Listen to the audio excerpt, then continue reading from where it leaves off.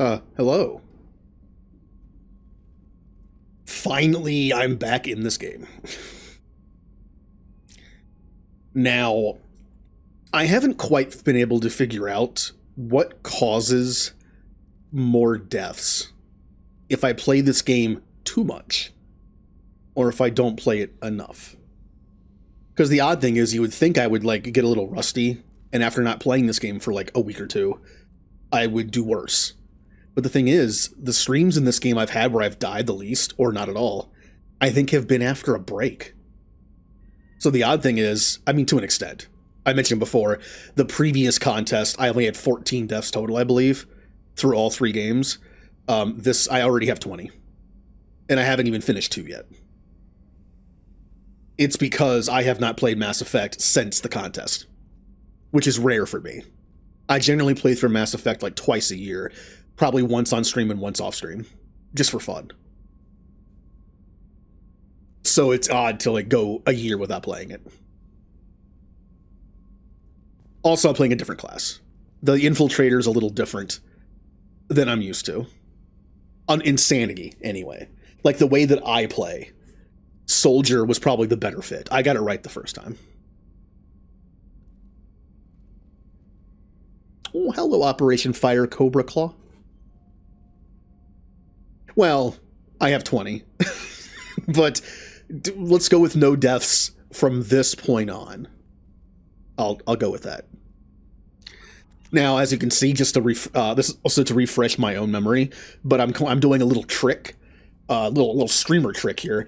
I'm refreshing chat what my build is and what I was doing in the game, but in reality, that's to refresh my own memory because I have a bad memory, and the older I get, the worse it gets. So this is my Infiltrator build.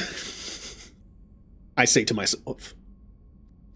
As you can see, when I play on normal, I like the Infiltrator because cloak is fun. It has some cool utility. It's just fun to use. But also, I like Incinerate. I like tech abilities. I've always been a more tech person than biotic person, except in Mass Effect 1. I am on record saying I do not like tech abilities in Mass Effect 1. I love Mass Effect 1 for a lot of reasons. It's still my favorite one. I just enjoy playing it. I can play it over and over and over again. There's just something about it. I like the aesthetic of it. I like this. You see how this game is more like dark, and not just, I mean, like in terms of like what happens. It's dark. Like it's darker. There's more like black and, in this case, orange and just red. But in the original game, it was more like blues, and it always reminded me of like a Blade Runner type thing. I am not a huge fan of Blade Runner. I have not seen the new one. But two things I love about Blade Runner: the lighting and the music. And Mass Effect 1 to me kind of hits both of those. I love the music in Mass Effect 1. It's very space-like. There are some moments in 2 and 3 where it's very similar to 1, and I love that. I still like the soundtrack to 2 and 3, but 1 is my favorite just because it sounds the most sci-fi. And then just like the lens flaring kind of like blues and reds in 1. I like the visual style of 1 better.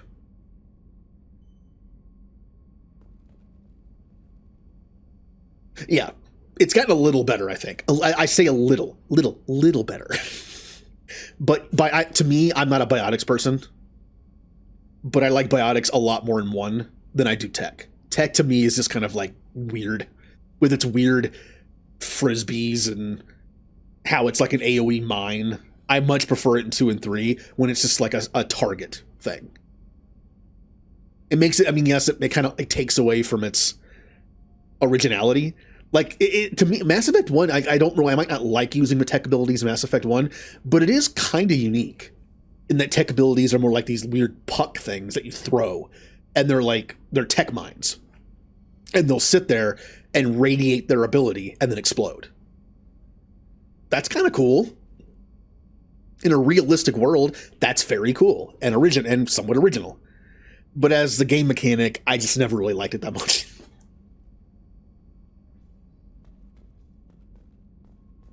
But I do like the tech stuff. The tech, like, it's a cool idea. I just don't like it in use, like in a video game, for me personally. Have I gotten... I might as well make these.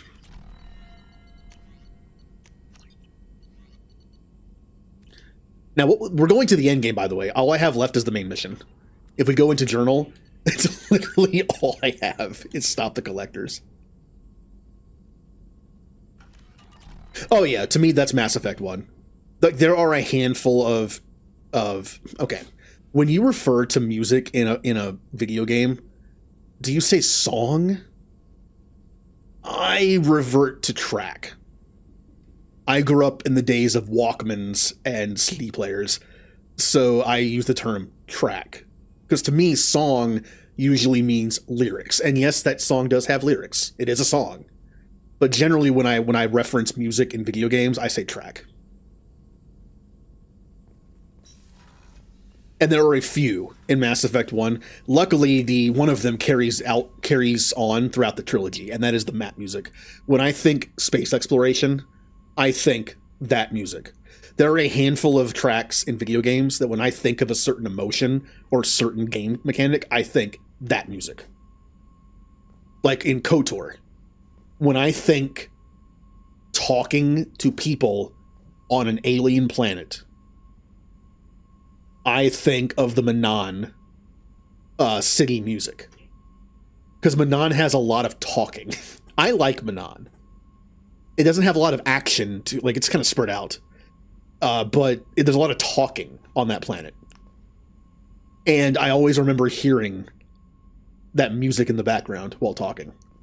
And when I think kind of like exploration on foot in a more sci-fi thing, I think of Dantooine's music. I wonder if you were to ask me, what music do you think of when you think battle? That's a hard one, because there are so many good battle and boss themes. I mean, Final Fantasy alone has dozens of them. All the battle musics, all the boss musics, all the sub-boss musics, all the optional boss musics, all the end game bosses, super bosses. Like, there's so many. And then Chrono Trigger, Chrono Cross. A game that I think is always underrated, Lost Odyssey. Man, Lost Odyssey's music is interesting. There used to be a YouTube playlist. I think it's gone now. But you were able to look up Lost Odyssey, all battle and boss themes. You might be able to still find a version of it. And they are very interesting and, like, different. Especially the last one. Oh man, you want to hear some like somewhat trippy but good JRPG end boss theme music? Look up Lost Odysseys. It's something. All right, let's make sure we have everything ready to go, because once we start the last mission, that's it. To me, in terms of the contest, Mass Effect 2 is the most dangerous in the entire series, by a fair margin. Because in Mass Effect 2, missions are very long. Yes, they're long in 3 as well. But in 3, I never had this problem as much as in 2.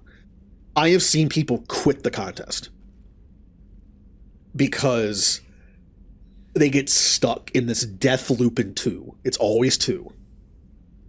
To be fair, they don't make it to 3. Maybe be 3 too, but it's just 2 is just, I think, notorious for this.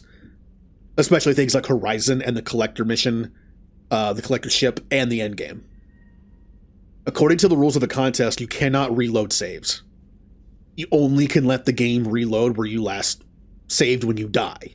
Now, yes, that means you could save it a lot. One of the things I actually don't take advantage of in this contest, when you die, you go back to an autosave.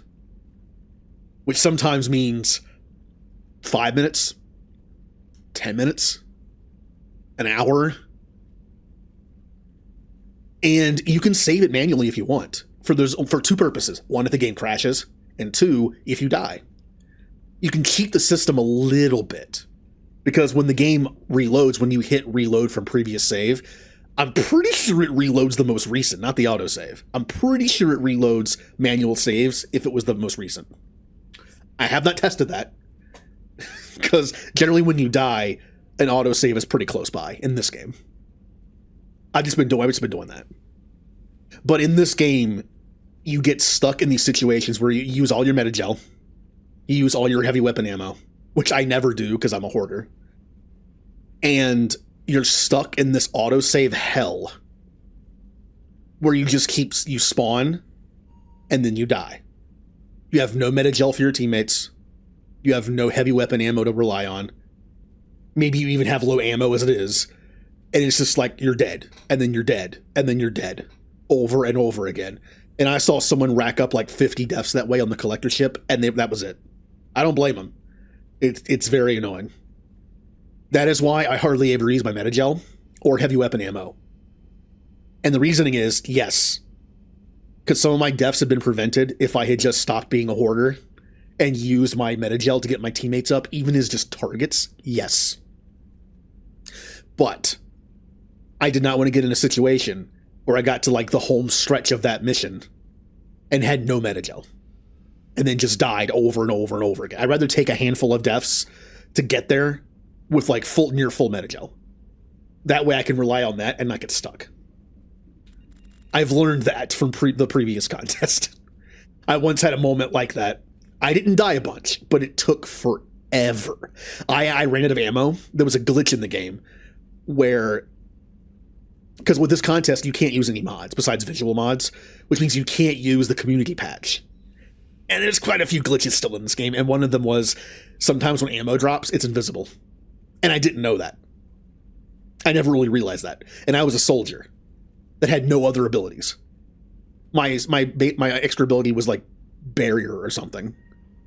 I had to use Miranda's warp to kill a Scion from full health. It took like 15 minutes. Luckily, the thing was stuck on the door. But yeah, it wasn't fun. So, oh yeah, what I was saying about my build. On normal, I like tech abilities in 2 and 3, but on Insanity, if you use Incinerate, that means you can't use Cloak. That's what that means. Anything you use that has a cooldown to it means you can't use Cloak. To me, that's death. Just like on Soldier. In 2. Adrenaline Rush is the best thing in the game, almost. To my opinion, it's one of the best abilities ever in the Mass Effect games, in 2, especially. It saves on ammo. It makes it easy to get headshots. It's so good with the Widow. So every time I had to use... That's why my bonus ability... I had a bonus ability of Reeve only if I ran out of ammo. That's the only reason it was there. But yes, Mass Effect 2 is where you die. Mass Effect 1 is not that bad. Mass Effect 1 was not rebalanced for Legendary Edition. I've said this over and over again. They made the sniper rifle too good. The sniper rifle used to sway a lot, even when you had it maxed out. But since they fixed that, it's too good. They didn't redesign the game around a sniper rifle that doesn't sway. So in my opinion, Mass Effect 1 is the easiest on it. It used to be the hardest, in my opinion. Now it's the easiest. It used to be the hardest if you didn't play Soldier and just exploit immunity, because immunity used to be so good, you could make the cooldown faster than how long it lasted. So you could just keep using immunity over and over and over and over and not die. If you didn't do that, it was the hardest. Now it's the easiest. And 3, your teammates are so much more useful in 3, it's ridiculous. Not even counting the Typhoon Garrus build, and like James and Ashley can do it too. They're just so much better. They don't die as much. They're not as dumb. They don't shoot walls. Their abilities are better. It's so much better. When I was thinking of ideas for like challenge runs to do, like don't use the Mako unless I have to in 1, or, you know, stuff like that. Only use abilities, only use guns. Someone said, hey, just use your teammates. Have them shoot and use abilities. No. That would make me never want to play 1 again. I can't stand 1's AI. They're so dumb.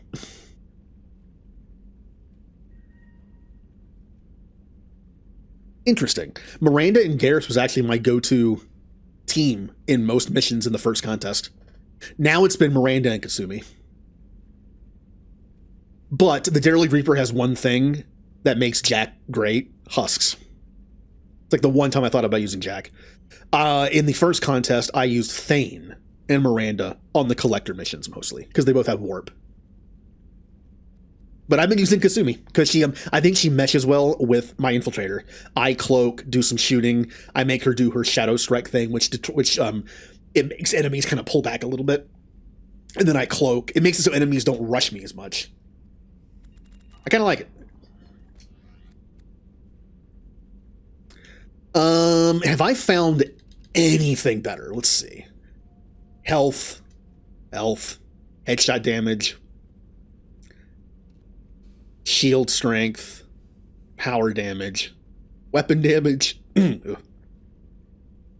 think this is still the best one. Increases headshot damage by 5%, weapon by 3% for stuff like SMGs when you're just kind of like body shotting for shield damage. And then shields, I think this is the best one. That being said, let me see if there's any sets that could be good. Heavy weapon ammo capacity is great for the end boss because that's when I actually use it. Shields and health, that's fine. Regeneration bonus, storm speed and health, nah. That's no. That's a big no. All right, this is still, even though I hate this helmet, by the way, this is still the helmet. It just reminds me of the Advent guys from XCOM 2. I just think it's kind of dumb looking. Health, power damage by 3%, health by 5, shields by 5. Melee damage is useless, but weapon damage is not bad. As much as I hate melee damage increase, would I rather have weapon damage plus 5% and shield strength plus 3%? Or, this is not much. I've tested this a little bit. That 10% is hardly noticed at all. I don't think it's ever once saved me. So, as much as I don't melee in this game, because it's terrible, I'm going to go with this. Just for the weapon and shield strength. Weapon damage, power damage, health, shields by 8%. There's melee damage again. Ew. These options are terrible. I'm gonna go with this just for the shields by 8%. I think that's better than 3% weapon damage. Sure. Health, weapon damage, shields. Spare ammo's a no-brainer for me. Yeah. And then we have shield strength by 3%, health by 10%, spare ammo by heavy weapon ammo by 10%, or shields. This is just better. You lose 5% spare heavy weapon ammo, but you gain 8% shield. I think that's worth it.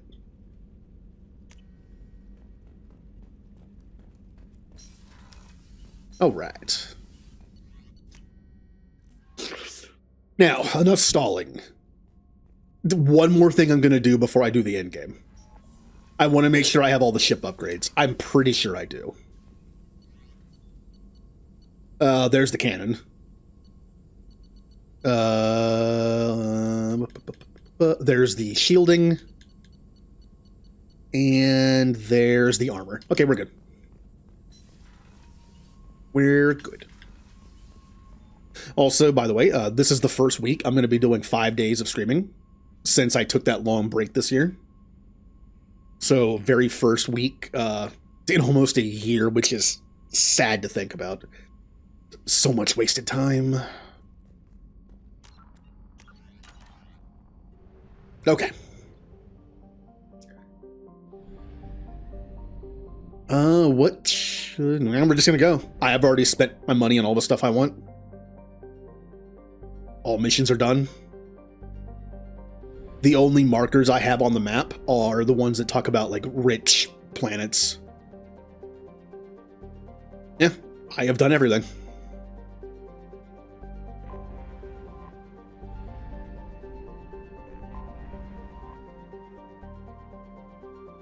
Also, I am skipping dialogue in this playthrough. The collectors took my peep.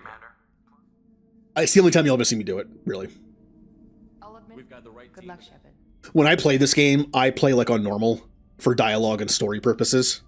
I like this game for that. But when I play on the insane contest playthrough, I just skip dialogue and turn it into like a difficult cover shooter. I'm not going alone. I've got... Plus, the game is already made longer by the difficulty, so I like to just get to it. And so begins one of the best missions, best end missions. Let's make it happen. In any video game I've ever played. Reaper IFF activated. Signal acknowledged.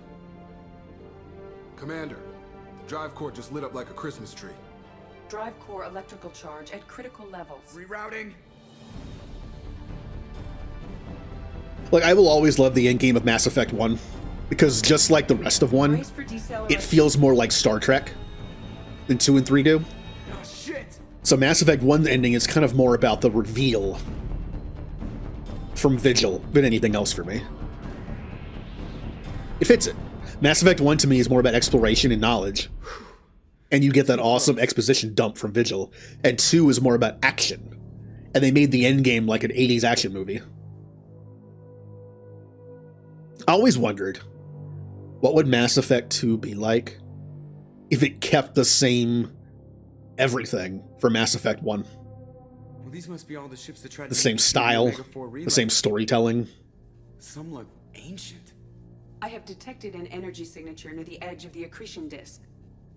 Like, I understand why this game is darker and more grittier, because you're playing in the Terminus systems. You're playing on Omega. You're in the places you didn't go to in 1. Has to be the collector base. Take us in for a closer look. You're away from the Federation sterile white environment, you know? You're in, like, the Alien or the Expanse, or Star Wars, like, gritty, lived-in space. But I wonder what it would have been like if it was just like everyone who made 1 made 2, and it wasn't EA. Taking evasive maneuvers. Now they're just pissing me off. I can't skip this, by the way. Edie, take these bastards out. As long as the new plating holds. They want another round? Come on, girl, let's give it to them.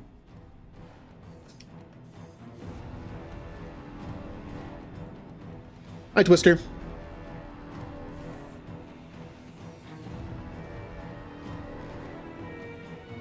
Also, this game has always had weird audio mixing to me.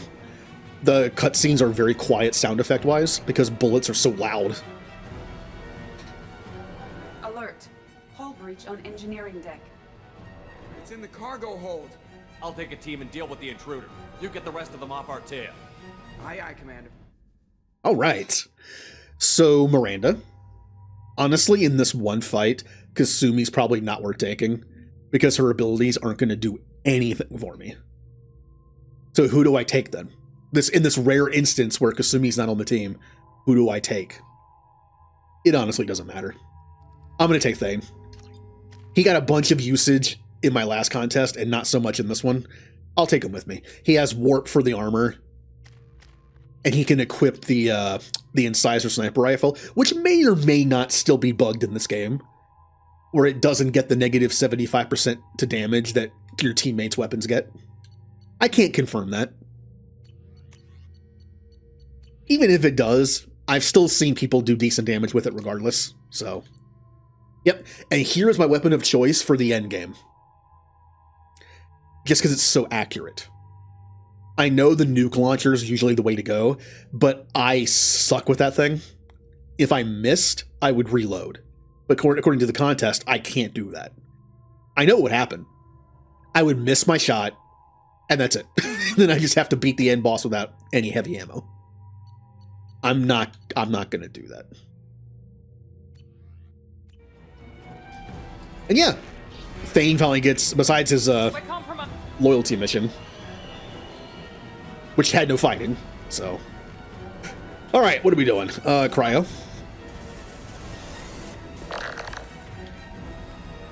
This thing doesn't have shields, so. Good job, Thane! Yeah! Yeah! Of course, I hate him. I hate the AI in this game. it just drives me insane. I know I don't tell my teammates to, like, do stuff much, but I can't stand how dumb they are. I'll tell them to get behind cover, and they just won't do it, or they'll move 5 seconds later and die. Alright, heavy warp.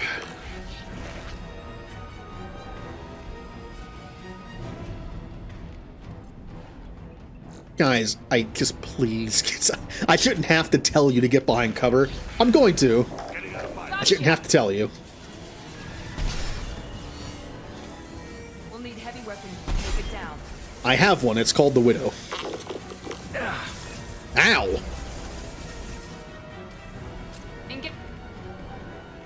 Engaging target. Moving.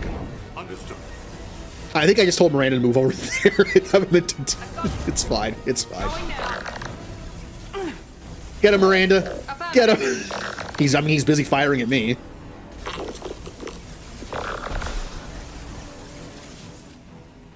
Bye. We're sitting ducks out here. I have to try to lose them. Are you even in cover thing? I don't think you are. I think he's just crouching. Our kinetic barriers are not designed to survive impact with debris that size, Jeff. Well, I guess it's a good thing we upgraded. We're going in. Yeah, Joker gets his moment. To be fair, Joker had a moment in 1. He killed Sovereign. Everyone gives Shepard the credit for killing Sovereign. Joker got the killing blow. Find some room. Kinetic barriers at 40%. Reroute non-critical power. This is gonna hurt. I always joked, what if there was a mod somehow? It's gonna be impossible. But somehow where if you do the ending where everyone dies at the end of 2, including Shepard, Barriers steady at 30%. what if Joker is like the hero of 3? Take the helm, Edie, and keep And it Harbinger recognizes that, like, wait a minute, you're the pilot of the Normandy. You're the one who actually killed Sovereign, Detected an kind of. enemy heading for the cargo hold. that thing again. This one's up to Shepard. They've seen us.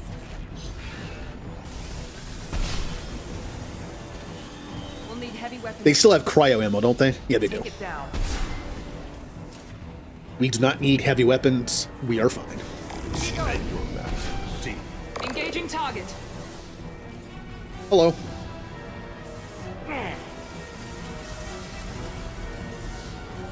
How are you following me? I'm cloaked. That's kind of cheap.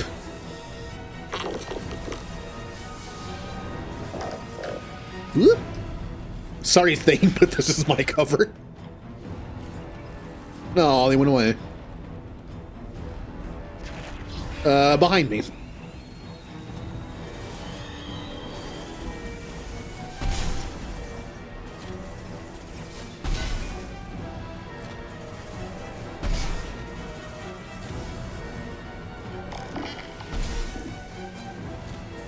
We'll need heavy weapons to take it down.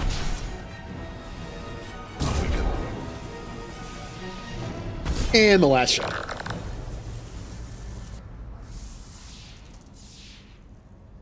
I imagine it'll stay dead this time. Better get back up here, Commander. We're about to clear the Well, the debris. funny thing is, one of my ideas for Mass Effect 3 was going to be Joker joins the team in like an exosuit. I was half right There it is. because Edie was put into a robot body. Like I was on the right track of like person who was in See 2 if you can find a place to land without got drawing put attention. into something that could then play in 3. Too late. Looks I just chose the we got wrong an old person. friend to greet us. But yeah, I was I had like I had like I was always thinking of ideas before the games came out, and with 3 I was like, what if they put Joker in some kind of like suit? He's just Iron Man. That'd be fun. I'm not sure what class he would be. Pilot. That'd be dumb. That'd be such a dumb decision for Shepard to do.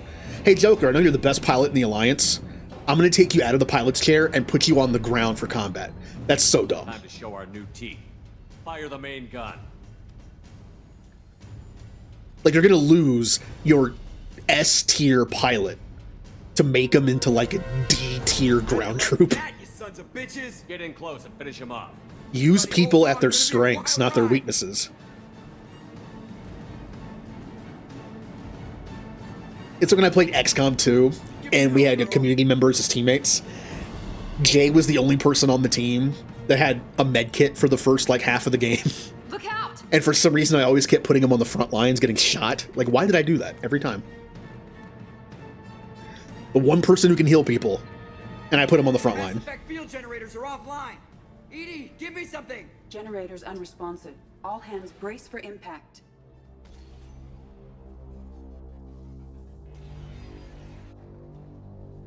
It's kind of impressive that Joker gets the ship running again after this.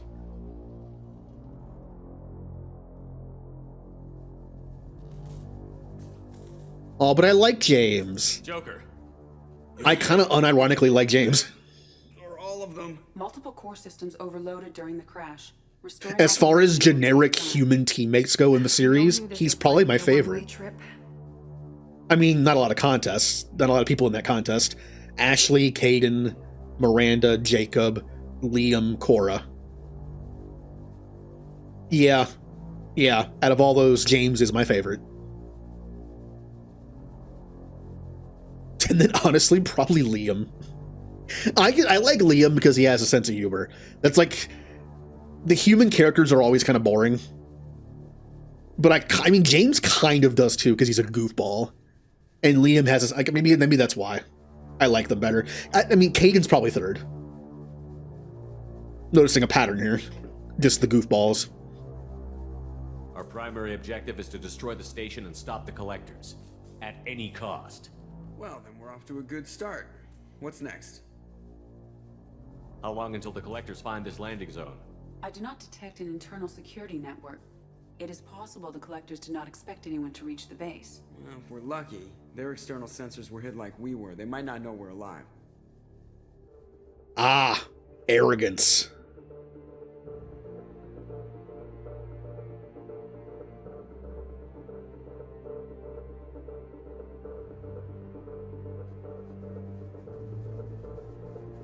It's not really arrogance.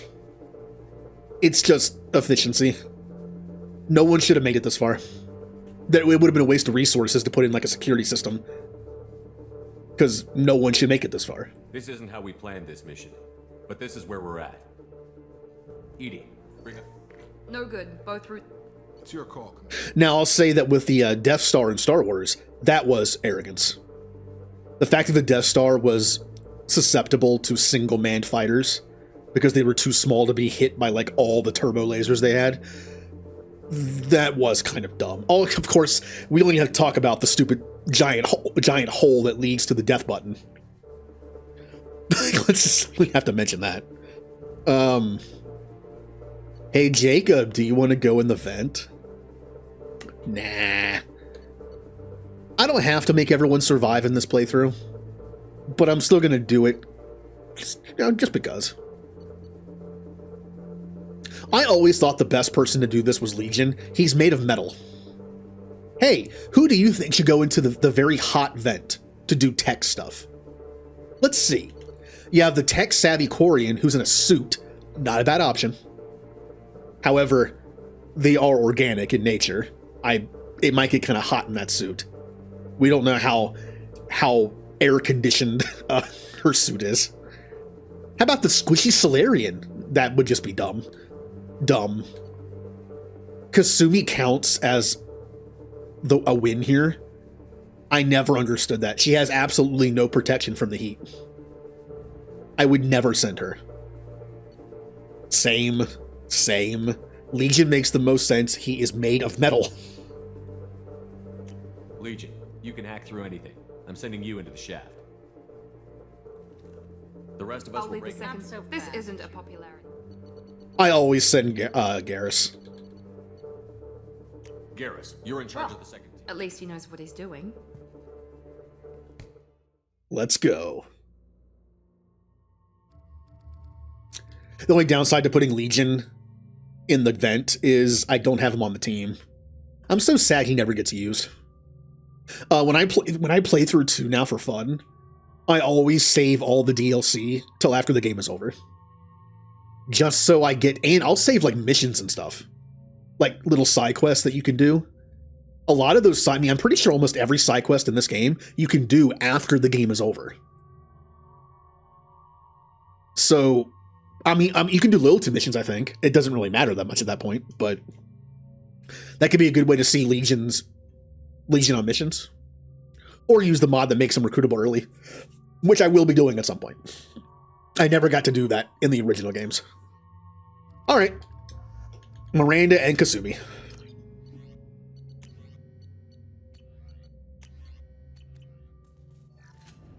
Let's do this.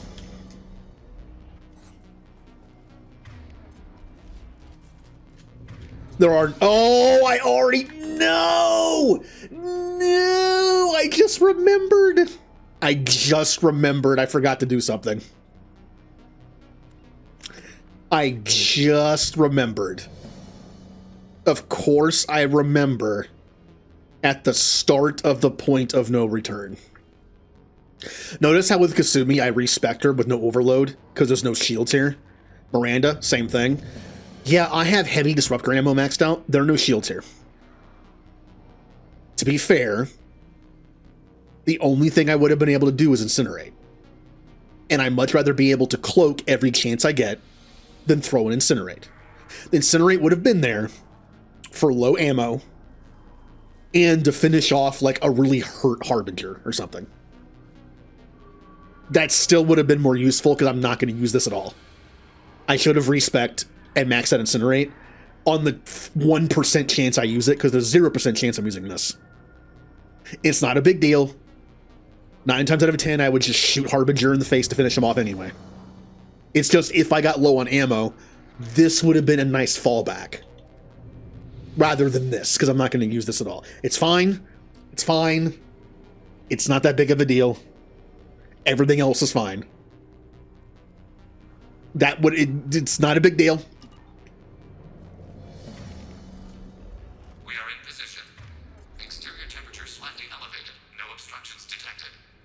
Second team. It's just if I was min-maxing properly, I would have done that, because the Swecker ammo is useless in this mission.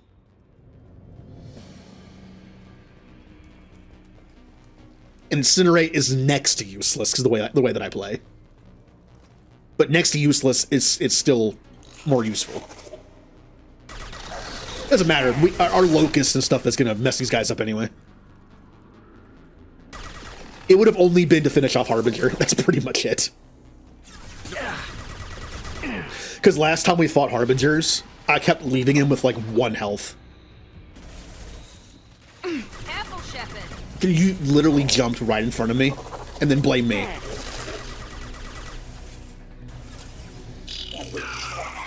Don't you love that in video games? In a game that has like friendly fire, like Call of Duty or something. Like, hey, you shot me in the back, or like especially Siege, Rainbow Six Siege. You team killed me. You literally ran right in front of me. You strafed right in front of me as I was shooting somebody. I'm literally shooting bullets in a straight line, and you strafe right in front of me. That is not on me. Garrus here. We're taking heavy fire, but we're moving forward.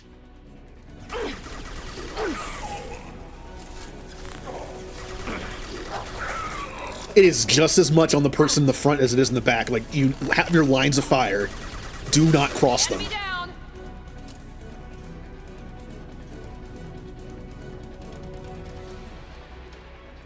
That's why playing games like Left 4 Dead would always be so frustrating sometimes. Because you play with people that would just kind of like do like this kind of thing where they're just like strafing like this. It's like, please just pick a side. I can't shoot anything.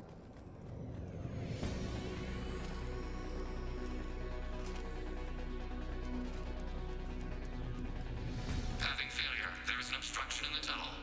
There, over by the ventilator. Like, I get it. I'm a console shooter player. I'm using controller right now on PC for this game. I get that you aim with your legs a little bit on controller. It makes it easier because you don't have that precise aim. You use your feet to be a little more precise in your aiming. But there's a limit. You don't have to go from one side of the map to the one side of the thing to the other. Incoming. A little bit of movement's fine.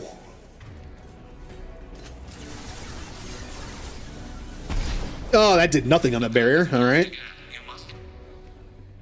Do I have ice on? I do have ice on. Whoops.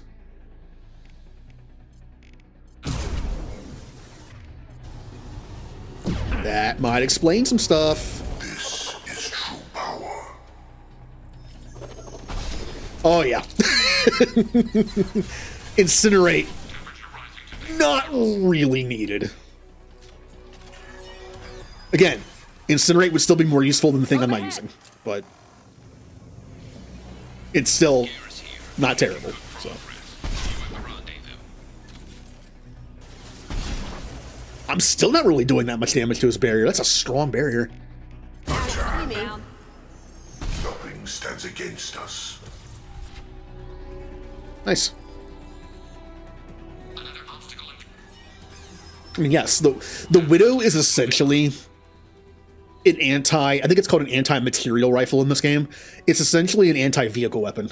This is the kind of thing that you see latch onto the ground and shoot like the engines out of tanks or something, or these big vehicles. You know, like this is that kind of weapon. This is the thing you shoot at vehicles, not people. And I mean, Reapers are basically vehicles, so.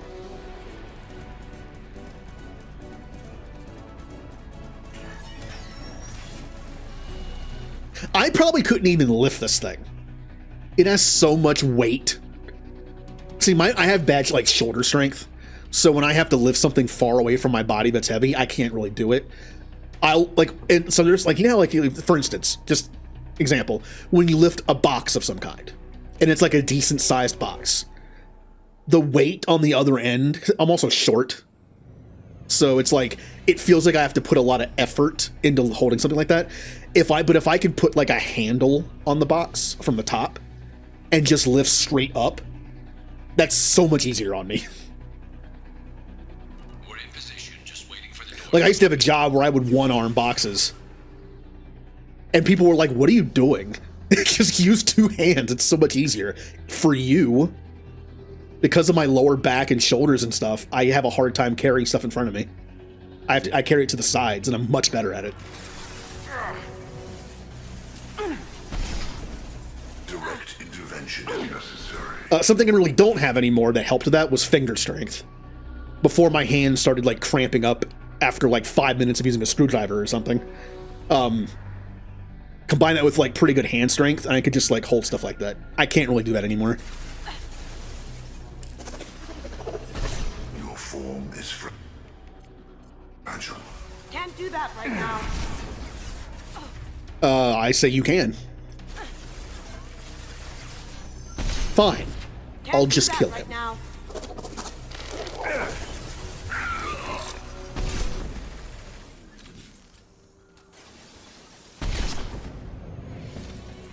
You know, it's like a bowling ball. The path is blocked. Because if I can hold it like that on the side, like at my side, it's so much more comfortable.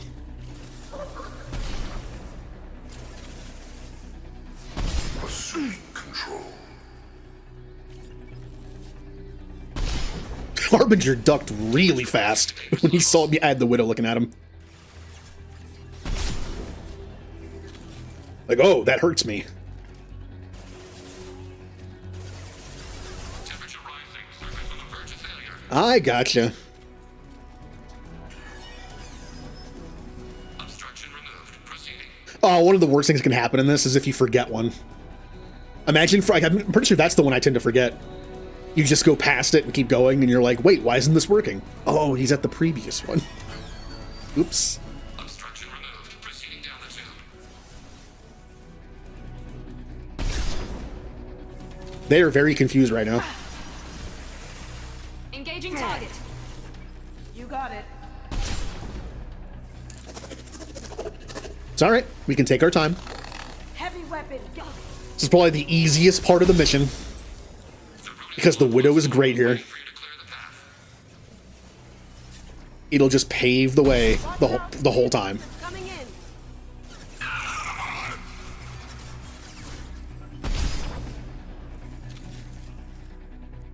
Temperature rising to dangerous levels.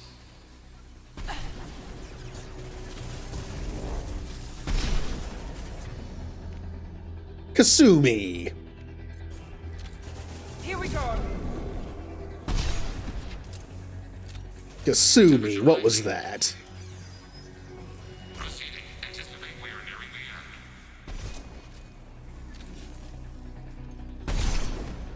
the end. Okay, that was actually pretty funny.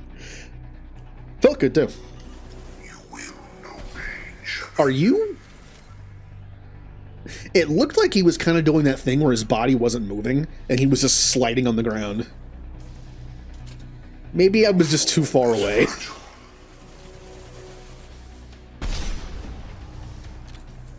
I think we're good. One final obstacle waiting on you, Shepard. Yeah, we're good.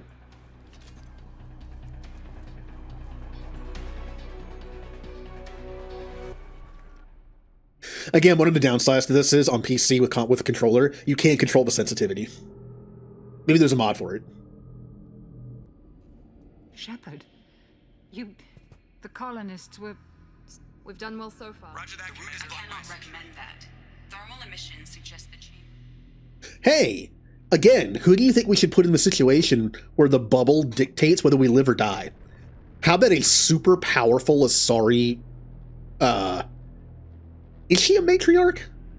Is she old enough to be a matriarch? I don't know. Who cares? She's a Justicar. Jack, a very, very, very powerful human biotic who was experimented on to make her even more powerful by Cerberus. And then you have Assassin Man, human, human. Like, come on. I have to tell him I forget Thane is a biotic.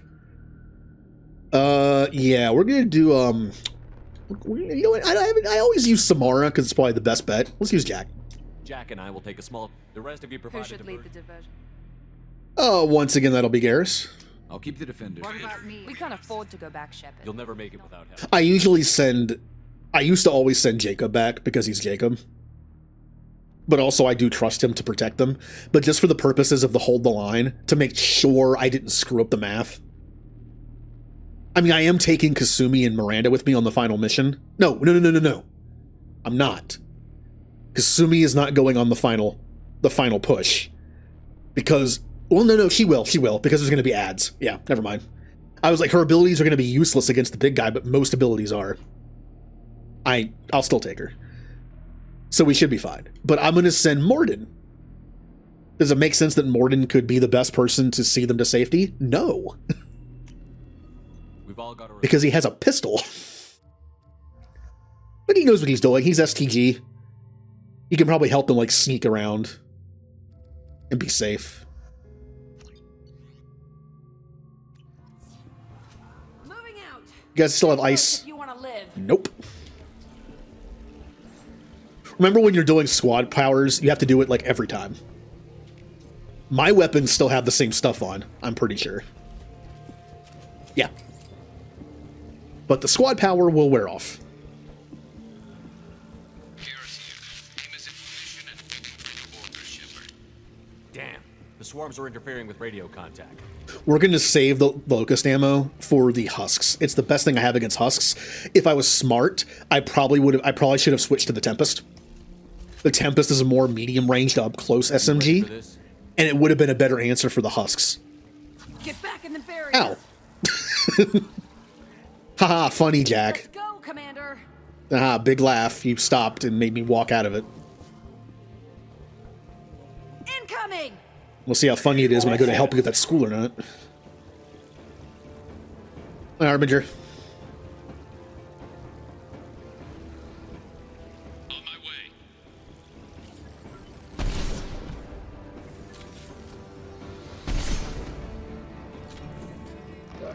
I mean, if you're just going to stand there and die, I can't fight back like this. Tell I'm me when you're perfectly ready. okay with that. Also, if I double cloak, I think I two-shot Harbinger. No, I don't. It's going to be close. Let me wait to cloak. Will know pain, Shepard. No, okay. It's going to be 3 shots regardless. Here goes. Also, Kasumi not that useful here except for Flashbang. Flashbang is still there. Lights out. All clear. Let me know when you're ready to move up, Commander. It's not like she can Shadow Strike. That would just be a Ready to death move, sentence. Commander. Also, to anyone who likes sci-fi and has seen plenty of sci-fi media, what do you think of when you see this? The idea of like a swarm of little things that'll just eat you, and there's like one thing that protects you against them. I think of the, what are they called? The krill from Gears of War. Also, I think of Pitch Black, the Vin Diesel movie.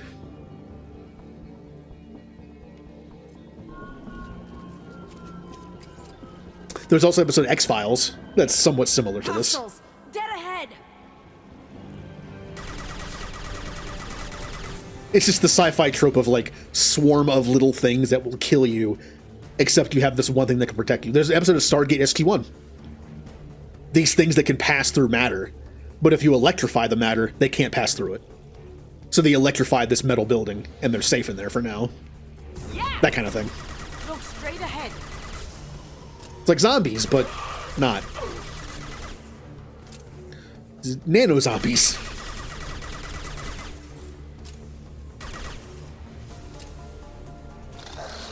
Alright, I need ammo. I'll be here. Let me know when you want to move. Assuming control. You will. Shepard.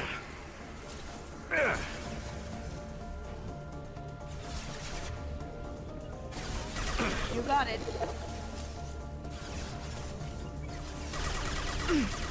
There we go.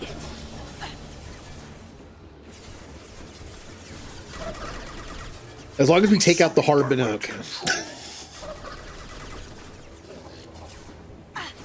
We are Harbinger. My attacks will tear you apart. Lights out. Not a problem. Alright, we're doing pretty good. That one's frozen. Bum bum bum bum bum bum bum bum bum bum. Ah, the hero music. If I must tear you apart, Shepard, I will. Hey Kasumi, you want to go out there? Going dark. Wait, really? Your form is fragile. What?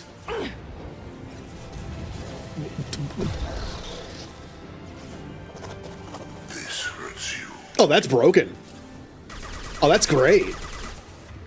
He can go outside the bubble and distract them even more. Here goes. This hurts you. Oh, that's great. I didn't know she could do that. One less. All clear. Let me know when you're I ready to move out, am Commander. really low on ammo. Alright, that's better. Yeah, Let's go. Cool. I didn't know she could do that. Oh, this part's very dangerous. It's a combination of husks and a scion, I think. The worst thing is it's a couple explosive husks. We are going Widow here. I need to kill them as fast as possible. Alright.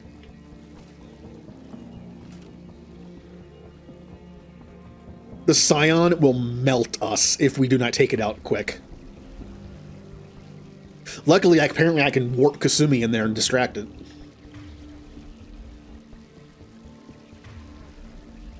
Nice shooting. Come on. Give me something to shoot. I want to get that first shot in.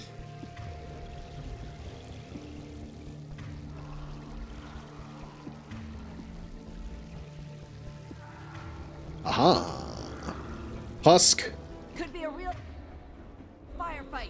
I'll hold this position until you're ready to move out. Hey, there it is. Now let's finish you off. I missed. I'm awesome. You bet. Got it.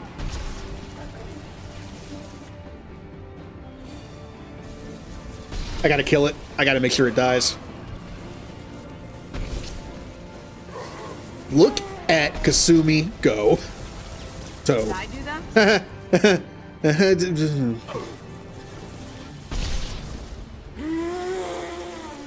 Mass Effect joke, because her name is... Okay.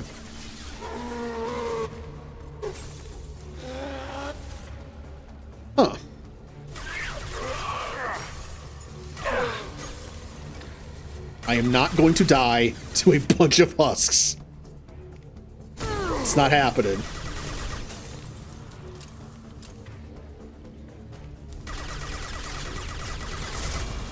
All clear. Let me know when you're moving out, Commander.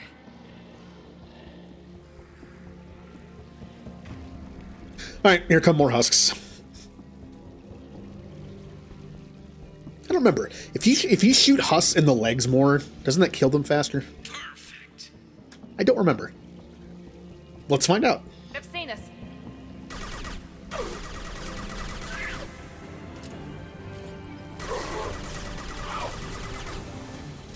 Not noticeably. Well, it kind of like instant kills them a little bit when they're at health.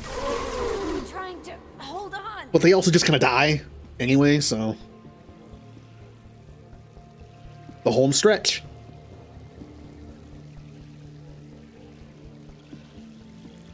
Hi, Blue. I can see the entrance. Need to get there soon. Well, move faster then, Jack. Where did you go? Where did they go?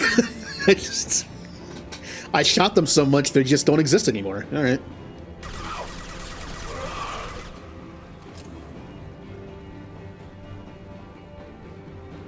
It's like that one guy in Miranda's loyalty mission. It just gets shot 1,000,000 times. Hold on. We're almost there. Yeah, we did it. Yeah, you're fine, Garrus. Here, Commander. Excellent. Commander, you got a problem. Hostiles massing just outside the door. Okay. This is it. Anything to say before we do this?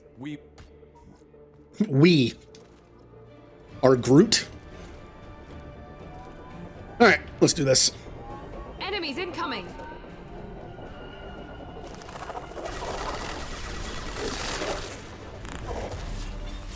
Here we go. You don't have cryo on, do you? I'm going to assume not.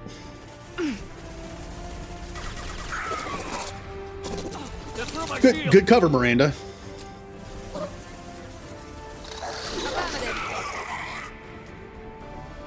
Ba, ba, ba, ba, ba, ba, ba, ba, ba, ba.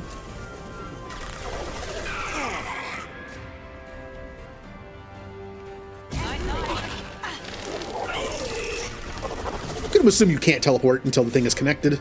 Now you see me. Whack. That's a fun move. Here comes a Scion, I think.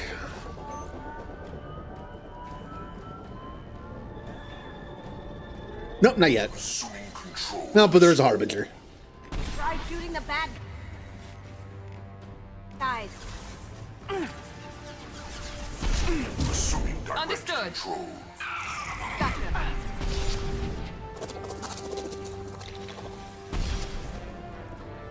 Now Scions.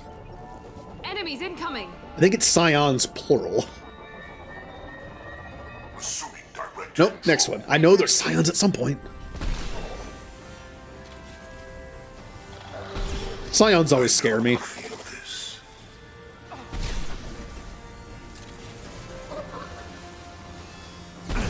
No, just kill him, please. Not a problem. Control. Never mind. Here we go. Here we go. Assuming control. Sure thing. Well, that one took the shot for Harbinger. Mr. President, no. I was on I was zoomed in on Harbinger's head, and that one just kind of walked in there a little bit. Control.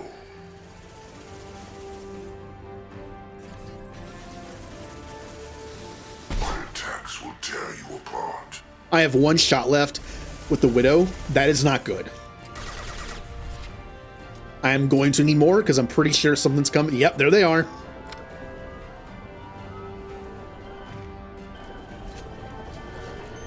Enemies in front. You got it. Heading to cover. You guys deal with that thing. Engaging target.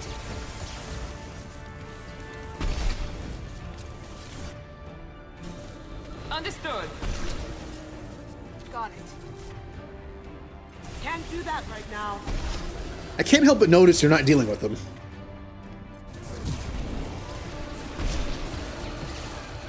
Miranda. Hip for you. Down you. Oh, I've been gooed.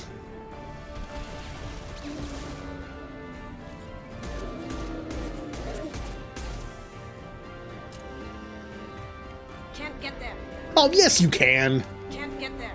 Oh, come on. Kasumi, don't do this. Can't do that right now. Why did I even bring you? You're useless against the final boss for the most part. Why did I bring you? Can't do it.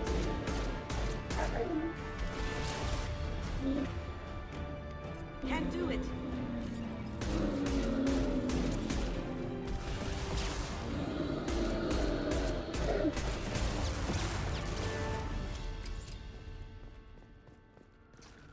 Are we good? I could use some ammo.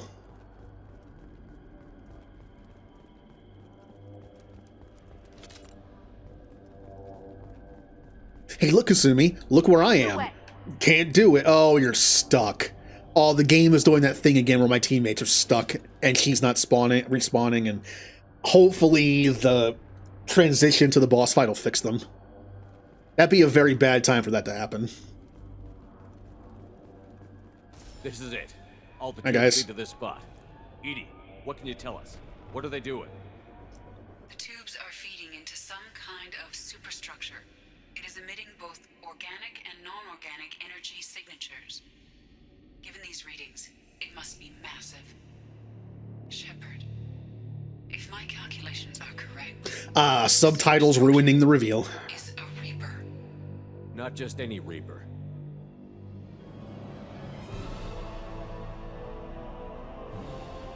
A human Reaper.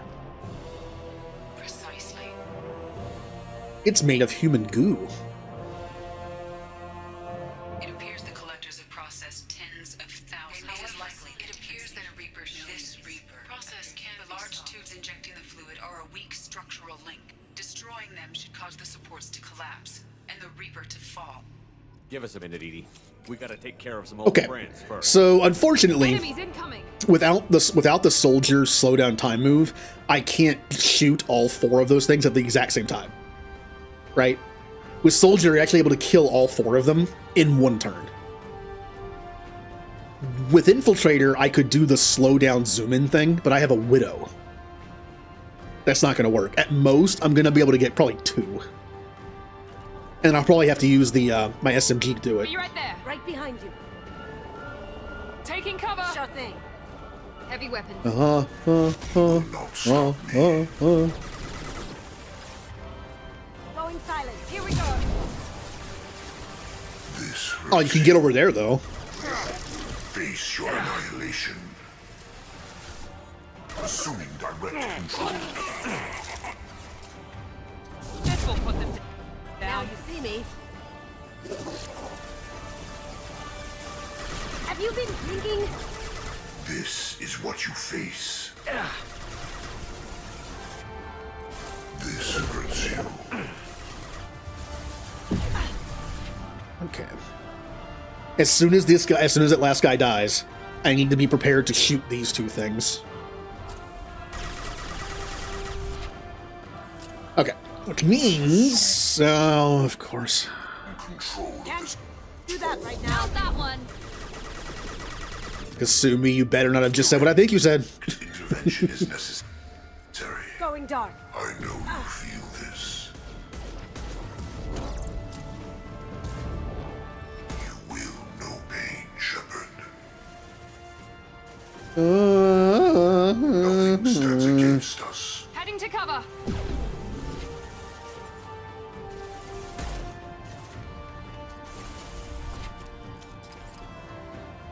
Shoot the injection tubes. Oh, if I didn't have to... Oh. That's fine. I would have to do one more anyway. Hey, can I have some ammo? Watch your back. Ha!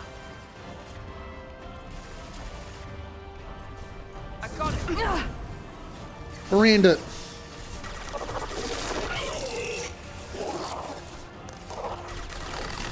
My shields are down. Gotcha.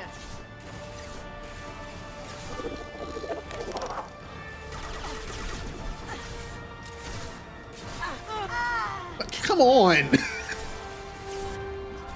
Oh, why do you guys hate me?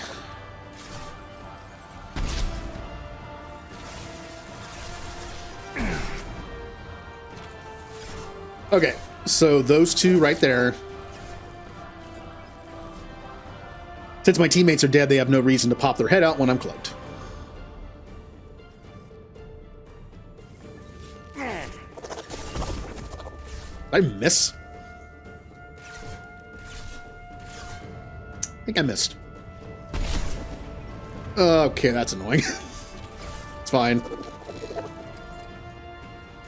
That's more annoying. Go away, please. Get... I figured I'd try it.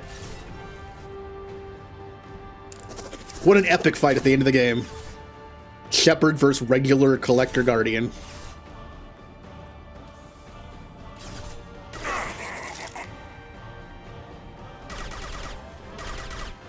Yeah, I already got a couple shots on that other one. Head to... Shepard, you've done the impossible. I was part of a team. This is our chance, Shepard. This base is a gift. Imagine the lives that will be. I didn't discard you now, because I knew your value. Don't be so quick to discard. I'm pretty sure. Think of the potential.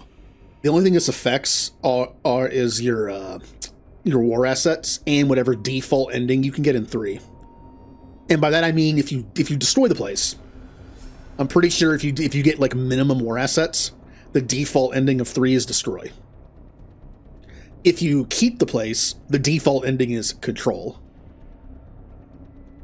But if you're going to get a bunch of stuff anyway, it doesn't really matter. Elusive Man's still a jerk. I noticed. Shepard. Oh, here we go. All right. Hi, friend.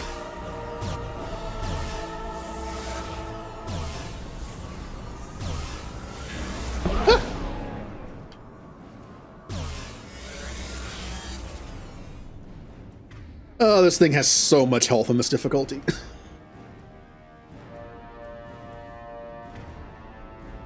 Are you guys like... Yeah, that's what I thought. Moving to cover. Taking cover. We're compromised. I get a slight boost to damage there.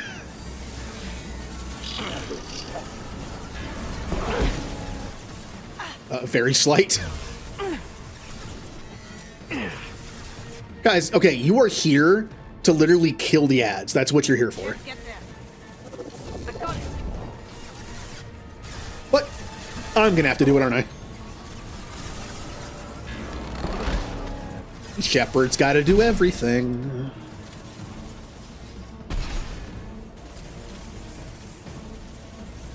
Haha.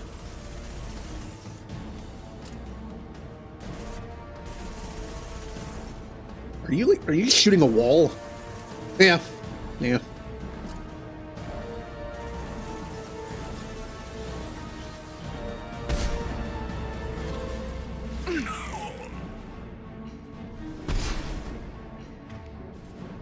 This will put them down.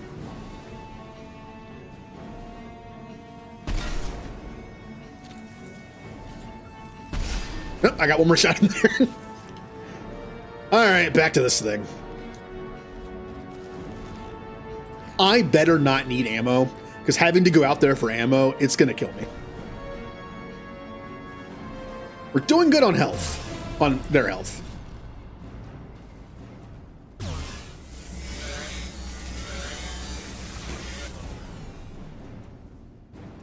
I don't think we'll have to go get ammo. It's gonna be close.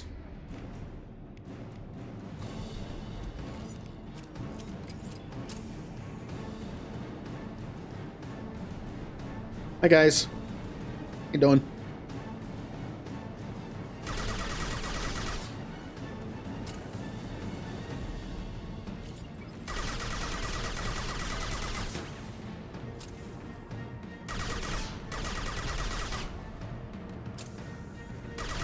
Even just, I mean, you don't have to hit him in the weak spot to do damage. So I'm still just kind of shooting him wherever. All right, let's get some big damage in here.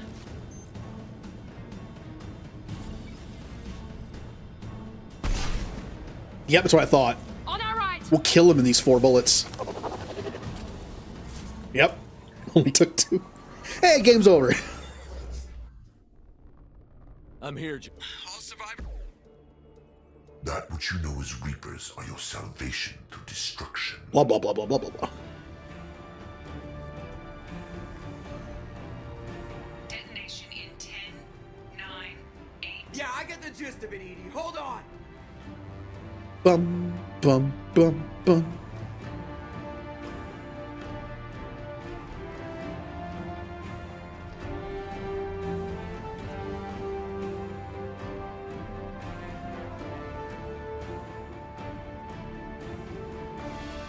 You have failed.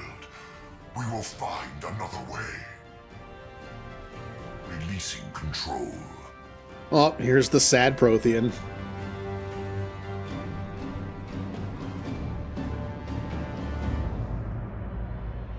And they try to make him look sad. Like he's been, like, Harbinger's been directly controlling that collector general thing for like 1 billion years. Well, 50,000-ish. And then all of a sudden it gets like its life back for only like 2 seconds. But I mean, like Edie mentions, they've been so engineered. There's nothing left of them. The Reapers are here. Oh. Mazar, thank you for the raid. We just finished Mass Effect 2. Shepard, you're making a habit of costing me more. Here, while the elusive man is yelling at me. I'm Commander Shepard. Welcome to the crew.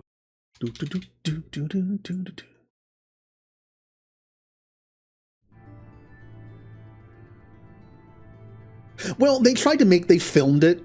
It's a video game, but they filmed it, making them look sad. But we know there's nothing left of them.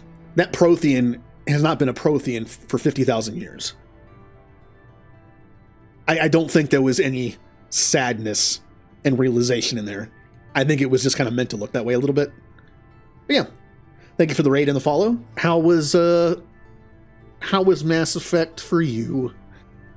Right now, I'm currently in a contest on Insane.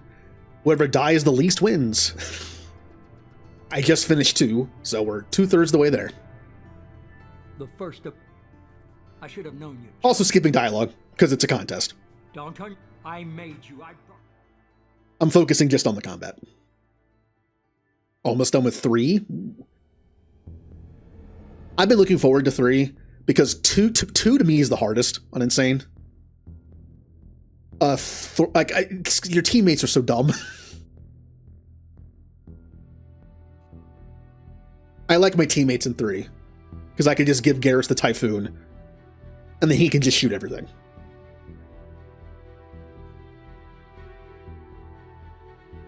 I'm pretty sure no one died. I did all the right choices. One of my favorite scenes in the entire trilogy. This music reveal.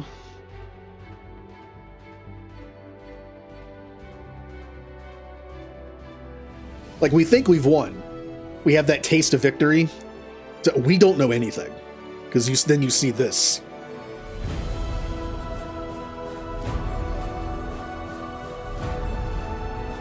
It's like, oh, we're screwed, aren't we?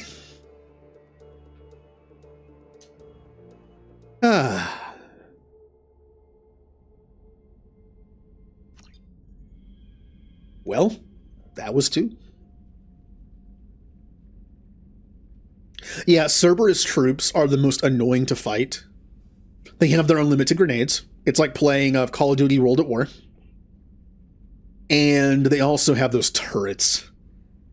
I have, like, the sound of a turret firing just messes with my brain. And the problem is, there's a weapon in Mass Effect 3 that sounds like a Cerberus turret. And I usually give it to Liara. It's the Hurricane. I think it's the N7 Hurricane. It sounds like a Cerberus turret. So whenever I hear her fire that, I'm just like, what was that? There's just certain sound effects in video games that I get so paranoid about.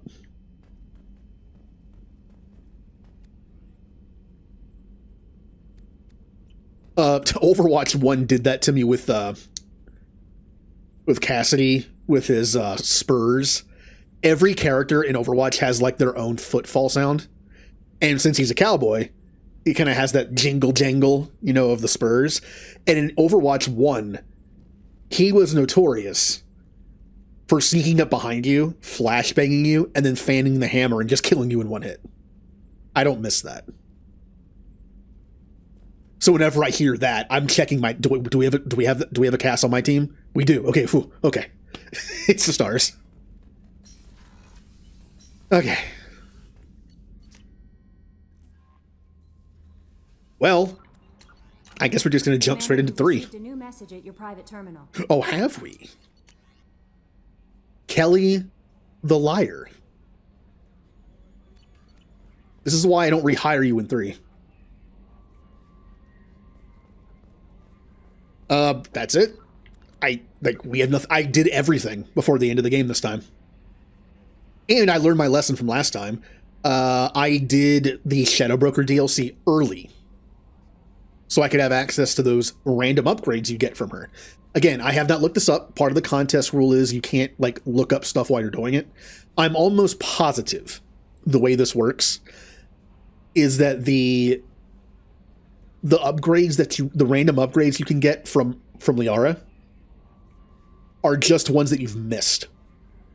Kind of like in 3, when you miss something in a level, you could just buy it at the Spectre store. Because I was only the whole time I was playing this game, I only got 2 upgrades from Liara. Or was it 3? It was a sniper rifle upgrade, an assault rifle upgrade, I think, and then a shotgun upgrade. And that was it. I don't think it's random. I think it's just if you miss one, that's the way to get it.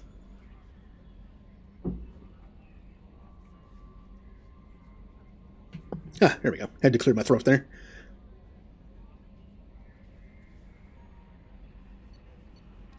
Well, my first time through the contest, I was a soldier and did very well. Now I'm an infiltrator. I'm not doing as well. I had 14 deaths across the entire trilogy in the first contest. I am already at 20 in this one, and I just finished 2.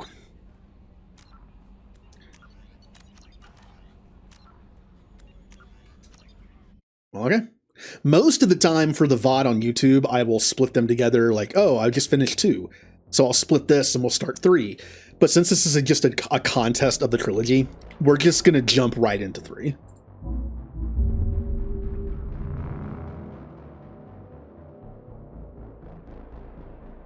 I kind of don't like that this game has a launcher. It messes with OBS. If OBS latches onto the launcher, it won't show the game. So you have to refresh it. There we go.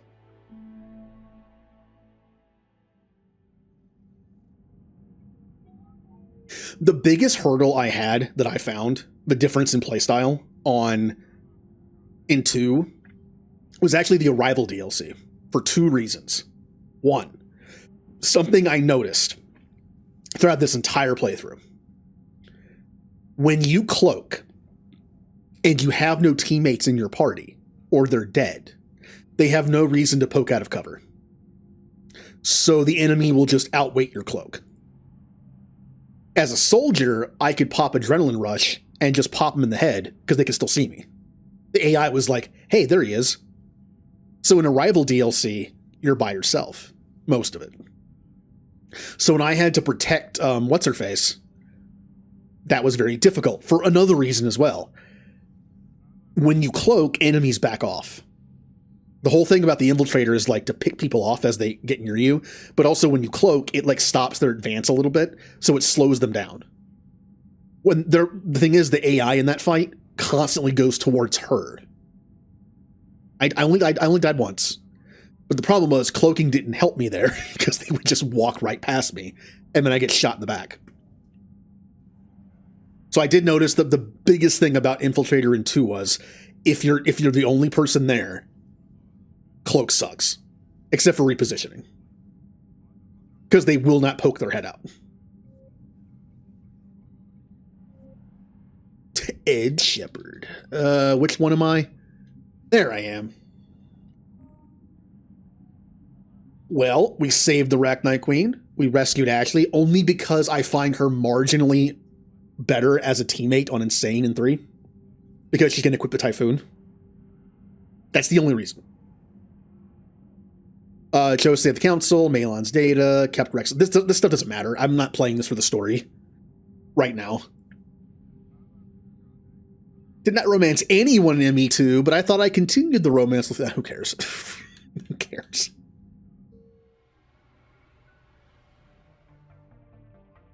All right. As part of the contest, you have to stay the same class all 3 times. And I can pick whatever I want here. Now, something important. Just like my soldier build, I prefer to have cloak available at all times. Which means my bonus ability should not be something that requires a cooldown. Like, decoy would be... I like decoy on Infiltrator, it's fun. But the time it would buy me just slows down combat, because I have to wait for my cloak to come back. So what should I take? Probably the same thing I had in 2. Warp ammo. It's good against armor and barriers. And that's what I need. Because I'm assuming I still have the electric rounds. So between those 2, I have something good against everything. I was tempted to take something defensive, but my cloak is my defense. So yeah, we're taking warp again. Also, some of the scarier enemies in this game are armor and barrier. All right, we are good. Soldier. I'm wondering why it still says Reputation War Hero. That does nothing in this game. It is weird how your reputation is on this screen like it's important, but it's not. I kind of wish that played more of a part in 2 and 3.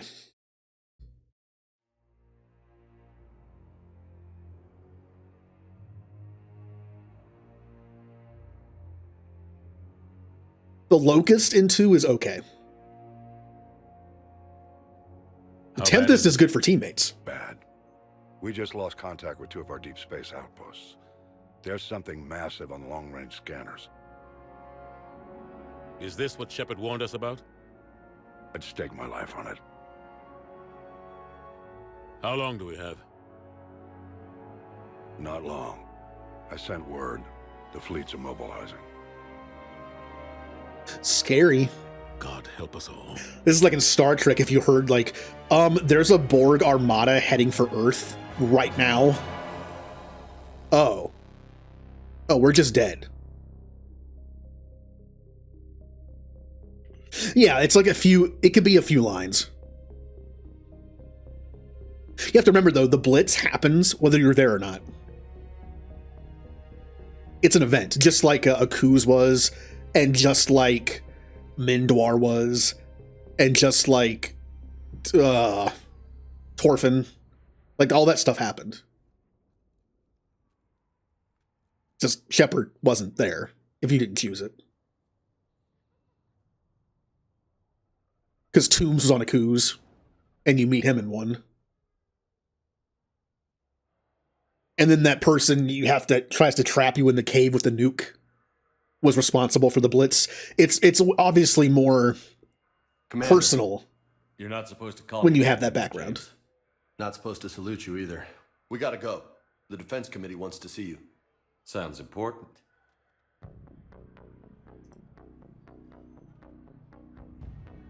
What's going on? Couldn't say. Just told me they needed you. Now. Anderson? Admiral? You look good, Shepard. Maybe a little soft around the edges. How you holding up since being relieved from duty? It's not so bad once you get used to the hot food and soft beds. We'll get it sorted out. What's going on? Why is everyone in such a hurry? Admiral Hackett's mobilizing the fleets.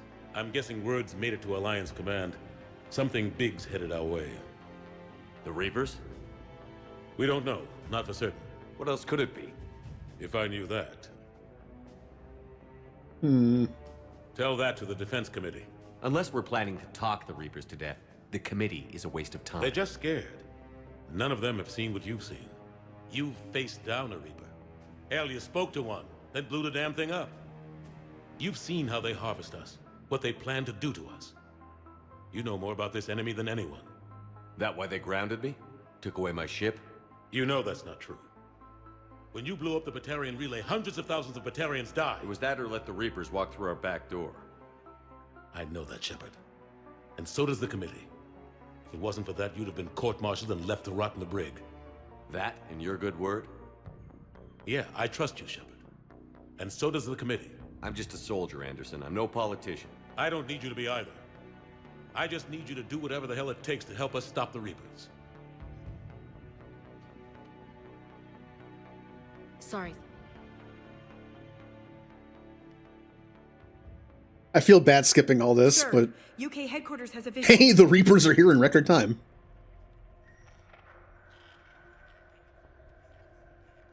I mean, at the very least, you can roleplay it, especially at coups. I mean, I'm pretty sure it's Hackett that mentions that. Like, serious emotional scars. If you want to roleplay this game, Aku's, the Aku's one, the Soul Survivor one, is a great one to pick to roleplay.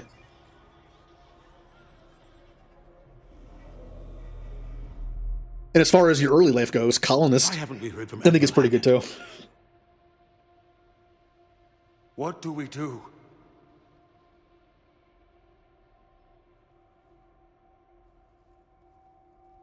The only thing we can.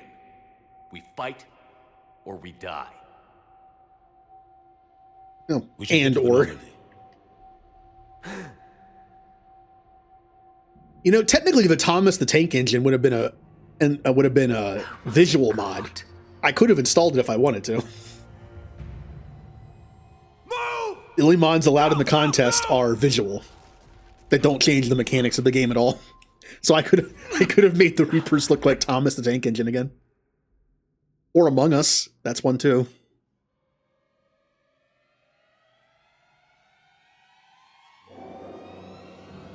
Yeah, the sound cues are all over the place. Shepard! If you skip dialogue in this game, Shepard! Some of the sound reveals aren't synced up properly. Here, take this. We've got to get moving. Like when you see the Normandy SR2 for the first time in 2, if you skip all the dialogue before it, it messes with the music reveal. What's your status? I can't raise the Normandy.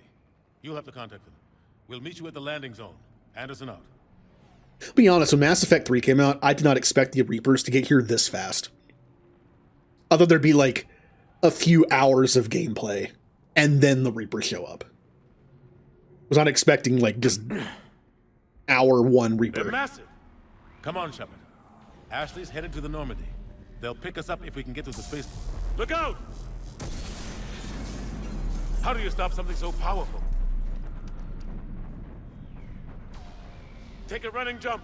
It's farther than it looks.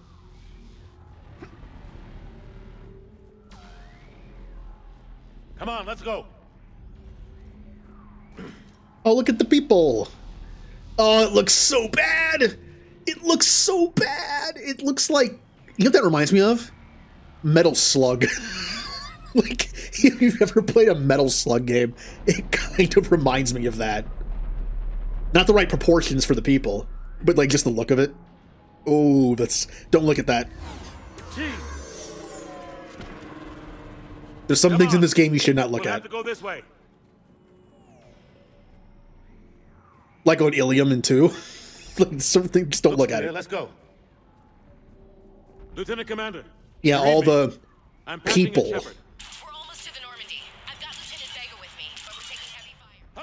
Take him out! I'm out of ammo. Come on, we gotta move. Oh no, I saw him again. No, I don't want to see that. Have to take these things out the old-fashioned... Or I could do this. Oh yeah. It puts a bunch of points already in my I don't like that. We have already 4 points in disruptor ammo, cryo ammo. Yep, it still has squad bonus, which is the only reason why I put points in this. It can stop there. Unless, are these worth giving your teammates? Let's see.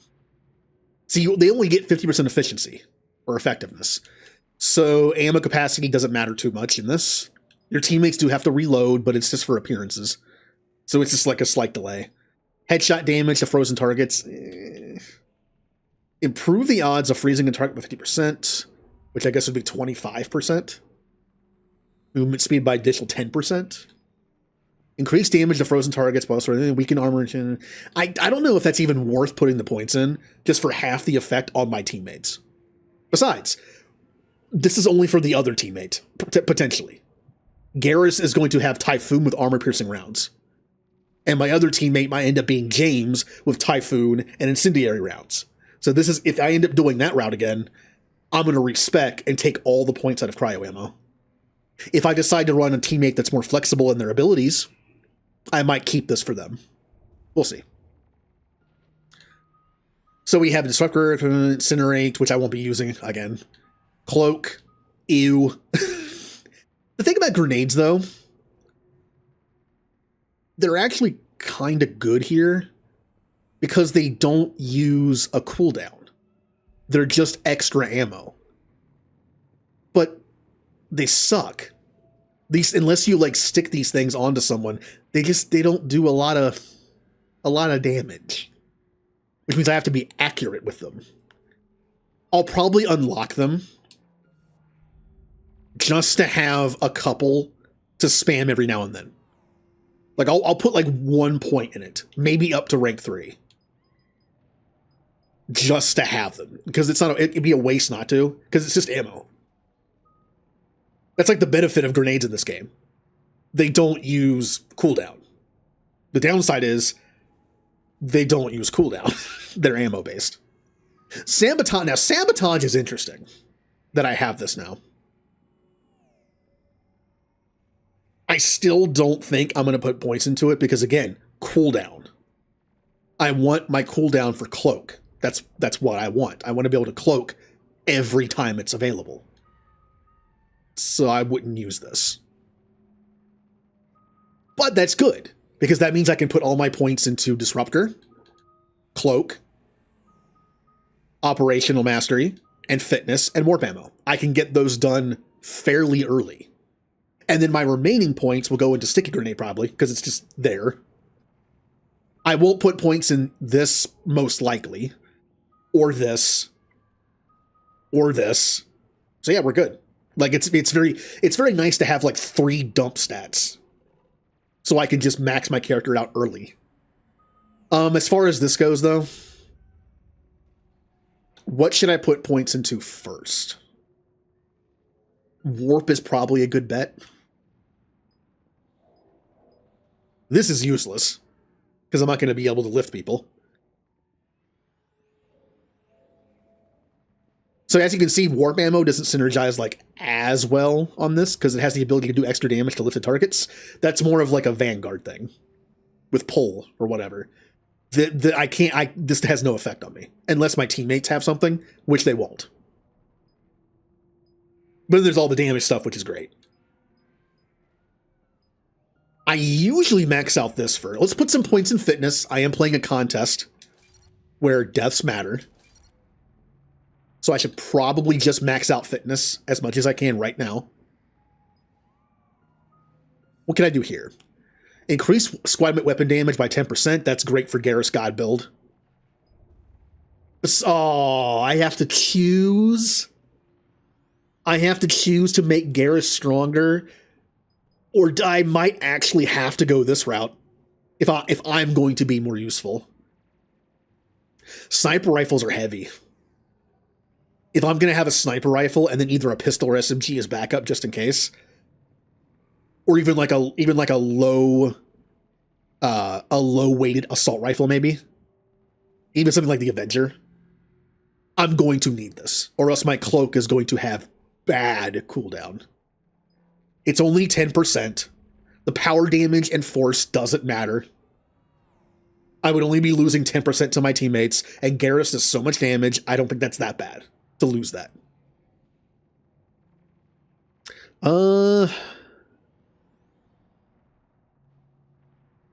Yes, I should probably check that. I'm assuming I still am. Yes, I still am. Technically, I would have lost the contest right there because I killed a few, and I should have checked it immediately before I fought anything. I kind of got lucky there because if it wasn't on insane, technically I would have lost.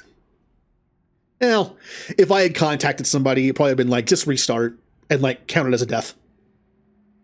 Because all I did was kill a handful of husks with bullets. That's all I've done. But no, we're on insane. We're good.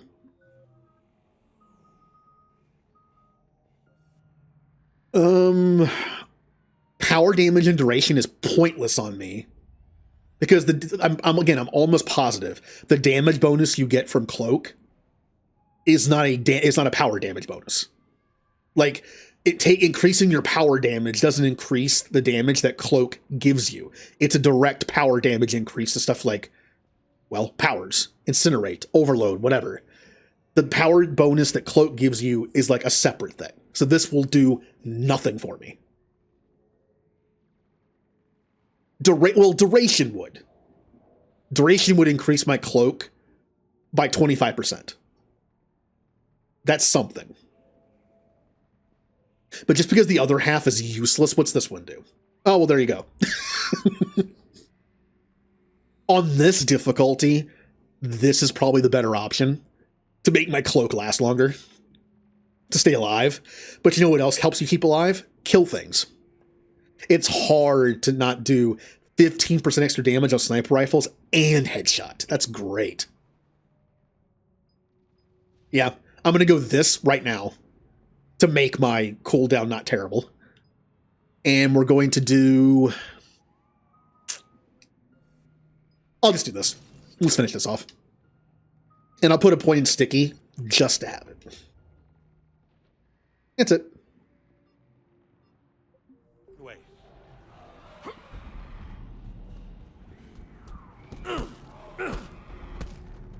Don't let him grab you. Oh, fun fact. Well, in a second.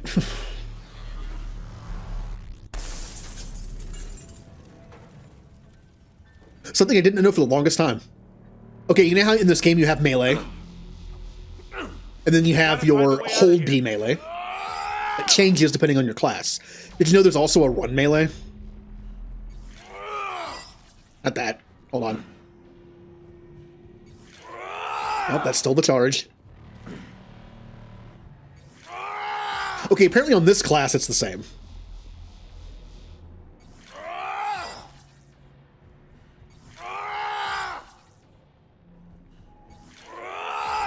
Huh. Yeah, okay, on this class it's the same. When I know for a fact the Vanguard has a different melee. Like the charge melee is that biotic punch.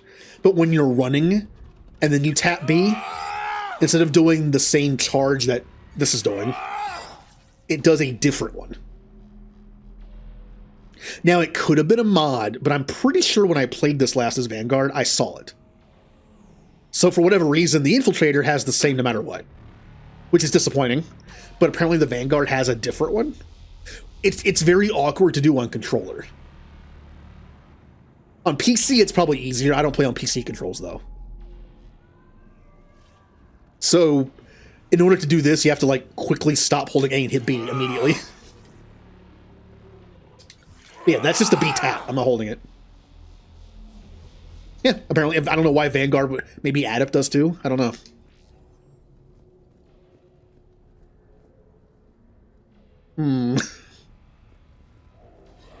Watch it!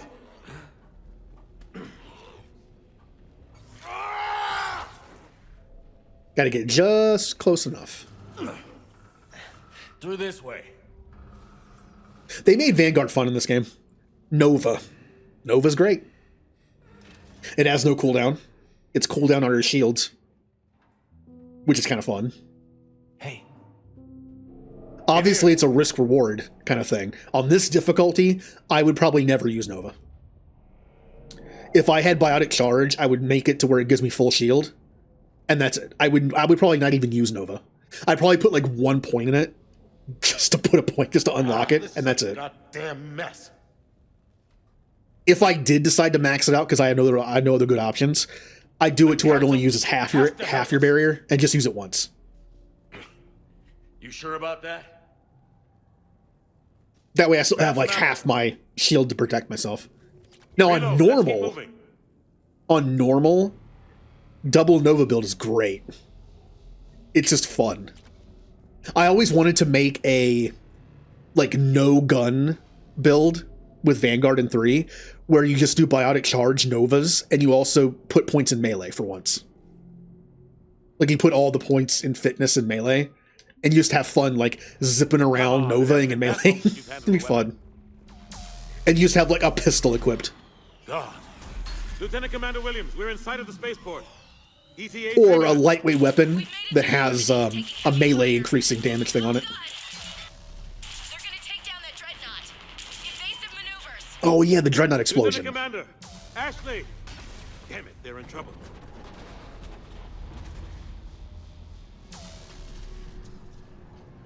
It's kind of insane that dreadnought can take that many shots though. Never mind.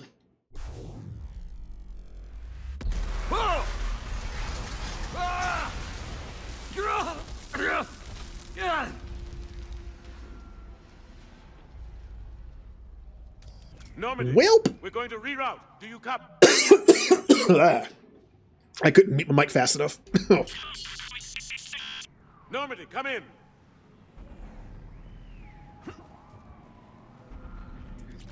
Friendlies. I've been feeling weird lately with I feel like I have allergies right now. To what? It's December. Like I've been sneezing more and coughing more lately. It's like I'm allergic to something. But I don't know what.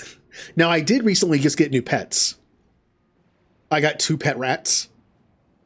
And they have been getting bigger pretty quickly. Maybe I'm slightly allergic to them, but I mean, that seems weird.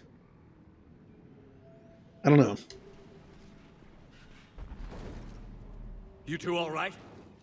Get down, they'll see you. Oh yeah, the melee sunder thing, yeah.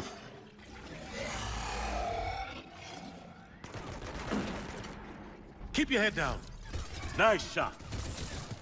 Oh hey, it's Batarians. Kill them.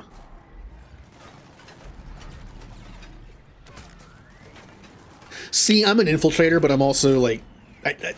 I'm gonna be a little bad early on until I get a sniper rifle.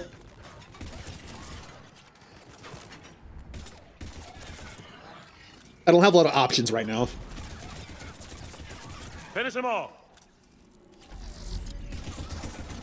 Shepard, over here. What happened? Our gunship. I mean, I'm allergic to cats and dogs. Let's get to that gunship.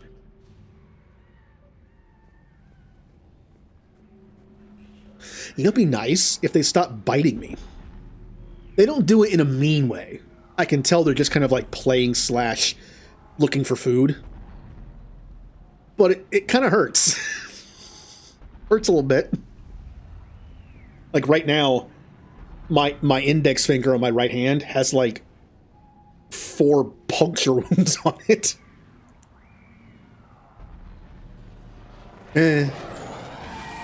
What the hell are those things?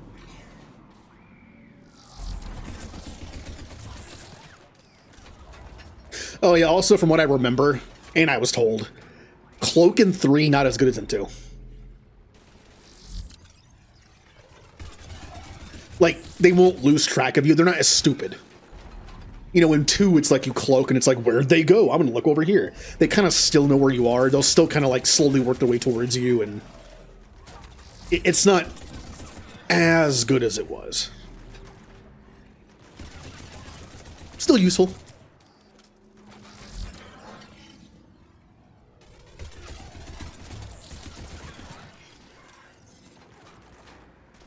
All right, what do I have? First off, you know what I should be doing? Putting ammo on this. I feel kind of dumb. You know, I should probably just use cryo. Warp is only at level 1.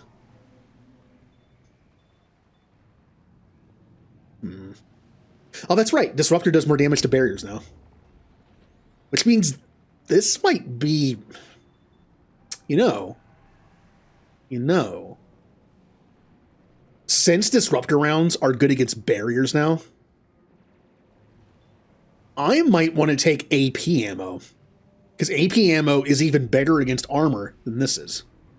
This would be for shields and barriers, and this would be for armor and health. Yeah, AP ammo makes more sense. Yeah.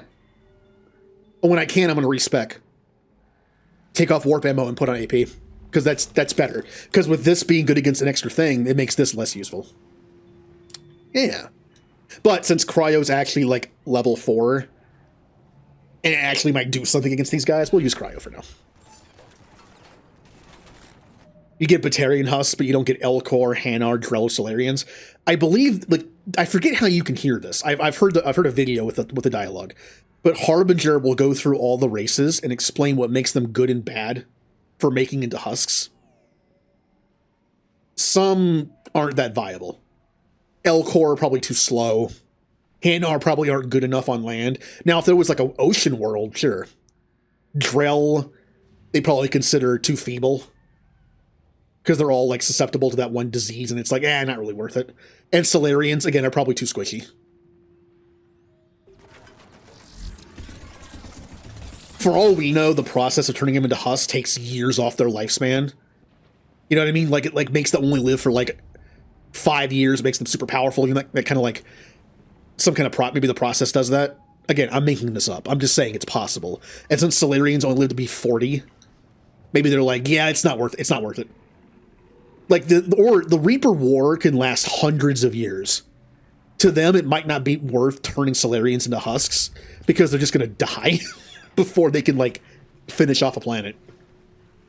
Like, yeah, let's not use them. Also, hi, Ninja. The Avenger... Admiral, what? Damn it! Let's hope that... Did I lose cryo already? I think I did. Oh no, it's on the other side. Oh no, there it is. I see it now. It's right there.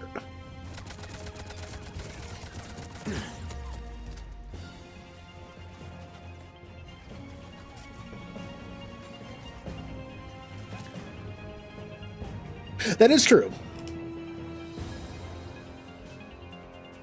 But I guess we don't know the Prothean's life cycle. I mean, I doubt they could live that long.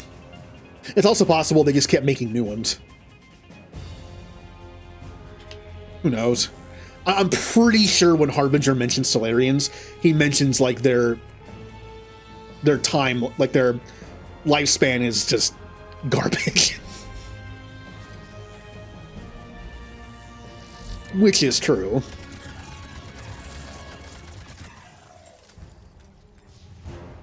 Hi.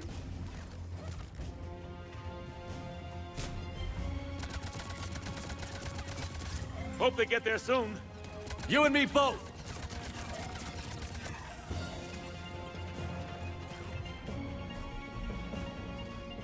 You gonna shoot him, Anderson? There you go.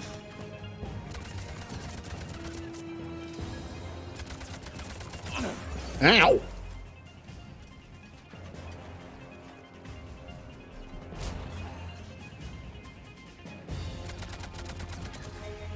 Running out of ammo.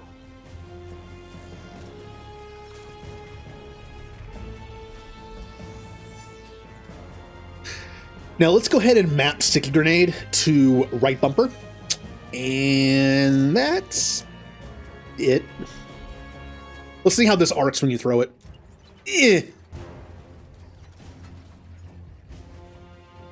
Good job, Shepard. You missed a target standing still. Good job.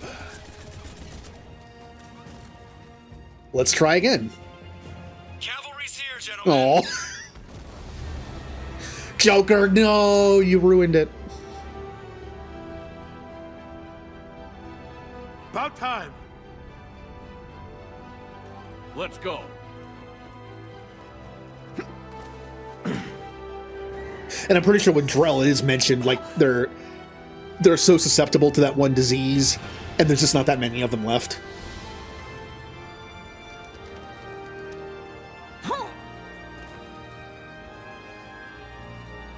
Welcome back, Shepard. Thanks. But Vorcha. Shepard. I mean, Vorcha are immune to disease. That's kind of cool.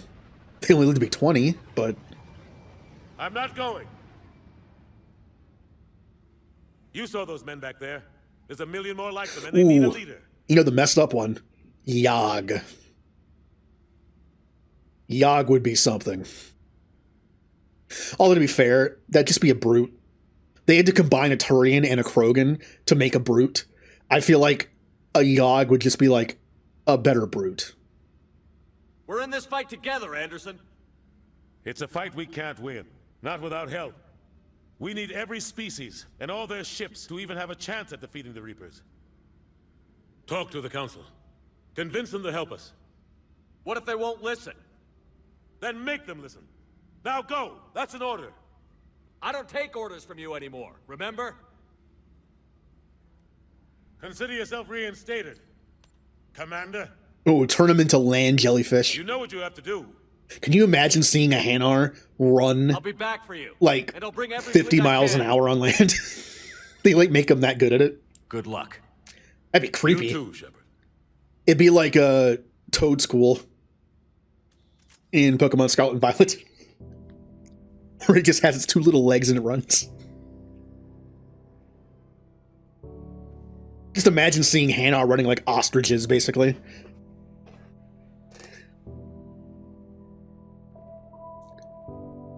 See, the scary thing is, the Yogg are smart enough to be in this cycle. Shepard! But they're also not stupid. They probably realize that if they just sit back, they'll be fine. Oh, ninjas fishing.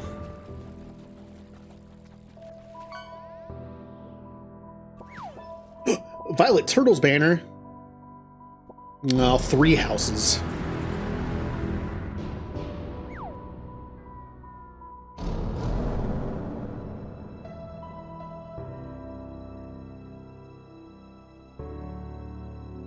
Boom, boom, boom, boom.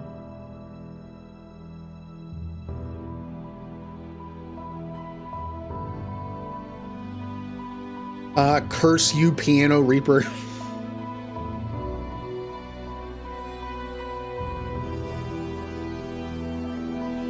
Bye, Earth.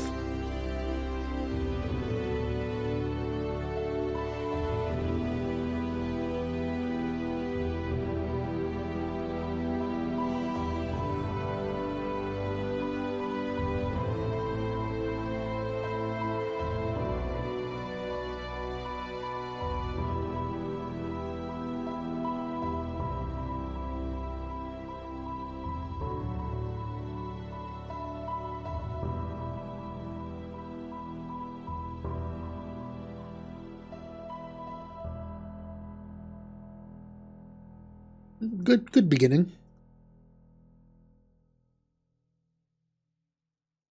Again, very abrupt. I again thought we'd have a little more time, but you know, good opening. These are the stakes. Forget it. Drop me off some... Enough! Don't you think I'd rather stay and fight? We're going... To Mars we go. Oh, speaking of... I don't know why that reminded me. I am currently waiting for a mod for Stellaris to be updated. There are 2 Mass Effect mods that I've tried out. Both are pretty good. There's Beyond the Relays, and there's Destiny. Or I think it's called New Destiny. They both have their own thing. Beyond the Relays is better visually.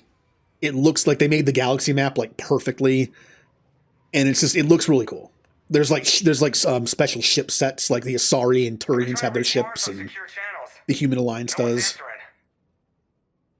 Any sign of Reaper activity? The other one doesn't look as good visually. It's possible the inhabitants were evacuated. But it has something the other Close one to doesn't the map. have. Be ready, Joker. Just in case. Roger that. If you don't know, Stellaris has random events and like event chains. New Destiny, I think it's Destiny or New Destiny. They made their own event chains based on Mass Effect. So when they pop up, it's like Mass Effect based events, which is what Beyond the Relays doesn't have. I wish we could mix them together. But Beyond the Relays is in 2.0, but it hasn't been updated in like over a year. They're working on updating it to work on the most current version of Stellaris and to fix the economy. The starting economy is unplayable right now. How long till it hits? Half hour. Due to changes in Stellaris, how they did stuff, it made some stuff broken. Understood. No, I played in No Man's Sky like nonstop when it came out on Xbox for the first time, and I got all the achievements. And then I haven't played it since. So unfortunately, when the Normandy was a thing in there, I wasn't playing. I wish I was. I didn't hear about it until afterwards. Recharge speed by 30% or melee. Ew. Ew. Ew. On Insane? No. Once again, just to prove it. Look, there it is, Insane. Alright. Ashley.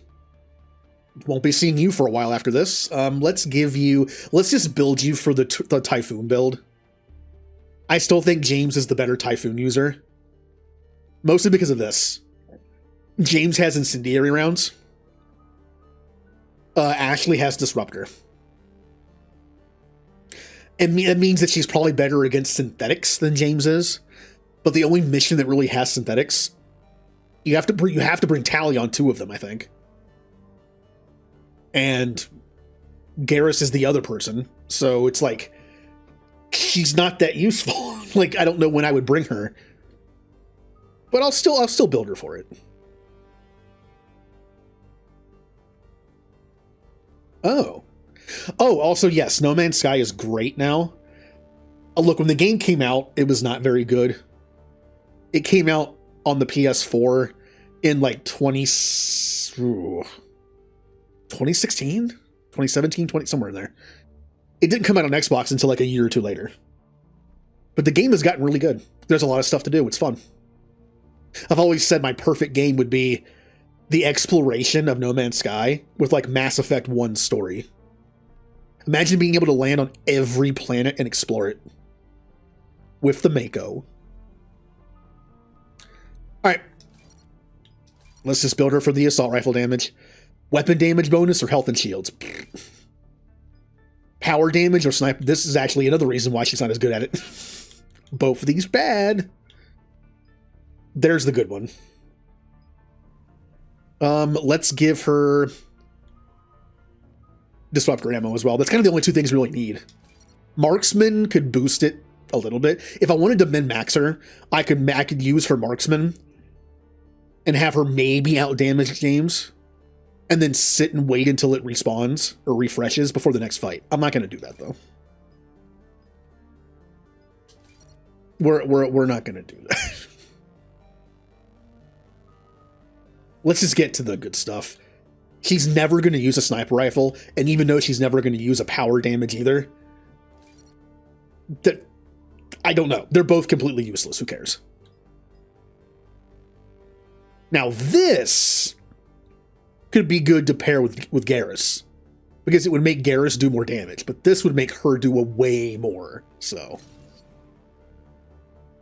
Garrus really doesn't need that much help, so. James, you are definitely getting built for this, because that's what you do. Health and shields or weapon damage. Power, this actually isn't completely useless.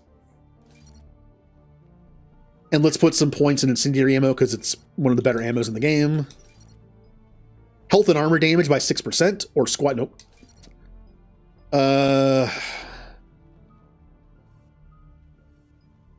Yeah, notice how he doesn't have a boost to assault rifle damage. That does make him worse than Ashley, but I think his ammo makes up for it. I think.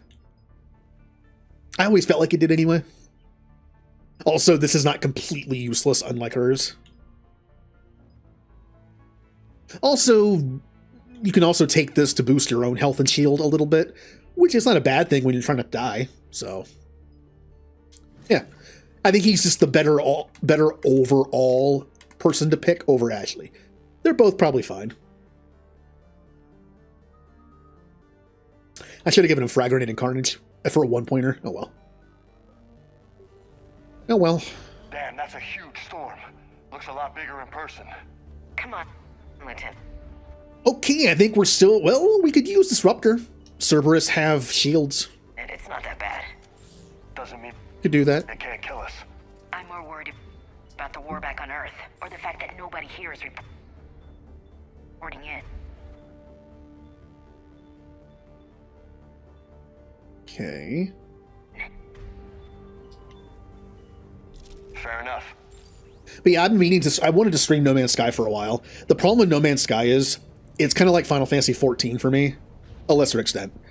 There's so much in the game now, it's hard to approach. Like, a lot of the newer mechanics can be accessed super early. It'd be one thing if they were spread out. But like No Man's Sky, there's a lot of stuff they've added that you can do fairly early. And it's kind of overwhelming. What's that? I don't get a weapon. Because I'm a sniper, I just already have the Mantis. Alright.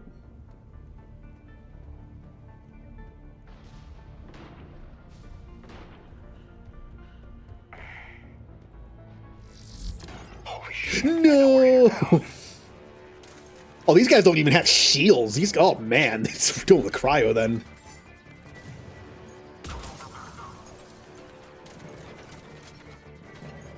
These guys are like putties. They're the foot soldiers. They're the... They have nothing. I missed.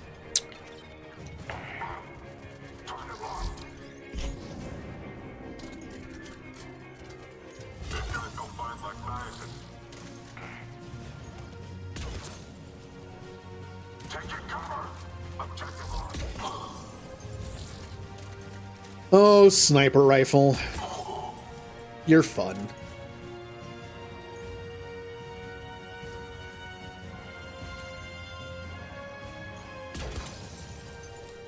Those guys were Overkill. Cerberus, weren't they? Sure looked like it. What's Cerberus doing here on Mars? Good question. You don't know? Now, I'm not with you on anymore, this Ash, difficulty, that's what you're asking. the Viper Wasn't, but you isn't have to great. admit, It's a kind bit of like a convenient. bug bite gun. But at least it has more ammo. But there is kind of the best of both worlds. To me, the Valiant is one of my favorite sniper rifles. I believe it holds 4 shots in a clip. So it has less ammo than the Viper and less shots in a clip, but it hurts more. But it also has more shots and ammo than the Mantis. Black Widow's good too, but I usually prefer the Valiant. It also has a very fast reload. So it might as well have a bigger clip. Right now, we suck. Because we have a sniper rifle with like no bullets in it, and a pistol. We're hurting a little bit. I'm gonna put on the Avenger as soon as I can. It's lightweight enough where I don't mind having it on. Oh yeah, I gave them squad cryo. Let me go ahead and give them their own since I leveled it up.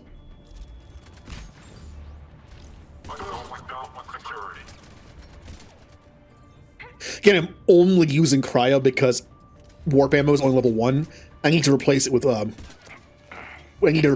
anyway. Hi, friend. Do you still have cryo on? I told you incendiary.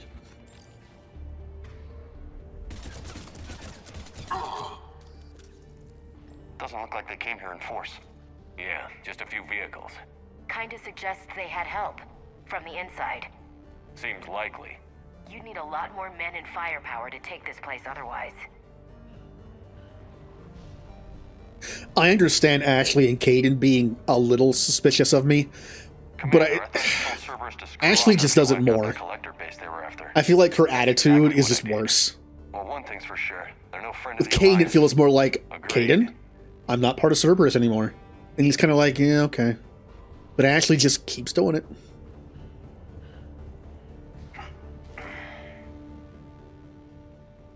Am I saying that Ashley's more insufferable than Caden? Yes. Yes, I am. I need a straight answer, Shepard. I do. It's just that... I was so... Yeah. In the Prothean archives, yes. I meant to... So it's a race to the archives.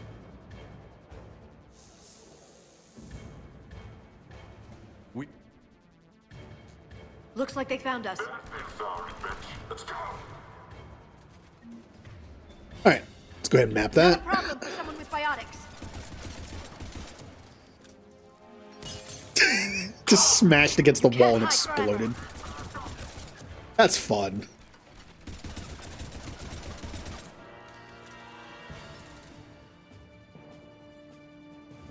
I have 2 bullets. You're going to need more than guns to finish them, Shepard. I'm on it. I have 2 bullets. We have to sit here and wait for this guy to get up. Can't just shoot them. Okay. Ugh. That's all of them. Good. Let's find a way up. I am hurting quite a bit for bullets.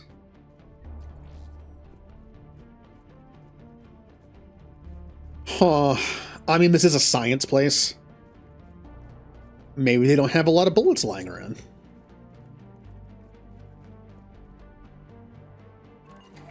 This is a secure station. To be fair... Cerberus get in. Not sure. One minute we were getting reports of the Reaper invasion. The next, there was chaos. Huh. Didn't even realize it was Cerberus at first. Could they be working with the Reapers? Doubtful. But I suppose anything's possible. I can say, to be fair, in the Geth, in late Legion's loyalty mission, when you go to the Geth place where he's like, oh yeah, there's no air or gravity because we don't need it, there was metagel.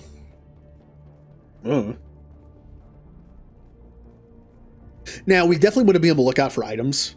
Yes, you can buy them if you miss them, but that's money I need. Because we need to buy the, Shepard, take cover. we need to buy the Typhoon as early as possible.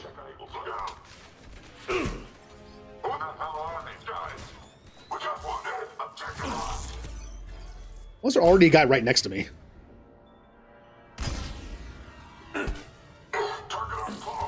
Hello? Get away from me. Not even sure where that guy came from. Got it.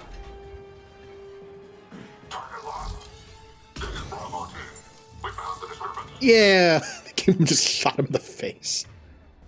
Liara, you also have points to spend, don't you? Yeah. This is all good. On this difficulty, I like Warp better than Singularity. Stasis is also very good in this game, because you can hurt them while they're stasis. We're not going to be using Liara very often. Once we get the Typhoon, it's going to be the Garrus and James show. Even when they're not fully spec'd out for it yet, they're still going to be the best option. So Liara is only here for like a handful of missions. So let's make her as good as possible. For now. Let's do 3 points in warp ammo. Let's... I'll just do 1 point stasis. It'll just be there. Health and shield recharge bonus of all powers by 40%, yes. Weapon damage or power force and duration, that. And I only have enough points for one more thing if it's one of these. Damage by 30%, or I don't do detonations in this game. Especially since I have no one with biotic abilities in my main team. Or tech besides me. I guess Garrus has something. You know, Garrus has We'll need access to the pedway. proximity mine and concussive shot, I think. Who cares what Garrus has? He shoots things. security's been tampered with. Oh boy! I unlocked the shuriken! That's going straight in the garbage. Alright, that's a lot of weight. 71? Or 1, ooh, that's rough, but the pistol's so bad. What about the shuriken?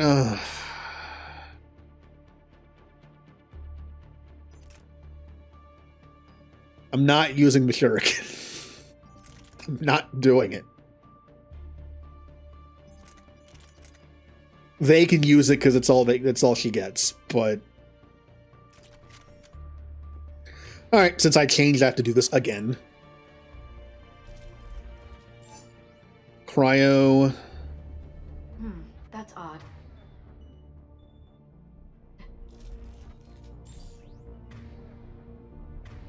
Let's see here. That's fine. What the? Shepard, see if you... Great. Let's move.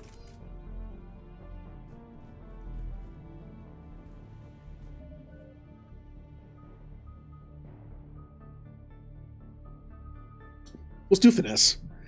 Health and shield bonus by 15%? Sure. I am on the squishier side now. I'm not a soldier anymore.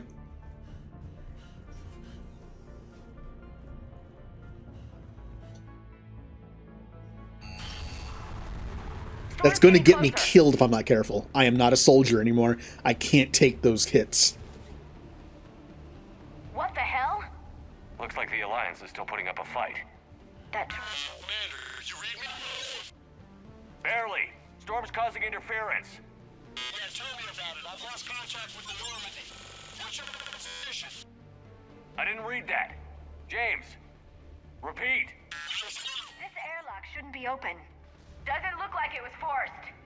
No, you have to override security protocols. Someone vented the air from this room while they were still here. Looks like they died trying to claw their way out. This is brutal, even by Cerberus standards.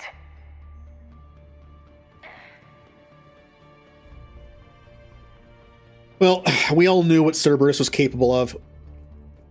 The team that we were on in 2 were just like the, you know, the nice ones. The teddy bear ones. It's just like, oh yeah, we're nice Cerberus. Remember Cerberus from Mass Effect 1? There's an Alliance force in here somewhere. I gotta make sure.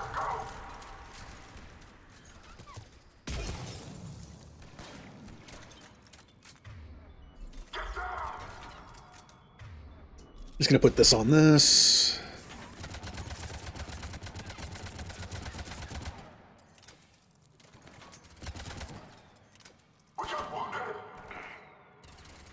Hey, you.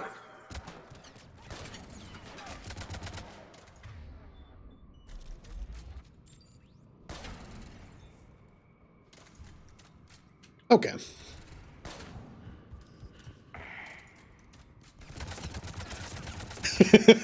That was kind of mean.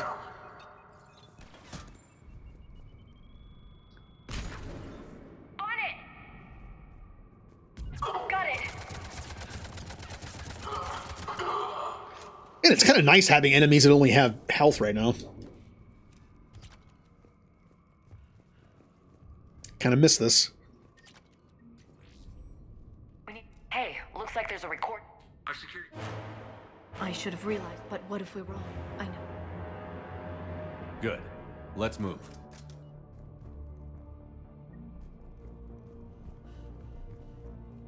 Well, it didn't work. Because Shepard likes to kill everything. So if he sees you, it's like, I don't think I killed you. I'll shoot you anyway. Make sure you're dead.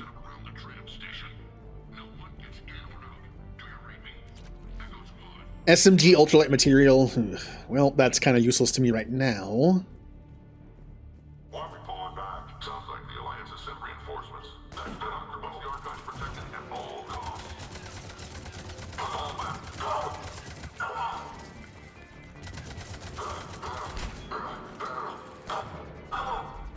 One guy's having fun. I mean, Singularity would be fun. Except for this version because it hurts you. I think I'm pretty sure in Mass Effect 1 it doesn't hurt you. But imagine like it's like a bouncy castle.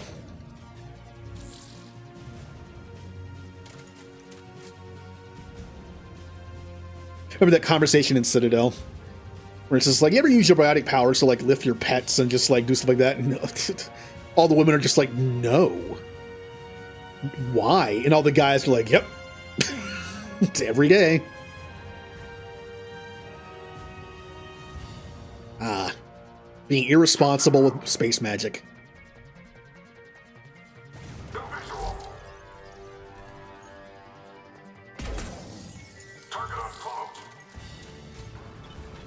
Cerberus and their grenades. If there was a perk I could take in this game, like if this game was more RPG-like, and there was a perk I could take to make you immune to grenades, I would take it.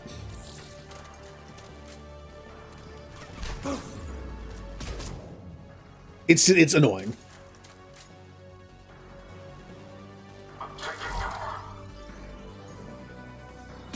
Yeah, I didn't think that would work. Oh, well. I mean, only Cerberus uses them. It's just an annoyance.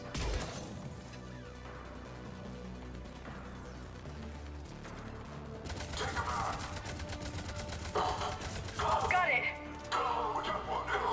Okay. Also, are you using a sniper rifle? You are. I boosted your assault rifle, not your sniper rifle, Ashley. Got it. This is why you shouldn't be a Spectre. It's like, wow, I've been super trained in assault rifles. So anyway, I'm gonna take my sniper rifle out and just start blasting. Yep, that's Ashley.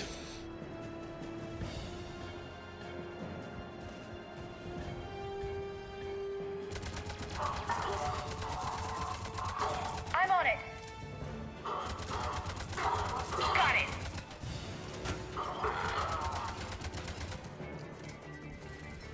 Without having pull, shield guys are a little annoying.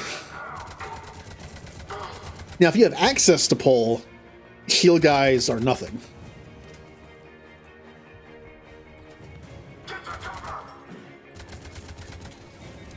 I am out of all ammo. This is the problem with this build. Hey, remember when you read that like this game was supposed to have more ammo drops than the original? Right away. I mean, singularity also works, I guess. Oh, hey. Got it.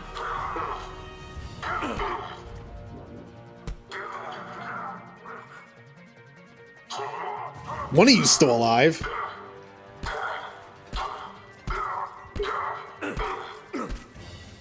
Yeah. Good job, Shepard. Can I get some ammo, please? I've gotten no ammo drops. Hold on, I see one. That's a grenade thing, but it might work. No, it's not. Okay.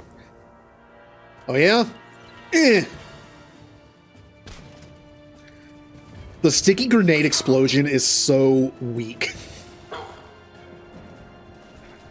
Unless you actually sticky it to somebody, it does nothing. Eh. Oh, yeah, I actually killed somebody. Eh.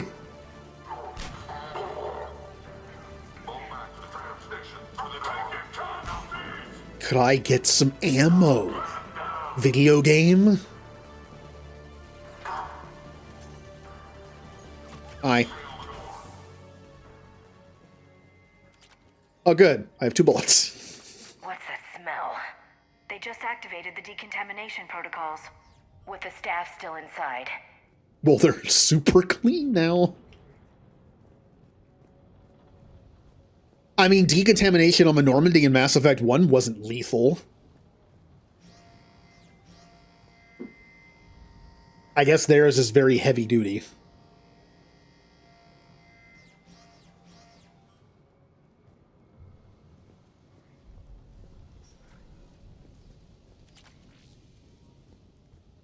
This is where they studied the various relics unearthed here.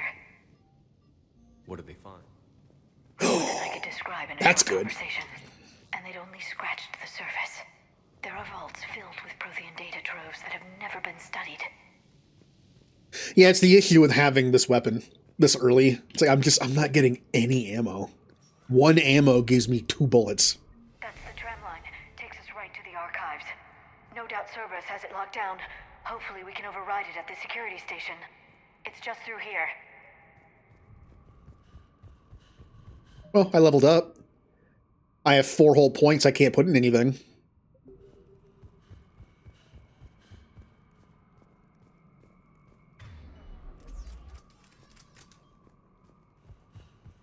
Bullets? Katana. Hey, cloak shotgun build is fun. Just not on insane for me. Does that give me full bullets? It does. It also resets my ammo again.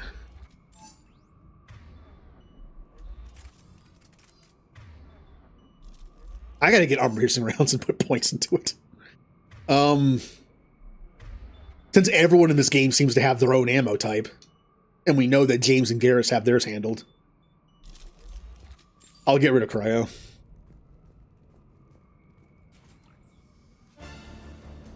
Look out! No kidding. Is that the only way in? It's the only way I... We'll skirt around. I'll move up first.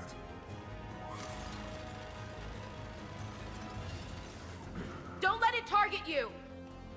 Alright, Ashley, I want you to run at the turret as fast as you can, and when you get shot a bunch, the blood will cover up the camera's like visuals, and then we can safely pass. That's why I kept you alive.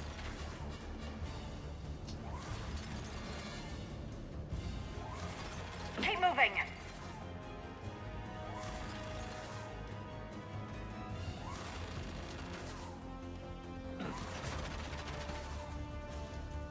Keep your head down.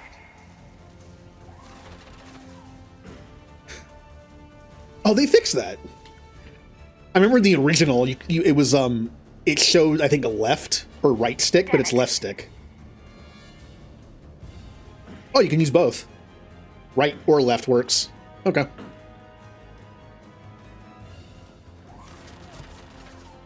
Keep moving.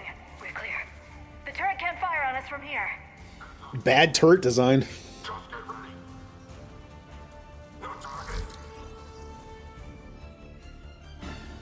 They're too stupid to see me.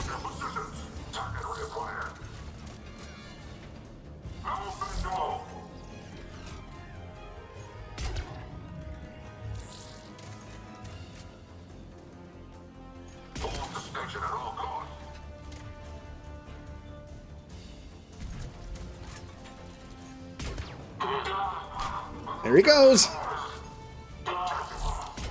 All right. Okay. The sensitivity on the zoomed in sniper rifle in 3 feels a little faster than in 2. Just a little bit. I just have to get used to it. Like, this feels a little faster.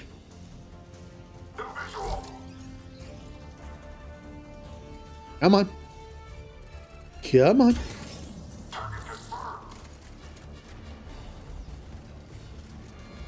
Understood.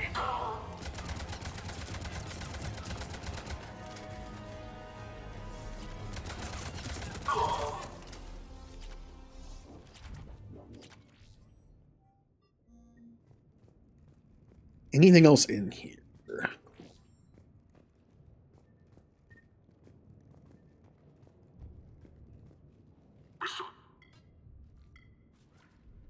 Oh god.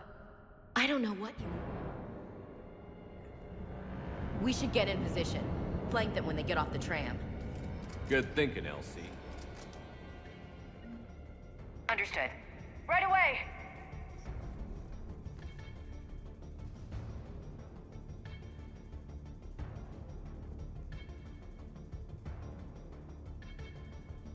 Understood. All right, nice of them to wait for you guys to get there. Here they come.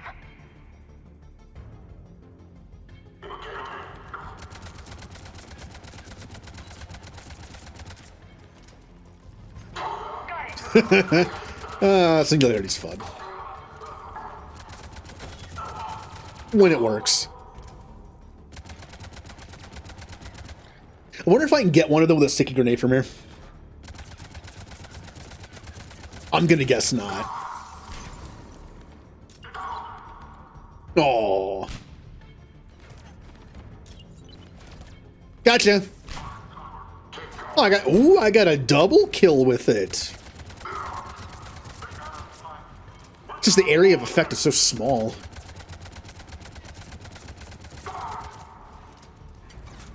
Yeah, I'm used to having to lob grenades, but this game takes that into account because you throw that thing high. Hey, you. See? You have to aim like lower here. Aw.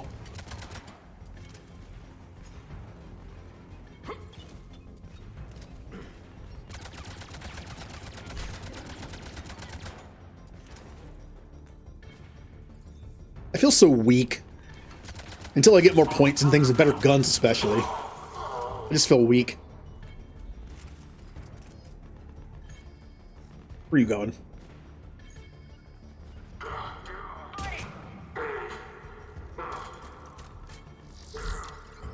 Oh, spinning headshot.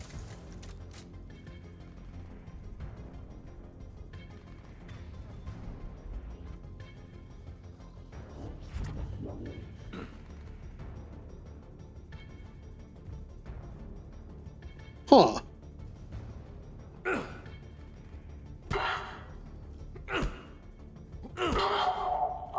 Alright, job done.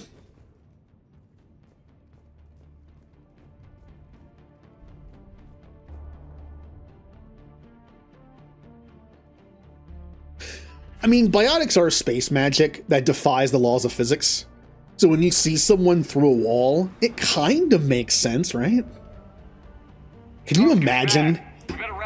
Can you imagine if this Mass Effect stuff was real and we discovered it? How messed up it can make things? Imagine being able to control matter and gravity. Oh, we would just mess it up. We would just mess it up. Like, that's the end of humanity right there.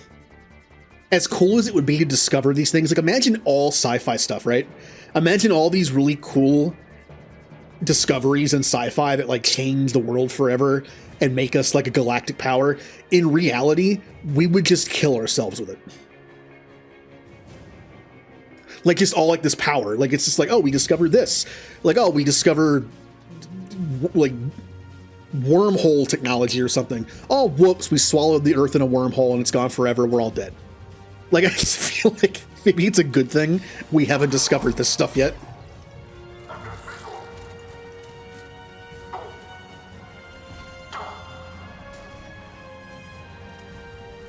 Like, Stargates, that's cool. And then it's just it's one of the bad episodes of Stargate and we all die.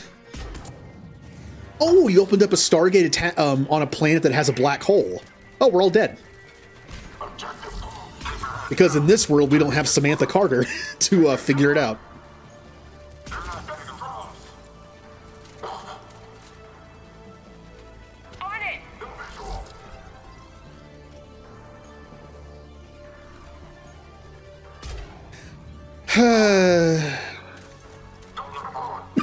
Let's not talk about that one.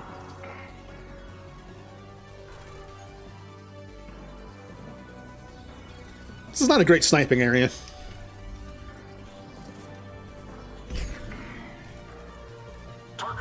Also, cloak lasts a long time. Oh, I froze him in a very weird position. Oh, that's gotta be it. It's like when you fall asleep in an uncomfortable position. He's gonna wake up with his arm asleep. If he wakes up.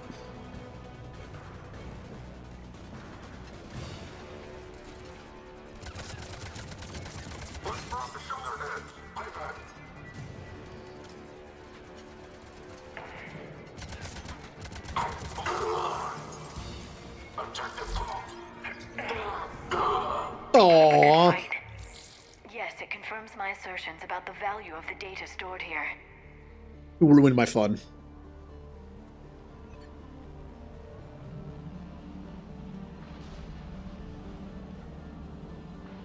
Or the idea of, like, just going back to that, the idea of time travel.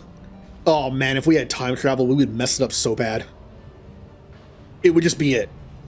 That's one of those weird logical things, though. We're never going to discover time travel, because if we did, it would have happened already, if that makes sense. I mean, think about it. If we discovered time travel in the year 5000, people would have come back and messed stuff up in our time by now. It's an infinite amount of time. If the moment that time travel is discovered or invented, it's always been discovered. Time is weird. Unless responsible people actually have complete control over it somehow. And maybe that's the case, then we're good. But what's the likelihood of that happening? Again, all throughout history, you're telling me that, like, some random group didn't get control of, like, one time control device or whatever. At that moment, we're screwed.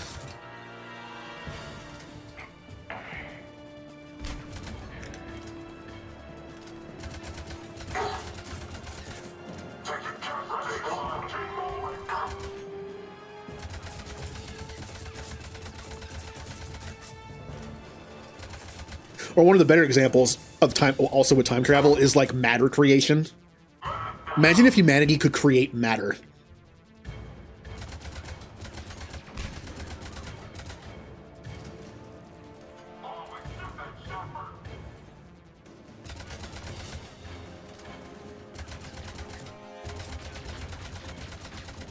Man, bullets are becoming a problem.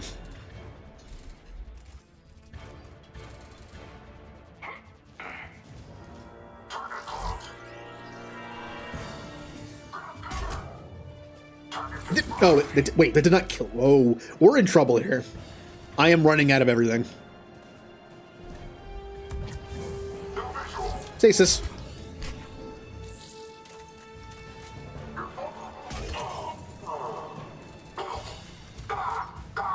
All right, teammates, let's see if you're better than my teammates in 2. I know you are, but I need you to do a ton of damage.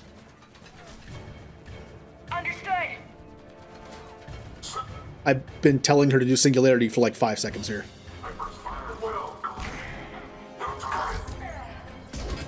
I've told her to do Singularity over and over again, and she's not doing it.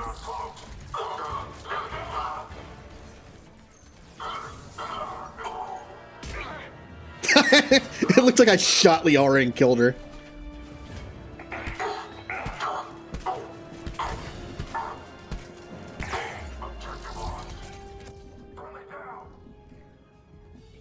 Oh, we're just dead. Like, this is bad.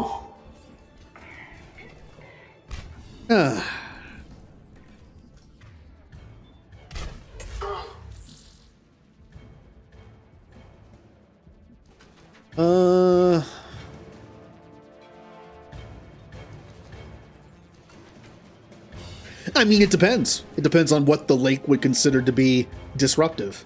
Does it care about humanity? Because if it doesn't, what's it basing it on?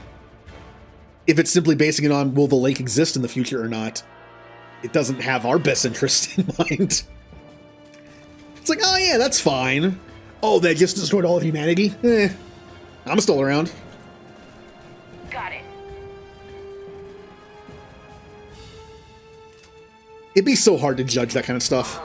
Like, who has the final say in what's allowed to be changed? And what's not, what's allowed to be done. It'd be so hard.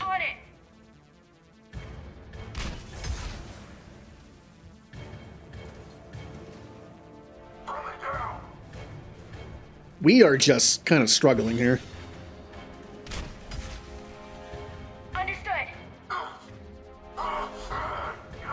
Actually, please. Please, I can't do anything. Alright, they're stuck in a hole, so...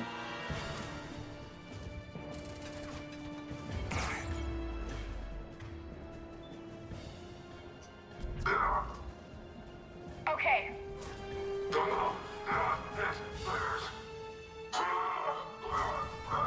Oh, this is a fun game.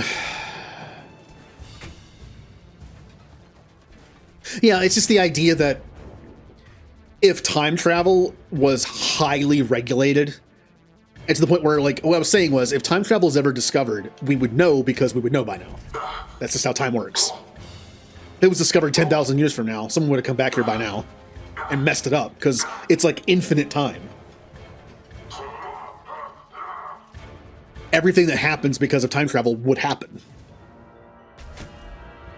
But if it was highly, highly regulated, sure. But it only takes that one time. And again, it would happen. Like, it only takes that one time and it's already happened.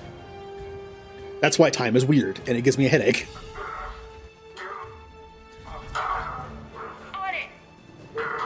Guys, I really need you to do stuff because I can't do anything. I'm playing that build. I'm playing that build where I can't do anything. My teammates have to do all the work. That was fun.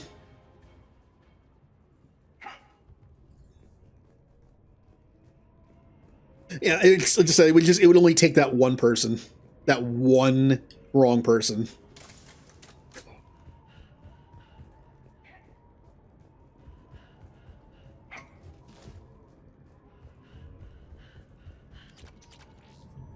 I remember there was a time travel show I watched. I don't think it only lasted 2 seasons. I never watched the last season of it. Called Timeless. It was interesting. I kind of wish I had... It was on Hulu, but they lost the license to it, I guess, and it's not on there anymore. Which means I can't watch it now. Oh well.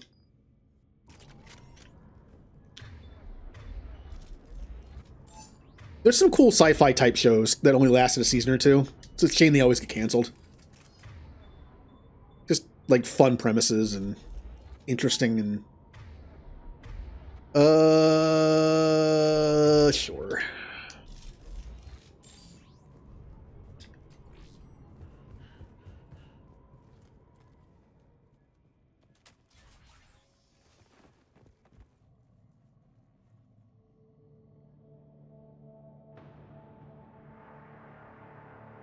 Hey, we made it.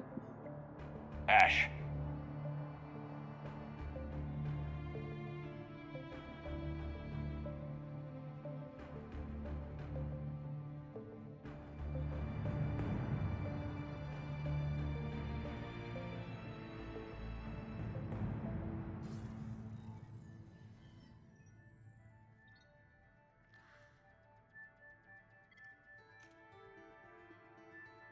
Improved?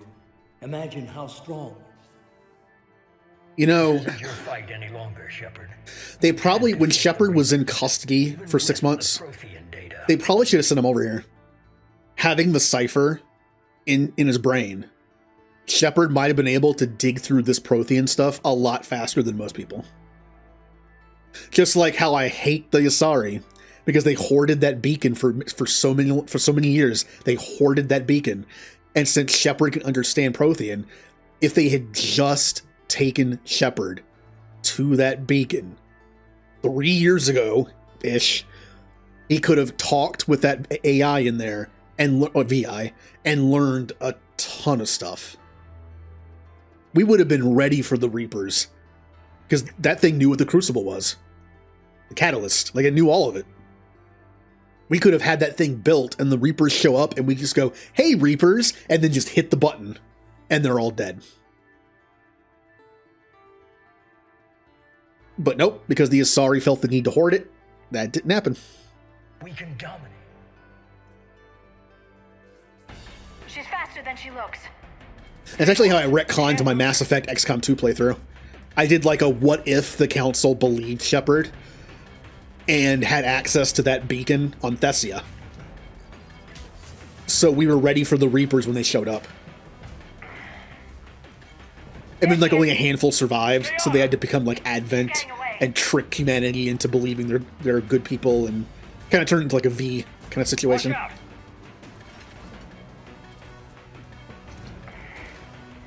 Over there.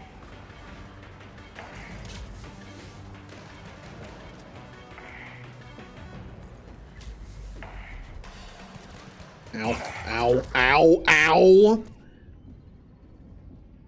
Do you mind?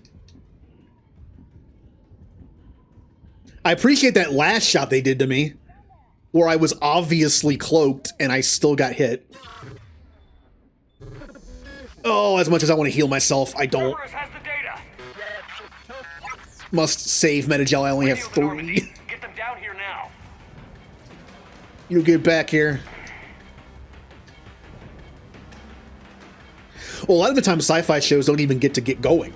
Like, they're just getting good and it's, like, canceled. But I remember, like, a show like Dark Matter that lasted, like, 4 seasons, I think, that I liked. They got canceled on a cliffhanger. A big cliffhanger. I got this one. I would have taken a book. Could they have made a book? Like it Stargate Atlantis kind of did? Like, sure. They didn't.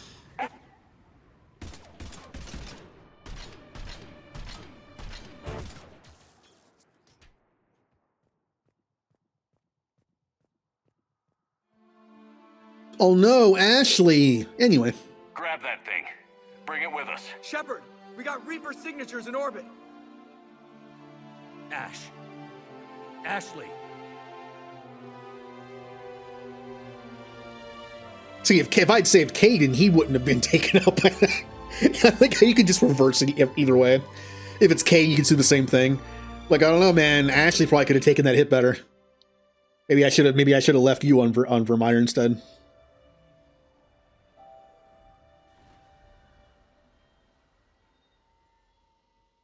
Can I have Kiri instead? Can I choose him? Can I leave both of them on Vermeer and take Kiri?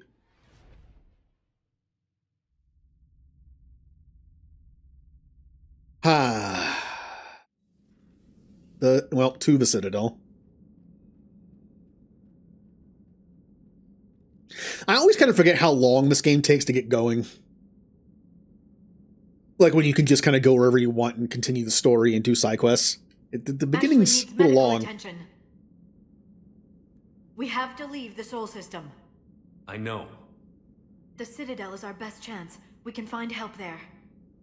Get us to the Citadel, Joker. Roger that. Hold on, Ash. See what you and Edie can learn from that thing. Like, to me, the game doesn't really start until after, Paladin. Or whatever that moon's called. Because then Edie becomes a thing. And then finally when it's like, go talk to the Peace Summit, that's when the game kind of starts for me. So it takes a little while. Edie, can you clear this up? I'll do my best. Did you get to the archives? I was there. So was the elusive man. I was worried Cerberus might try something. Did you get the data? Most of it. He downloaded some before I could stop him. Edie and Liara are analyzing what we recovered. What have you learned? Was it worth the effort? Preliminary evidence suggests the data is a blueprint for a Prothean device. Device? A weapon, massive in size and scope, that's capable of unquantifiable levels of destruction. Send me the data. We'll do our own analysis. If Liara's instincts are right, this might be the key to stopping the Reapers. I hope so. Lieutenant Commander Williams. Yay, MacGuffin. I mean, what else could they have done? Williams? People complaining that they had to make a MacGuffin to beat the Reapers. How else do you beat the Reapers? They're these big, omnipotent god things. Like, come on. How else are you going to beat them?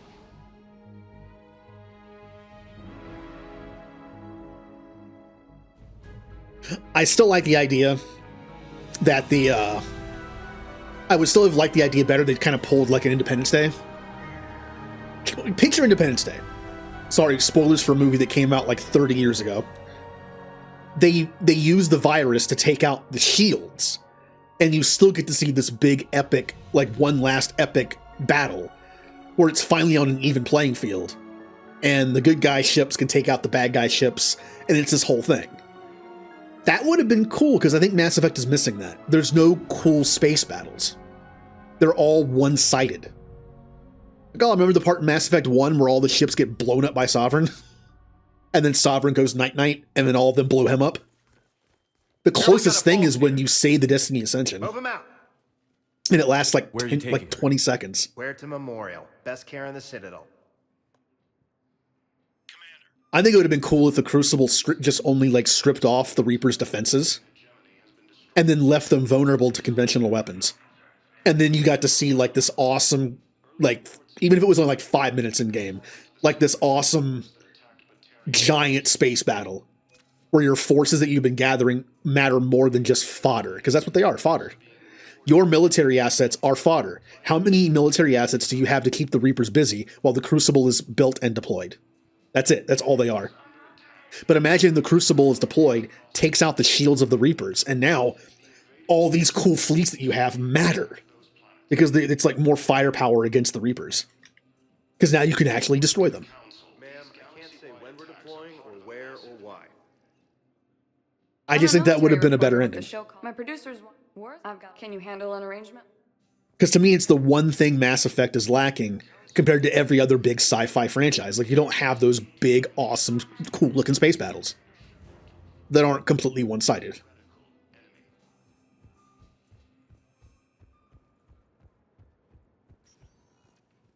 Welcome, Commander Shepard. Please select. One moment, please. All right, let's go to the hospital. Now arriving at Huerta Memorial Hospital. Welcome to Oh yeah, we can buy Ashley some books.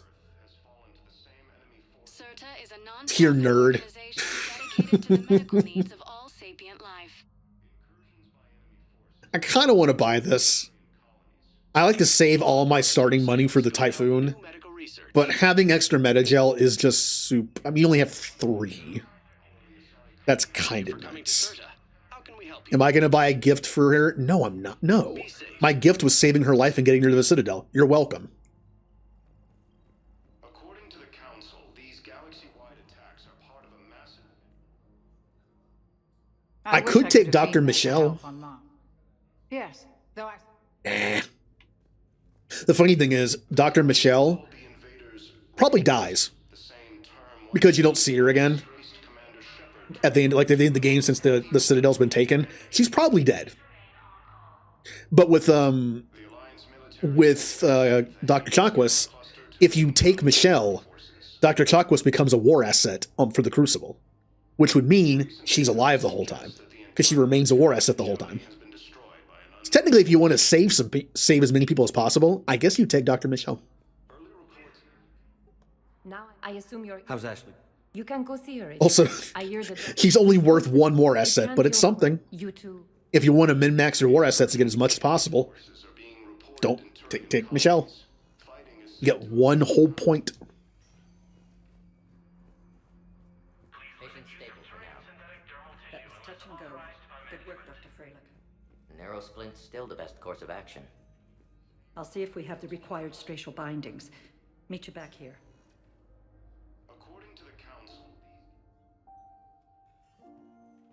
That's it. I just show up for 2 seconds and I'm out of here. Hi, Doctor. Disgraced Commander Shepard, huh? We need to prescribe you another round of antibiotics. And you know what's going to happen? I'm going to pick the control ending, and we'll see how people trash talk me then. That's the reason why I had my Psycho Shepard. I keep calling him. He's not really the Psycho Shepard. I've done a Psycho playthrough before I started streaming, where I killed as many people as possible. I filled that board on the Normandy. Like, that was the point where I was, like, taping them to the bottom. I did not do that with Brock Shepard. I kept some people alive intentionally because their deaths in 3 were more brutal than in 2. And I made it work roleplay-wise. He kept certain people alive that would be more useful to him in the future. Like an exiled Quarian, who's a Geth expert, who is now exiled from her people. So, you know, or Miranda, someone who was grateful that I saved her sister and to drive a wedge between her and the Elusive Man. That kind of stuff. I actually purposely did not do Grunt's loyalty mission to keep him more enraged, so he'd be more like a missile. I just like land him on a planet and just have fun.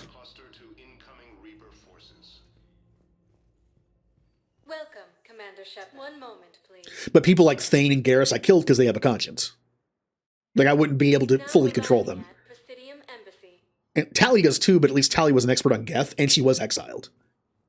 But Garrus had too much of an attachment, and then Thane, I failed his mission on purpose, so he was just, like, not really helpful anymore. But I want to play a full Psycho playthrough someday on stream, where we just kill everyone. We couldn't roleplay it to we can't roleplay it 100%. Because sometimes there are missions where if you take them to help someone, you can make the outcome so much worse. And that's the point. Like Arrival. We're helping Hackett save his one scientist friend, but in the process, we killed her and everyone in the Arrival mission and 300,000 Batarians. So of course I'm going to do that mission, even though it starts with help Hackett. We kind of have like a sixth sense for what missions to do to get a bigger body count. Like the mission with Major Kyle in Mass Effect 1. If you don't do that mission, in 1, I believe it might be a background news thing in 2, or an elevator thing in 1 at the end, where they sent in Alliance Marines to handle it, and everyone died. Including like the Alliance Marine team.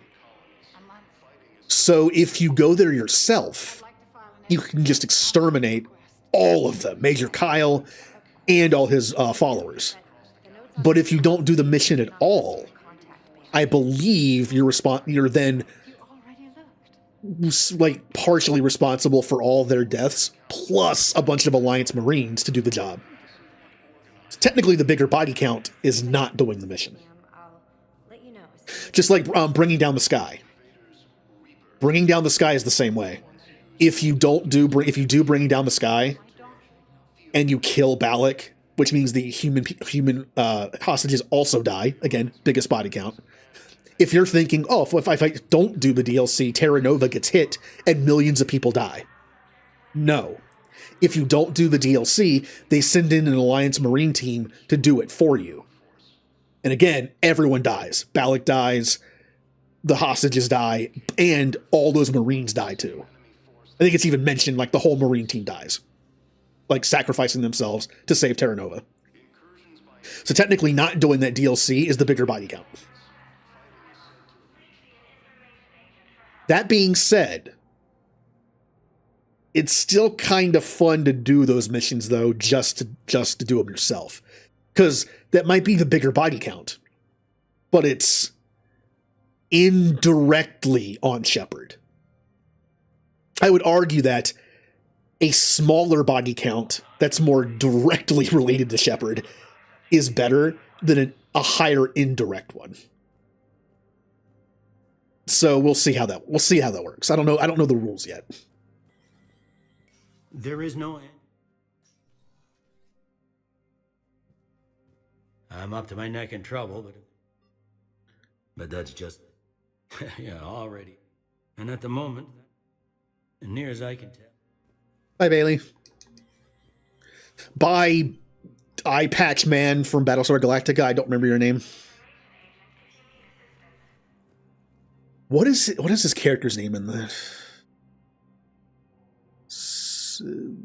I haven't seen that show in a while, and I binged through it, so I didn't retain all the info.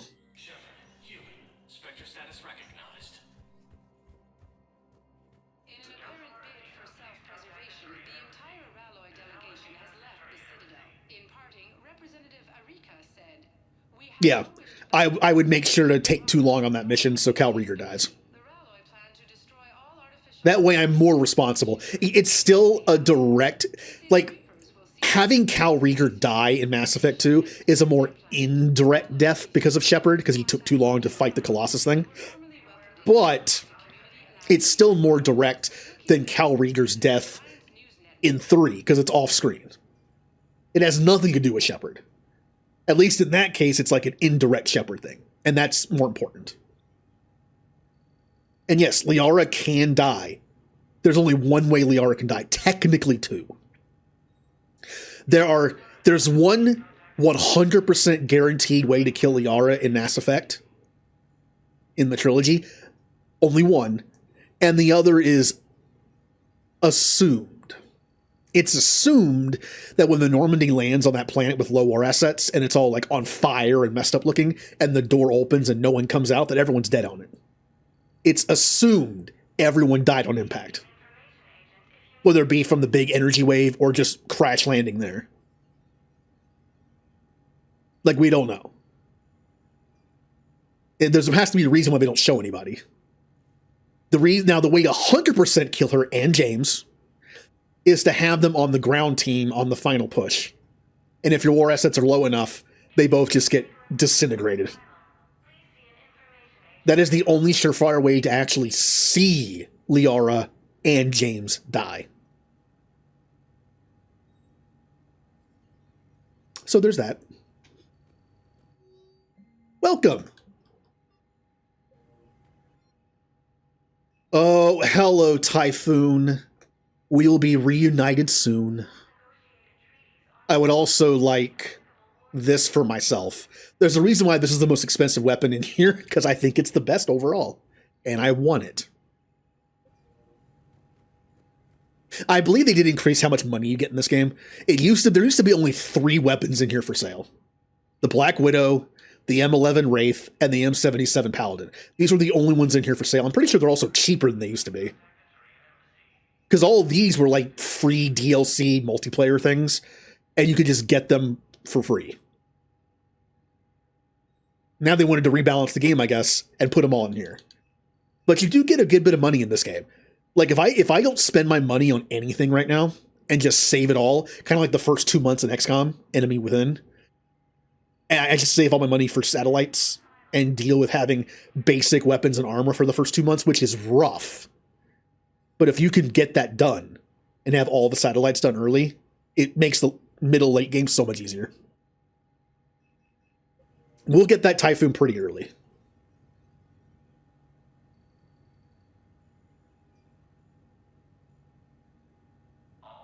Yeah, it's heavily assumed they're dead.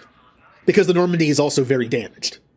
In the other scenes, it's not damaged from that wave, but because the Crucible is just a piece of garbage, basically, it's made of like rubber band and glue and tape. When you don't have enough war assets. Even like the Star Child mentions that. It's like it's crudely made, and it's probably just going to kill everybody.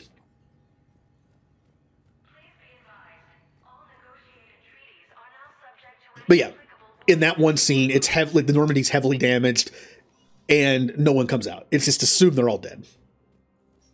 But yes, in that kind of playthrough, if the only surefire way to kill James and Liara on screen, I'm going to do it. There's only one way to kill Chakwas. Unless, again, you count her being on the ship that crashes with low war assets. And since Dr. Michelle also disappears when the Citadel's taken, I would assume we could assume she also probably died in that. Or even when Cerberus attacked. Commander, Counselor Udina said you'd be coming. If you'll follow me... I'm pretty sure you do not see Dr. Michelle after Cerberus attacks. So she could be dead from that too. Counselor. What Earth? But it Capable of...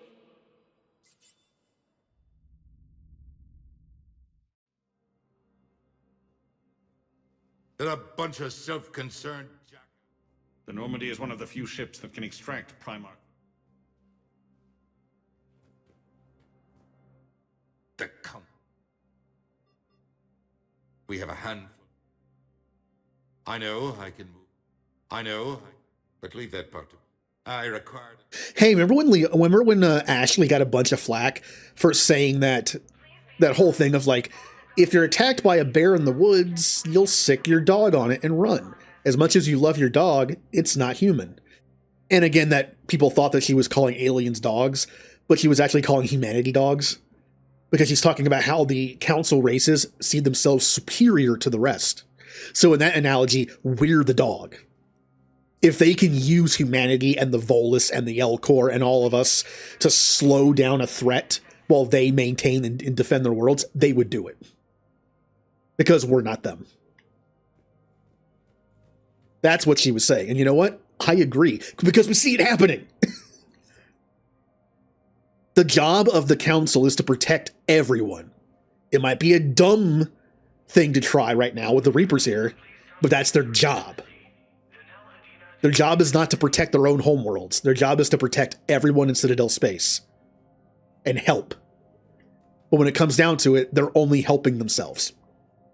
It takes Shepard's involvement to get the Primarch and the Turians on Earth's side and be like, yeah, we got to do this together.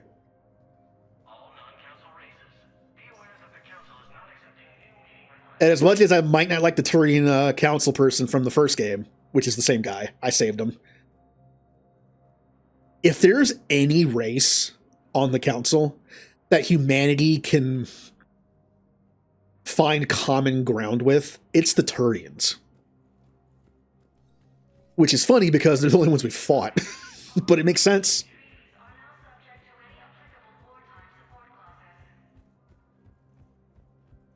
I mean, the Asari live way too long and are more diplomatic and want to talk all the time and blah, blah, blah. And the Solarians are all science-based. And, you know, Solarians. We have a lot in common with the Turians.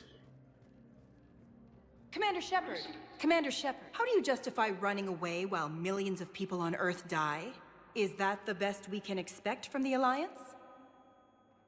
I came to get help for Earth. What about— How can you stand here while our families die? What are you going to do? Kalisa, we're doing everything we can. Before they cut the feet. I will. But I'm glad you— People are whispering. It's all just... They'd rather believe. I'm gonna head down. Also, which this game did something similar to the Dr. Chakwas Michelle thing, where you're able to pick what reporter goes on the ship. Any of them could work. You want the new character based on the IGN person? Sure, put the new person on the ship. You want to have the person we just talked to that we like to punch in the face sometimes? Sure, why not? Oh, want Emily Wong on the ship, which is what 95% of people would probably do? Sure, Emily Wong's on the ship. I wish there were options. It's unfortunate that Emily Wong has to die off-screen. Welcome, Commander. One moment, please. Like, Cal Rieger dies off-screen, Emily Wong dies off-screen. All these... I mean, there's a lot of NPCs in Mass Effect that are made pretty popular. It's just sad that they both died off-screen.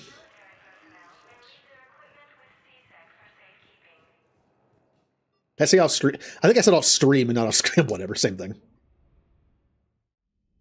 Yeah, it's this thing. Shepard is finally feeling the weight of all of this. It took long enough. Man, you'd think someone like Shepard and what they've been through would be severely messed up just from the events of one. It's like it really just took the death of a child to do this. And, well, last straw. I think it was just the last straw at that point. His brain just latched on to this innocent kid as just like everyone dying. And you can't help them. I mean, Emily Wong does have an in-game one if you use a mod. There's a mod that adds in a bunch of canon stuff that was released in like fake, you know, like they like faked like messages and emails before 3 came out, after 3 came out. There's a mod that puts all that stuff in the game, just in one place.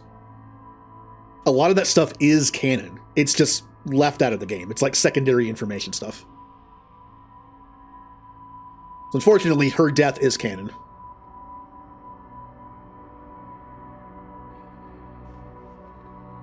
I mean, it sucks that she died.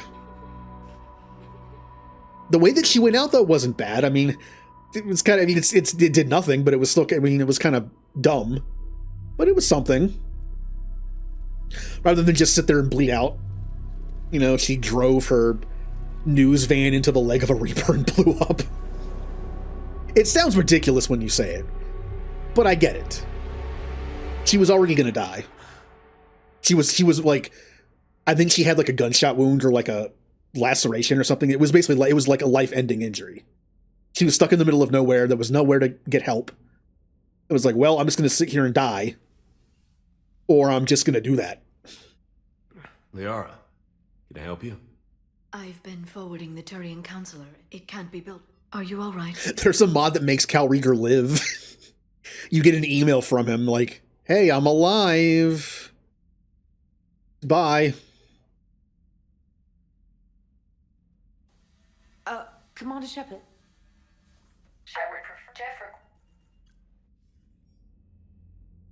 Unfortunately, again, not canon. It's just the reason why Cal Rieger died is, again, supposedly, because they couldn't get the actor to come back. That's it. Like, there's that thing where we don't know the reason. Both sides say it's the other side's fault.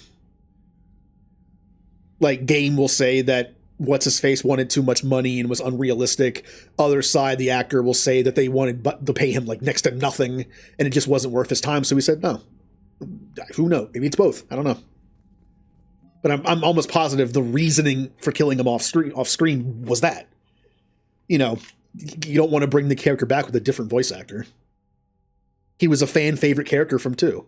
People would notice.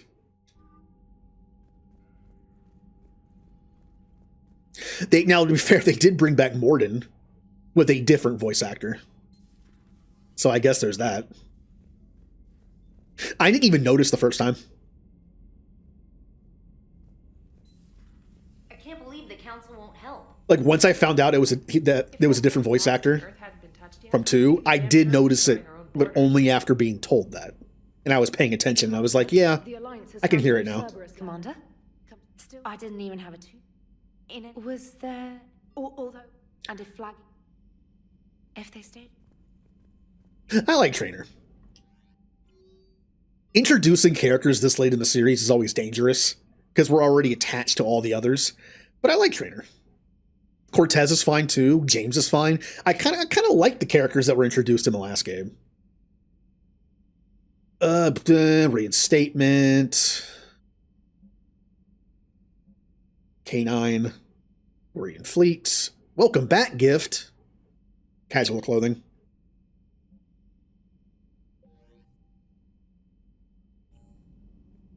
I've always wanted to see her romance, but you have to...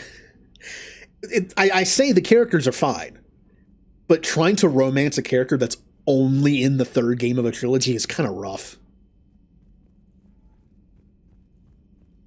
I mean, you could romance... Like, I've always romanced only one person. I've always done that. Even the one time I was going to romance... So my very first time through the series, I romanced Ashley and then Tally, but then I retconned and played through 1 and 2 again before 3 came out, just to not romance anybody in 1. So I only romanced Tally. Every playthrough I've done where I romance someone, I only romance one person. So it'd be like a nobody Trainer.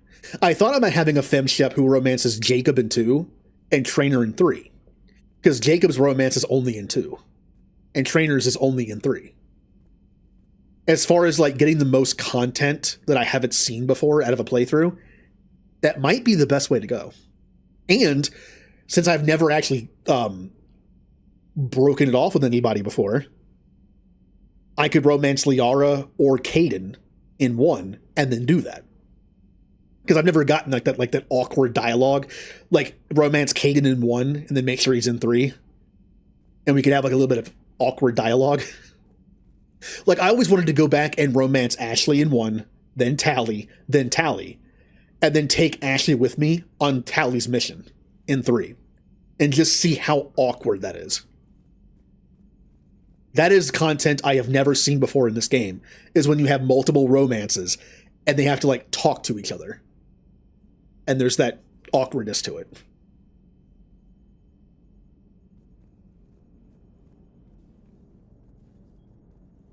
Hey, Commander. But after years of... It's not their fault. Yep, I didn't mean that.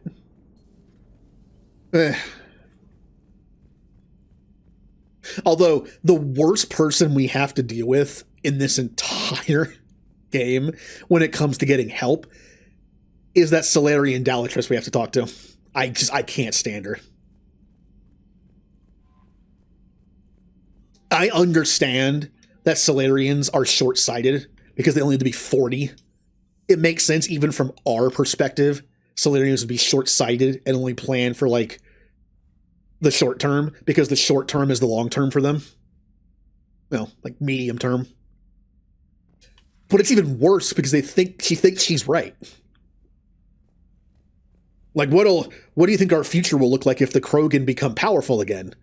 We'll have one. That's it.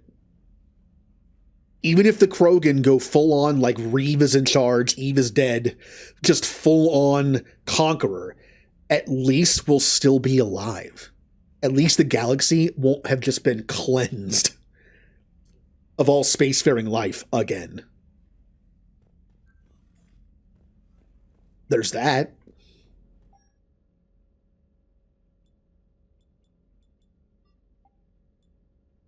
Let's see what we got here. This is just nothing but health boost. Ew. We have shield boost, health regeneration, ammo capacity, power damage, weapon damage. That's not bad. I remember using this for quite a while on my soldier.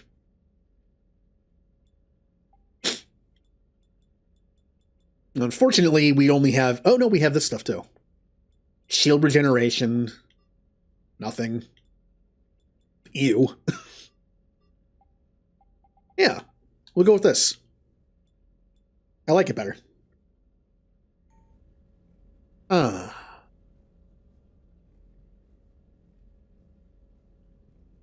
Yeah, like I've never done a playthrough of the series where I stopped a romance and started another. Or just stopped a romance and didn't start another. I've never heard the dialogue of, like, what it sounds like when it's like that. Especially, again, the awkward dialogue between two people. Like in that case I mentioned Ashley and Tally. But I think a FemShep who romances Caden, Jacob, and Trainer would give me as much content as I can get that I haven't seen before. Romance Caden, and then have the awkward conversations with him in 3, knowing that we used to be a thing. And then Jacob in 2, just because his doesn't carry over regardless. And then Trainer in 3, because she's only in 3. I think that'd be a nice way to do it. I could just romance nobody in 1, but like I said, I would get to hear, like, the we broke up dialogue that I haven't heard before. Thank you. And worth it? That's it. We should be good. So no, I don't. We need to... Why is there no Dr. Chocolate's romance? You could say the same about everyone. Like, where's my Dr. Chocolate's romance? Where's my Rex romance? Where's my... everybody. The only 2 that I would say I would not really be open to seeing a mod or something for, like, adding a new romance would be Grunt and Legion. As much as I would love to see a Krogan or especially Geth romance, that'd be very interesting. I can't, because Grunt and Legion I've always seen as, like, Shepard space kids. I just can't see the romance option. I mean, Grunt is tank born. He basically is a child. And Legion kind of is too, because he's becoming sapient. Like, he's becoming alive. Those both just feel weird to me to mention. Now, Rex, sure. Or another Geth that becomes, since they all become, if you make the right choice, you know, they all become self-aware and people later. Maybe in a future Mass Effect game that takes place after the trilogy. Sure. A Solarian romance? Man, Morden would have been a weird romance. That would have been interesting.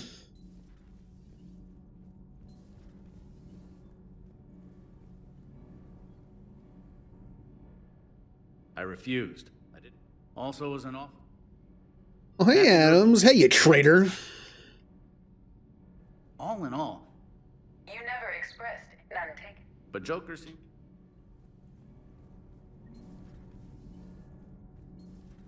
There's also still some romances I haven't done yet. Like, I haven't done Caden's. I've seen parts of Caden's. I have not done Miranda's at all, and have not seen any of it. I've seen most of Thane's. I have not seen Ashley's in 3.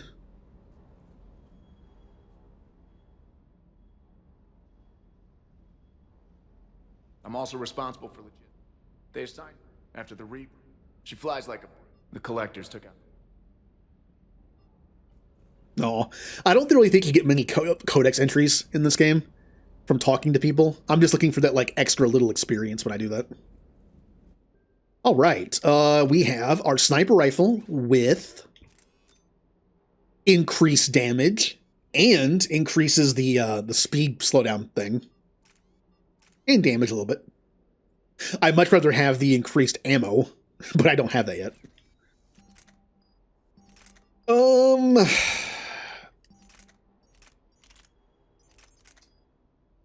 have any mods for that. Boo. I mean, it's cool we got 2 sniper mods immediately. That's fun. Yeah. Also, just Morden. Also, just knowing Morden is like an old man. I mean, he is. Morden, how old is Morden? Isn't he over 40? Like, I've always heard his age is anywhere from like late 30s to early 40s, and that's why it's cool, because he's already outlived the typical lifespan. I don't know. I don't know if they ever actually officially have his age anywhere. He's old. Oh, yeah? He was a hard-ass son of a bitch, but a good leader. I chose the end. Sorry. That's a tough call.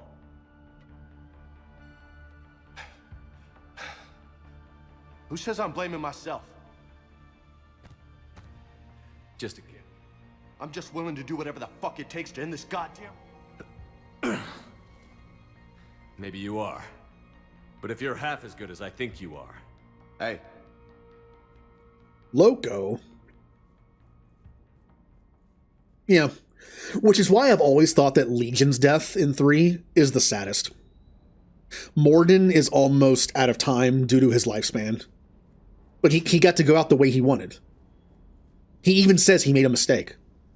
The whole time in 2, when you're trying to tell Morden he made a mistake with the genophage, and the genophage was a mistake, he's like, no. And he like supports it with all the science. And then when you start yelling at him in 3, he just comes out and says, I made a mistake. He admits it. He admits that he made a mistake. Maybe he doesn't say that the genophage was a mistake. He says that when they redid the genophage and like re-updated it, that was a mistake. Like he made a mistake in doing that. That was the wrong choice. And he goes out the way he wanted to. And Thane is terminally ill.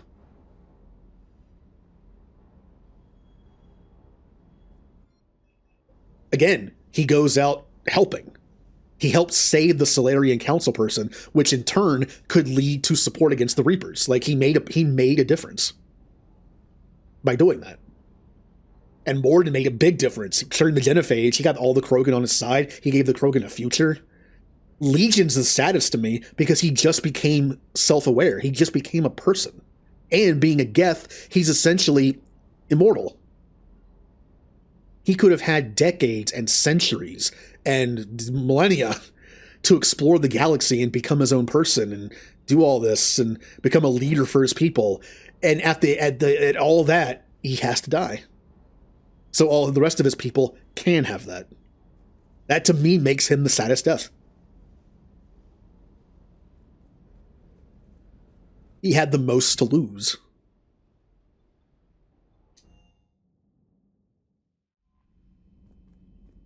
I mean, well, remember the audio thing that you get from Morden in Citadel DLC? I like his. I remember his noir one. It broke Arya's rule in more ways than one.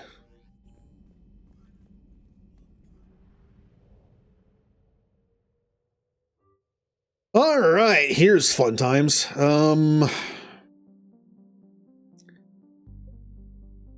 What are we going to do? We need money. We need money. We also need a teammate who's not god-awful. I think we probably get Garrus first. Yeah.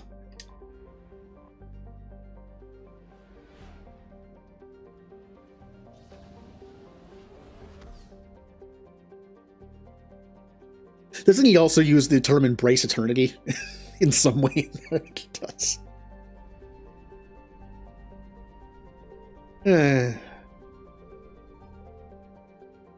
I don't think there's anything in the system. Generally, in the story systems, there's nothing else to do, and you also can't scan anything usually. Yeah, let's just get Garrus. He's a great teammate in this game. Whether you have the Garrus build or not, he's still good. He's fairly bulky. He can equip an assault rifle and sniper rifle, which is great. He's the most useful. He's one of the most useful teammates that doesn't have to rely on abilities, which I like.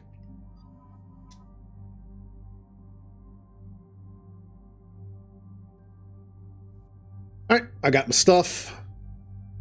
James, damage increase, and sure. Liara, this doesn't matter at all, but I'll give it to you. Hey, look, it turns it like a brownish color. Oh, that's fitting for the shuriken.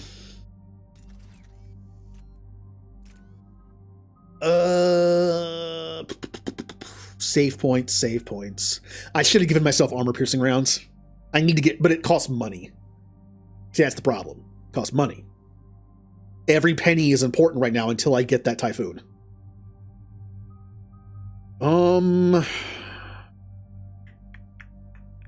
Yeah, save it.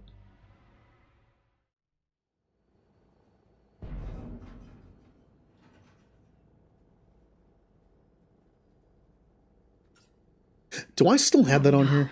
Let me check something. No. Palaven. Nope, I don't. Never We mind. have an old friend there. Holy hell. They're getting decimated. Strongest military in the galaxy, and the Reapers are obliterating it. Was it like this on Earth? Yes. Shepard. I'm so sorry. Yeah. Commander, the LZ... James, open that hatch.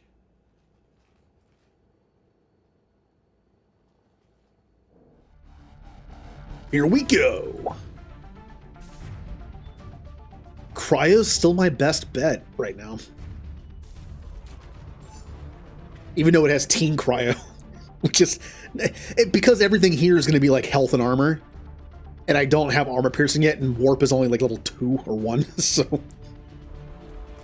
It sucks, but it's the best I got right now.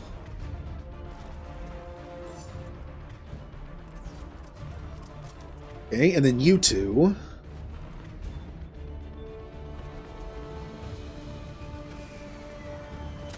Let's help our Palaven friends. Get out. Let's move. Wake up call. Go away. Go over there. Go say hi to James.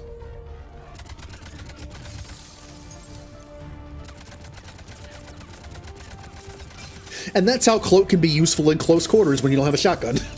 Just go over there.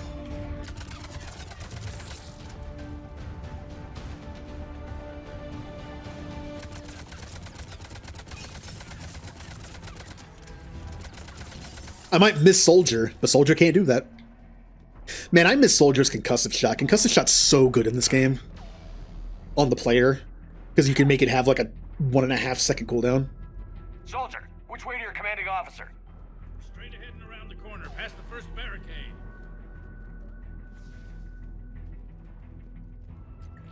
And see, since no matter what background you want your Shepard to have, they're a soldier. They're an Alliance Marine. Well, they're an engineer, adept, whatever. So, again, he can talk with the Turians quite well. It's just like, you're a Marine, they're soldiers. They have the most in common with them. Hold your fire! Friendly inbound!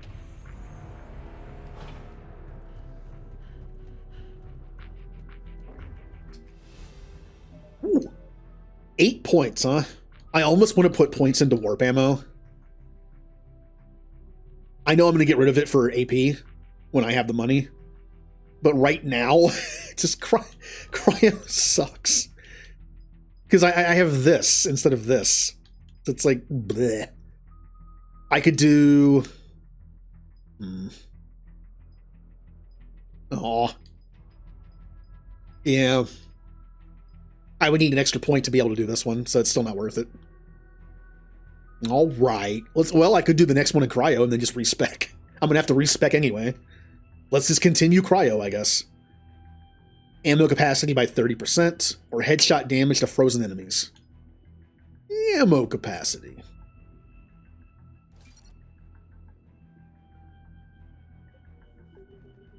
That was always weird to me. Ammo capacity with an ammo type. But it has to be on.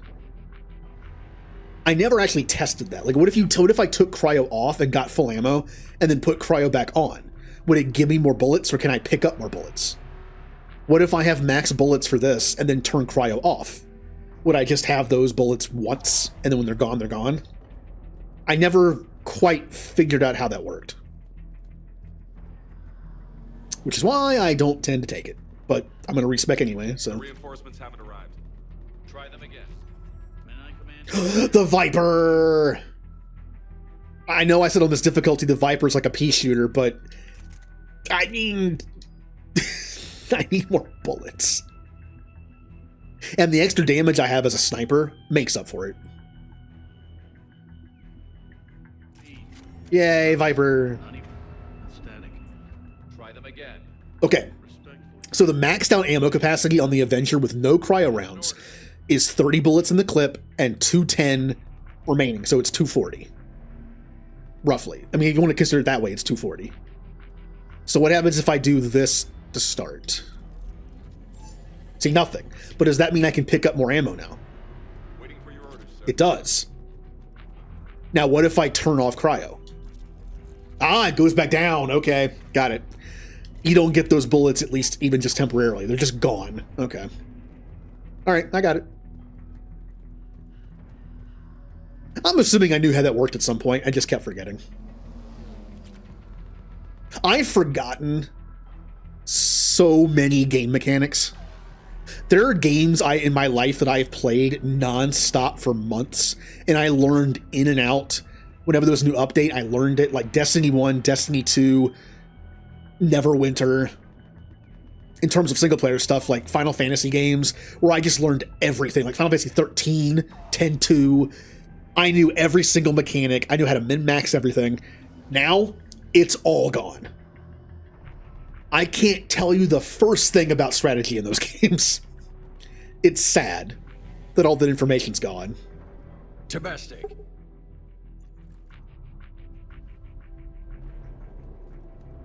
I see the comm tower to the left of the main Like, barricade 10-2 front of alone, Sullivan. I knew how to do the monster arena stuff and how to make like the best possible teams, and it's just all gone. It's all gone. How many fight? Uh, Are in for repair. 29, sir. yeah, I would have thought the bullets would stay just once. Like it wouldn't delete them. But it does. Huh. Guess this is the way it's programmed. Got it? Yes, sir. Hi. Up and on your left. This is the main barricade. Either way would have worked. It's not like it would have been that much of an advantage. Switching back. Oh, go! I got extra bullets once. Yay, worth it. Oh, the scimitar. I have never been a fan of this shotgun. Just something about how it works and the stat distribution. I've never really liked it that much. But maybe it's just because I don't have the proper build for it. Shotguns are also really not my style. Hi, Julie. Oh, I reset the fish leaderboard. So all for the month. I decided to do it per month like Sen does. So all the fishing is it's new. Everyone has 0 gold now, including me. It still keeps the overall stuff. Like if I go into the leaderboard and show it, I can tick all-time leaderboard, and it'll show like all the fish people have caught. Well, fish. like the biggest catches of each one. That stuff still stays. I believe Remnant had the most when I reset it. Husks at the tower. Are you gonna shoot me? Like they come out of nowhere. Good You gonna shoot me? He's not shooting me. Hmm.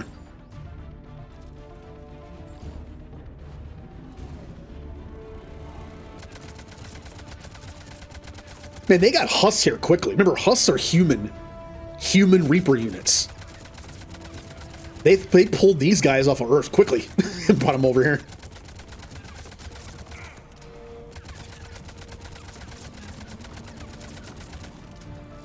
Nope, you go over there. Oh, they are shooting. He helped. Man, why do human... I mentioned before, why do human Husks... Why are they the worst ones? Like, Turian Husks look like Turians. They're kind of a lot bigger, they're stronger, they have shields, they have a weapon. Why are human Husks so lame? Oh well. We can't repair it from this panel. Oh! You got worker 8. Liara, see if I'll go up and have a look. If you can keep Husks from climbing up behind me, I'd appreciate it. Why does that reset my bullets? Oh, I think it reset when I... Never mind. It's when I got the shotgun. Ready, James? Hell yeah. Let's take them.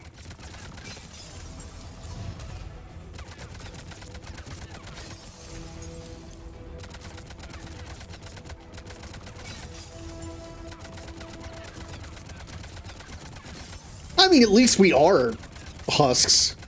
Some of the races don't even get that. We talked about, like, the Drell and the Solarians, and, like, they're just, like, they're not even strong enough. At least we got to be one, I guess. Although we are the weakest. Ooh, we got the original Sacer. That was my first emote. General, do you read? The comm tower is now operational. Much appreciated, Commander. I'll contact Palaven Command. Defend tower. Got something. I'll help your men till I hear from you. Understood. Shepard out.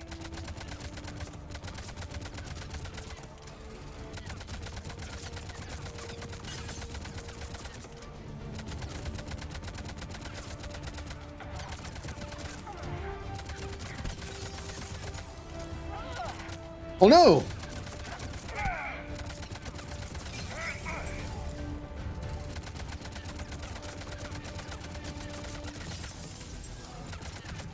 You know, since I don't min-max my team very well when it comes to ability usage, you know how I always turn my ability usage off? Because when I really need it, I want to have an ability available. Like if I'm in deep trouble and it's like, Liara, I need a singularity to save my life, it's available. But most of the time it means I just don't get to use abilities because I'm just not paying attention. Also, keep in mind, once I get Garrus and James up and running, it won't matter. They don't have abilities. They just shoot. I'm going to turn abilities on.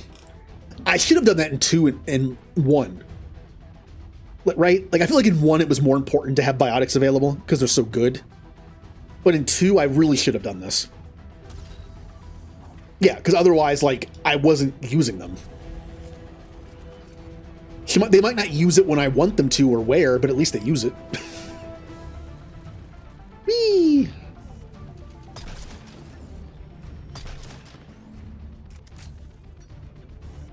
Liara, could you stop sending them flying everywhere? Hello. Commander Shepard, come in. Go ahead. I have information from Palaven Command. Please return ASAP. Okay. On our way. Do you have any bullets there that I can have? Because once again, I am low. Might be thinking that my soldier build was better for ammo. It was not. My soldier build was built around concussive shot. I would use concussive shot to prime it with either incendiary or disruptor, depending on the enemy, synthetic or not.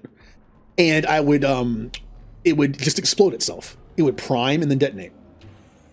And I had 2 very lightweight weapons on to simply spread around the effect of my bullets. And then just spam concussive shot. And it worked very well. Yes, having James and Garrus was also very helpful, but I was kind of like, just like supplemental damage. I would spread fire and electricity around and they would just kill everything. It's fun. Oh, bullets.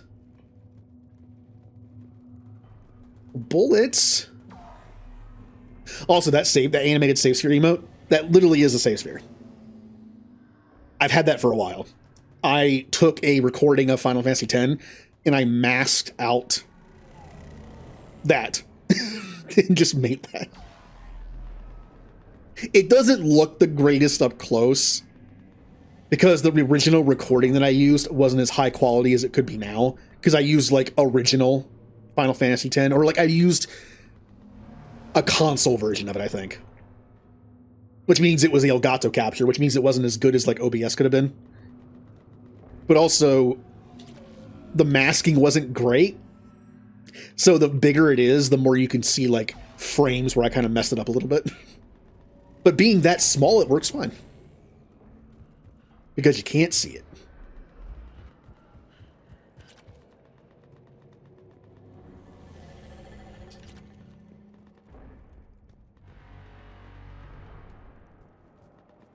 What have you got? Not so. Well, hi, Garrus. Would Garrus like to level up? I think Garrus would like to level up.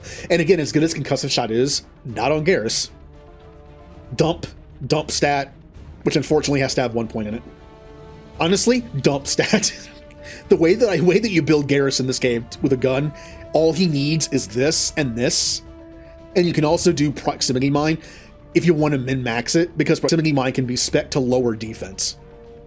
So you pop this on like a brute or a banshee, and then just watch both of them just and they're dead. You don't have to do that. I wish I could take all the points out of this. So if I left power usage on, he would just use this. But that's okay. Turian Rebel.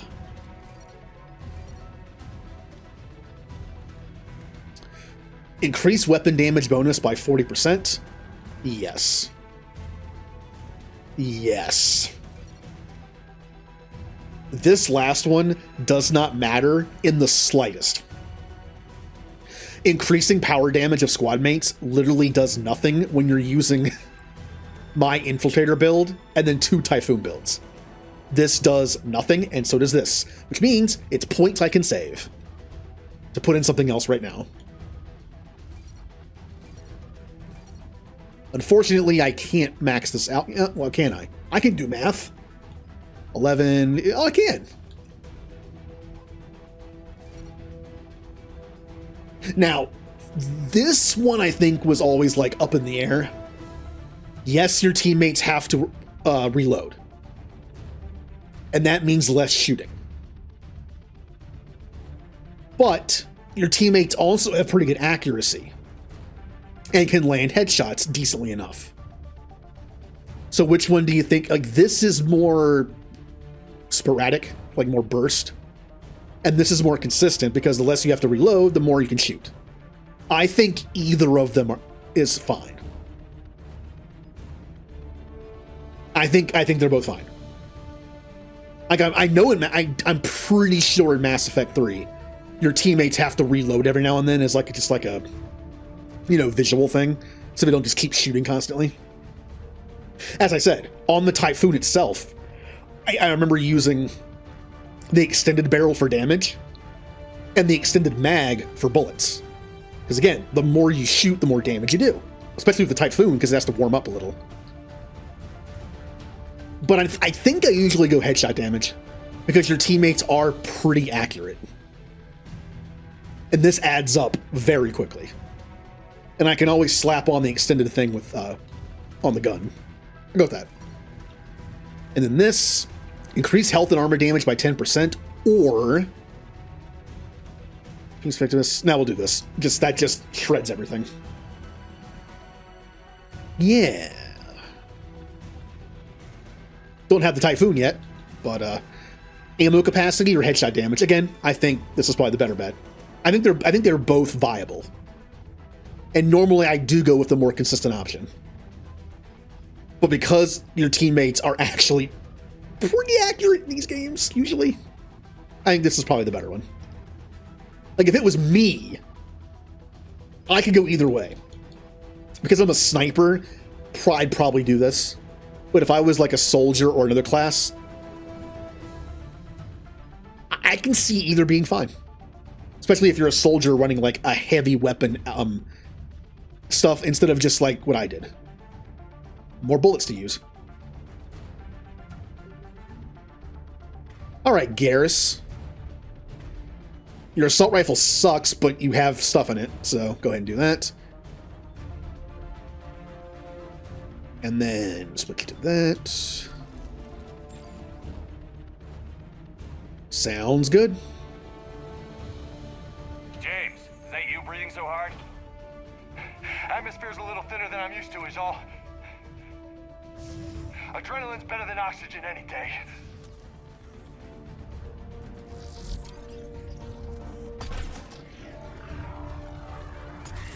Just me? Or do those Reapers look like Turians?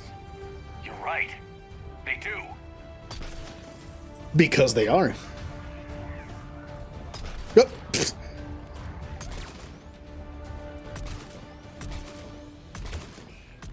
Okay. I gotta get used to the Viper a little bit here.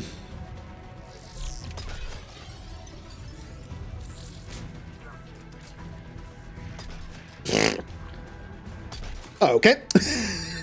I kind of expected him to go the other way.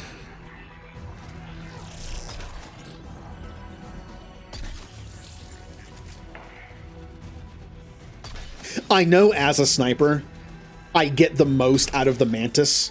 It's just like in 2. I got the most out of the Widow because it's a single shot, does the most damage. When you're coming out of Cloak, only your first shot gets the bonus, maybe a second shot if you're fast enough. Like that. Because you don't hear the sound of decloaking until after the second shot. Like that. That might count. We might be getting 2.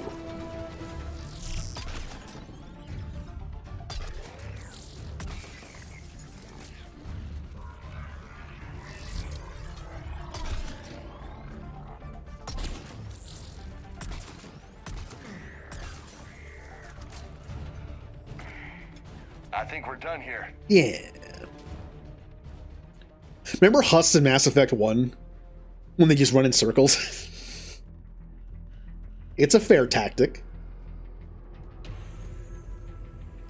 Shepard, come in. Go ahead. Still trying to raise the Primarch, but we've got trouble back here at the main barricade. If the Reapers breach it, we're done. On my way. All the Turians you have here, why do I have to do this?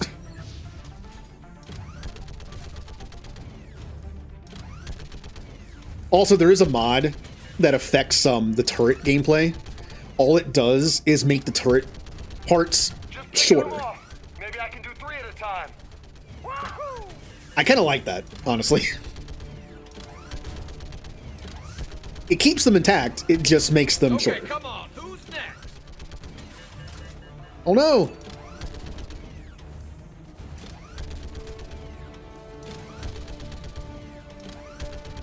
This is probably easier with keyboard and mouse, because the sensitivity on this is not very high. Yeah, like fish in a barrel. Here comes another one. What? Old human saying, like fish in a barrel. You know, I could try it. I can switch to keyboard and mouse whenever I want.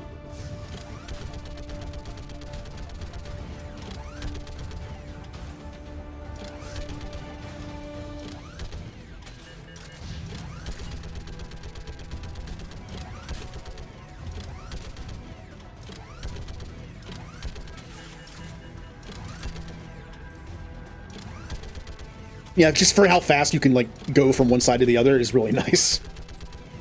One of the benefits of keyboard and mouse for aiming.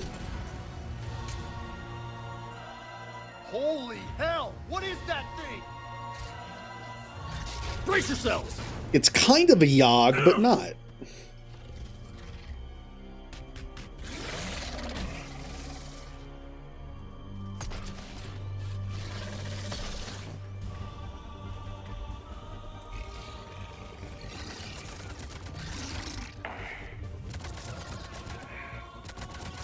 Understood.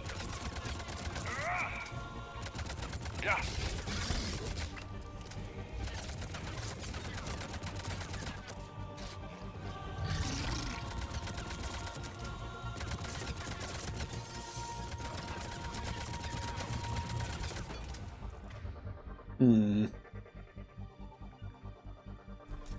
Affirmative. How did I miss him? He's such a big target, and I missed him with the grenade. Yeah, I got him.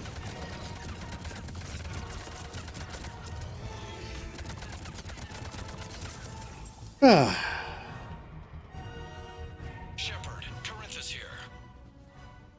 What's the word on the Primarch? Still can't get a stable... I mean, keep in mind, this game was built for controller. It came out on Xbox first. And the fact that the original PC versions of Mass Effect 1, 2, and 3 do not have native controller support is insane to me. How can you take a game that's on console only, bring it to PC, and then just strip it of its native controller support? Like, why? It's already there. Like, a game like Dragon Age Origins, I can see, and KOTOR, I can see being a little more understandable. Because those games are kind of like play more like those typical Baldur's Gate kind of games, like point and click when you move. So I can kind of see why they were like, if we're playing on PC, I'm sure people would want to use keyboard and mouse over that, over controller. But a game like Mass Effect is a third-person cover shooter. That just I don't know. That just makes it dumber. Dragon Age Inquisition actually keeps its controller support on PC. Remember to stay hydrated. It even changes the UI, just like Baldur's Gate does. On PC Inquisition, you have the hotbar at the bottom with all the options, like 1 through like 9. But then when you switch to controller, it switches to the version that only has, it's like Final Fantasy XIV. It switches to the one that only has like the 3 buttons, and then you can hold down left or right trigger and go to 3 more buttons. So it decreases your stuff from like 10 buttons to only 6. Damn it. Look at Palaven. That blaze of orange. The big one. That's where I was born. That's rough. Still have family Miss Garrus, I'm sure it's exactly there. A sister. How bad is it? 3 million lost the first day. 5 the second. How's your military holding up? Look around. That should give you some idea. You're putting up a good fight. For now. But how long does it take before the fight's kicked out of you? If they'd only listened to your warnings about the Reapers, we might have been ready. Maybe. Hard to figure how you prepare for something like this. Yeah, as much as I want to point at everyone and go, "I told you so." Besides the thing I talked about earlier, where if the Asari hadn't hid the beacon on Thessia, and they let Shepard in on it because he had the cipher and could like understand it, we could have had the Crucible built before the Reapers even got here. Besides that, 3 years to prepare for the Reapers, the same thing would have happened. Apparently enemies spawn if you take too long here. I did not know that. Or they don't, and I happen to stop right where they trigger.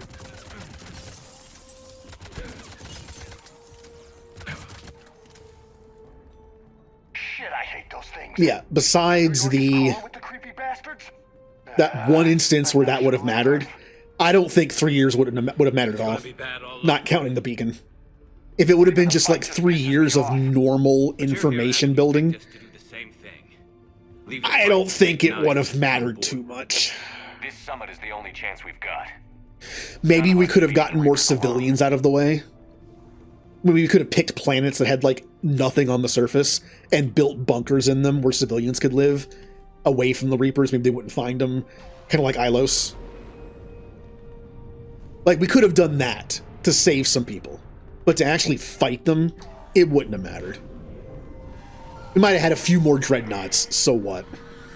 Soldier, you okay? I'm pretty sure there's a codex entry or an email or something that mentions that a Reaper actually was destroyed conventionally.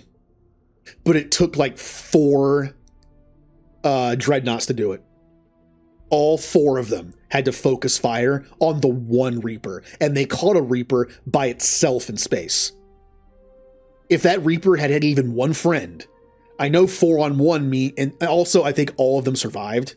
Like, all 4 dreadnoughts were still in one piece at the end. But imagine if there was more than one. Having to split their fire between 2 of them, or they focus fire one of them. In the time it took to take out the first one, that second one would have probably at least taken out 1 or 2 of the dreadnoughts. And then the 2 that were left would not have been enough to take out the last one. Like, I know the math is like, oh, well, if it was 2 of them, they still probably would have won. They just would have lost more. Except it took 4 sustained fire from dreadnoughts to, like, get through the kinetic barriers of a Reaper. If the second Reaper took out even just one of the other dreadnoughts when the other one was killed, 3 might not have enough firepower to, like, punch its way through the kinetic barrier of the last one, and probably would have lost. Have you seen General Victus? Half hour ago, headed south. Okay, good luck. Yes, sir. And the fact they only found 1 Reaper by itself is extremely lucky. Considering, I mean... Commander, how many troops in that crash? 50? 75? Not sure. Sounds right. Hard to see a beautiful ship like that go down. Not to mention the men serving on it. Whoa, look out! Also, how many dreadnoughts do we even have? That was a little closer than I'd like. At the time of, like, Mass Effect 1, humanity had, like, single digits. The Solarians, I think, also had, like, single digits or, like, lower teens. The Asari, I think, the same. Like, the Turians had a bunch. When I say a bunch, I mean, like, 20-something. Cool!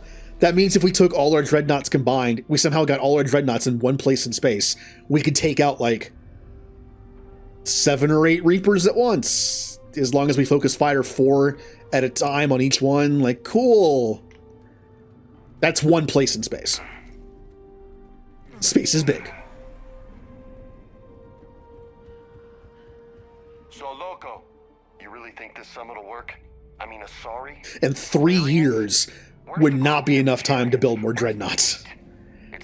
Those dreadnoughts are probably like Galaxy-class starships in Star Trek. They take years to build. And the Krogan have never forgiven us for the genophage. Also, a lot of resources. We might have been able to produce a few more. Solarians came up with it. And the Krogan hate them both for it. So they won't be joining us. Too bad. I fought with the Krogan. They're tough sons of bitches.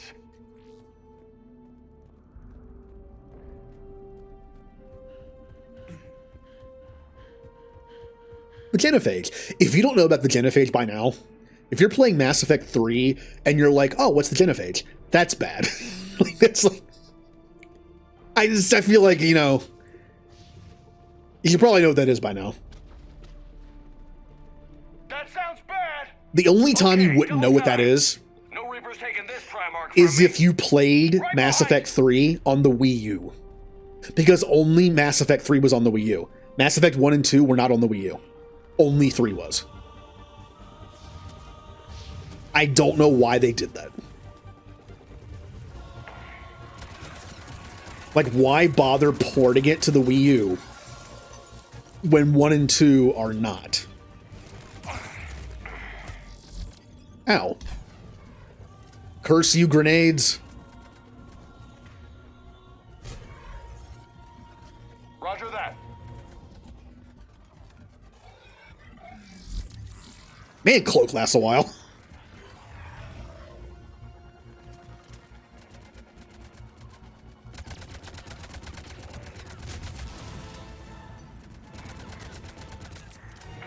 Move into the compound. Moving. Right behind you.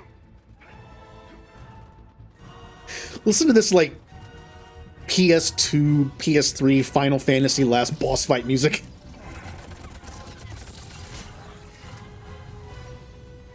This is like Final Fantasy 12 or 13 boss music. I can also see 15s.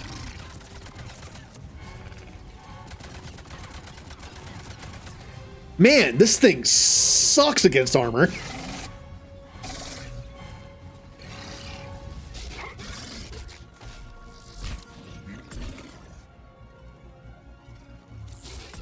The problem is my sniper rifle also is not great against armor.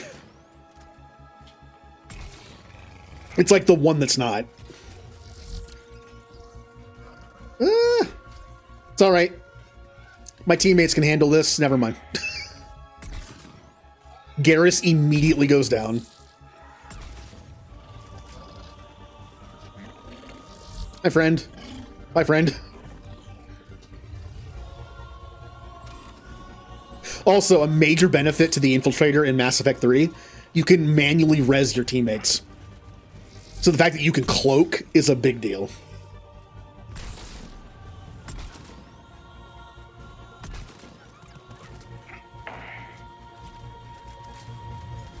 Finish him off, please. Okay, boys, now's our chance. Oh, don't like 2 more of those things spawn. Right away. Finish him off. He has like 1 health. Finish him off, please. Right away. Garrus. Yep.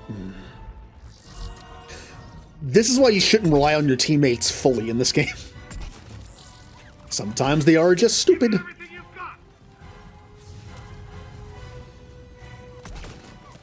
Yeah. Are you guys using the right stuff?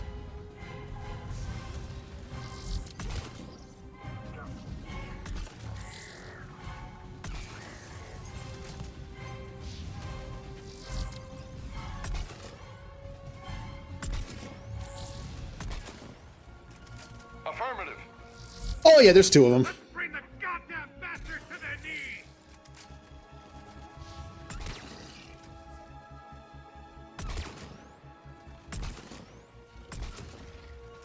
Roger that.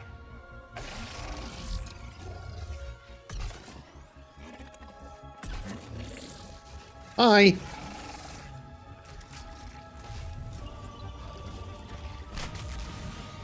Looks grim.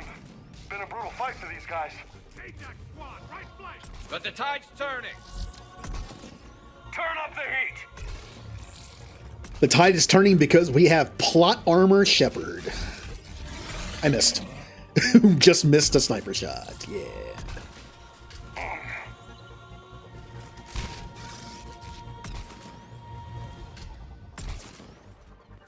Understood.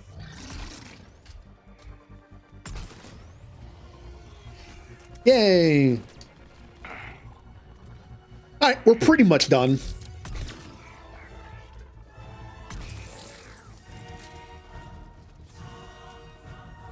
It's got some little guys left. Ow, ow, ow, ow, ow. How are you still hitting me?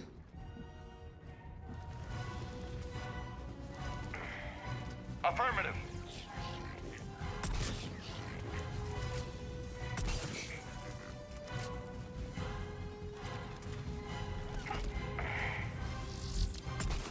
He rolled out of the way.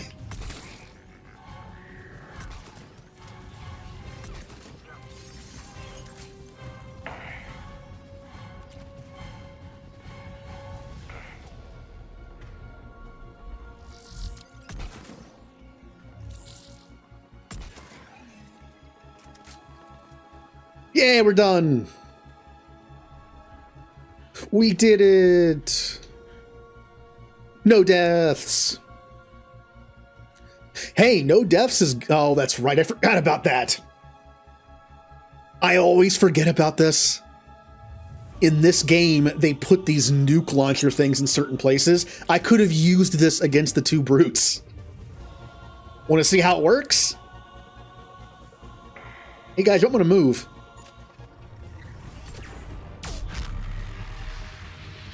Yeah, that.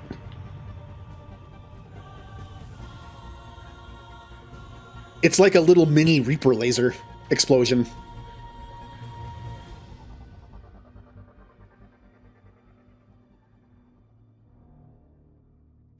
General Victus.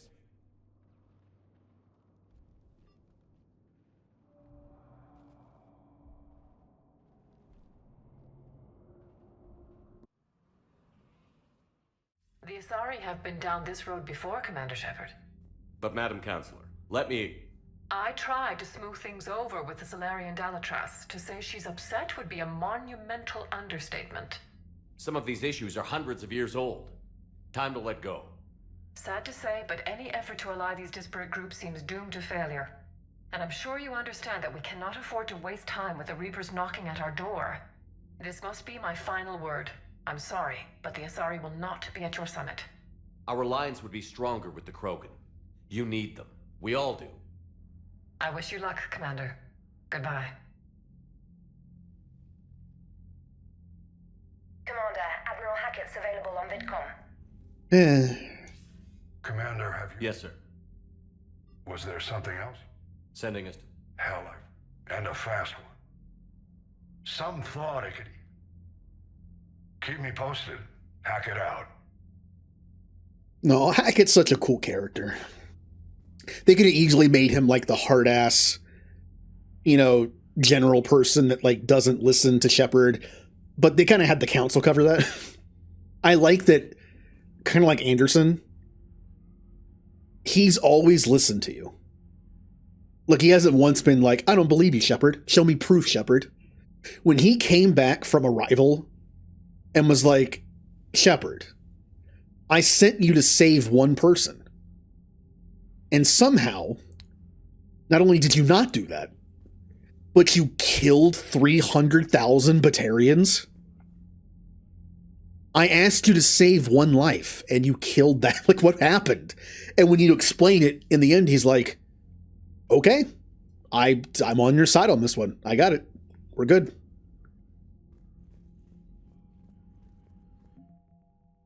Like, thank you.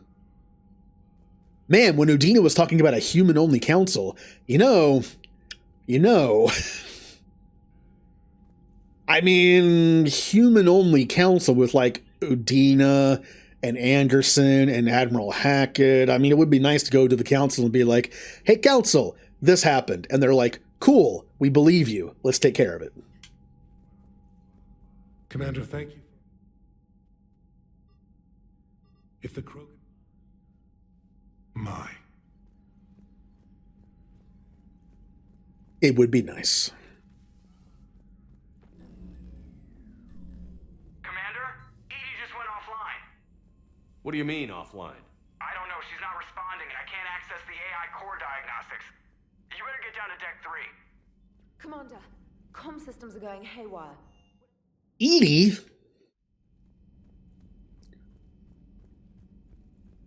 Again, when I played Mass Effect 3 for the first time, I should have expected this. The moment we kept that body, I should have been like, yeah, I know where this is going, but I didn't. I actually didn't. I was kind of surprised. I guess I wasn't really thinking about like the typical sci-fi tropes and what they could do. Also, I mentioned this before. When I first played Mass Effect 3 when it came out, I took a week off from work because that's just my vacation. I had a friend over. We actually spent the previous like 2 weeks playing through Mass Effect 1 and 2 again. And we made a save file for 3. I was sick the whole week. I played it nonstop. We ordered pizza, and we played for like 15, 16, 17 hours a day, and we got like 4 hours of sleep for like 4 days, which, as you know, if you've ever been sick, and then it starts out with like a flu kind of thing, and you get 4 hours of sleep a night, and you eat garbage the whole time, it's going to get worse. I spent the rest of my week off just like in a coma in bed. And I was just like, it'll go away before I have to go back to work.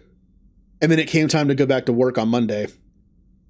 And I had to go to like Emergicare like an hour before I had to work. Of course, people might be asking, like, why didn't you go earlier? Why didn't you go like on, because if you beat the game on Thursday, you had the rest of Thursday and Friday to go, like, to get medicine to feel better, because I thought I could just sleep it off. I thought it was nothing worse than a cold at first. I was just like, I don't feel well. I'll just sleep for the next 3 days. I'll be fine. Yeah. I came into work with like a bag of medication. They were like, hey, you've been on vacation for a week. I'm sure you feel good to come back to work. And I just walk in the door like SpongeBob when he had the suds. I'm just like, I'm all pale. And I'm just like, and I have my bag of medication with me.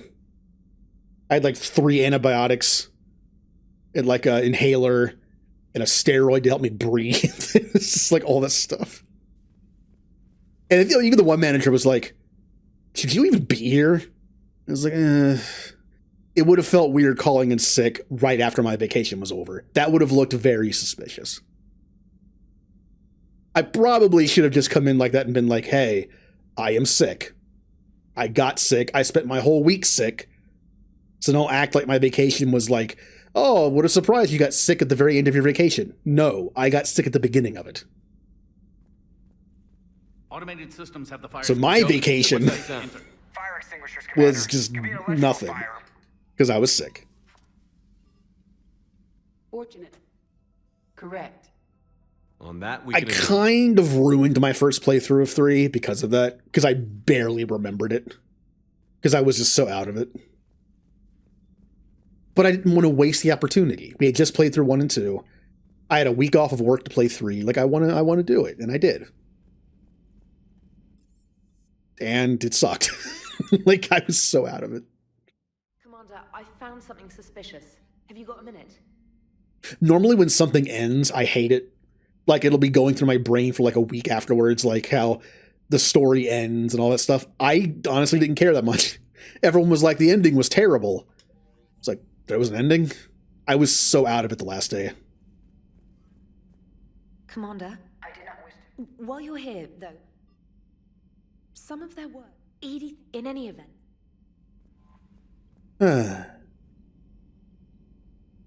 Well, they didn't know I took off for just a game.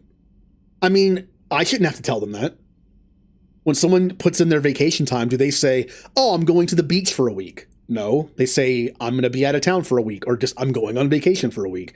I never once had to put, because I want to stay at home and eat pizza and play a video game that just came out. It came out that Tuesday. Like, I timed it to where Monday I had nothing to do, but then like Tuesday at midnight it was like, let's go.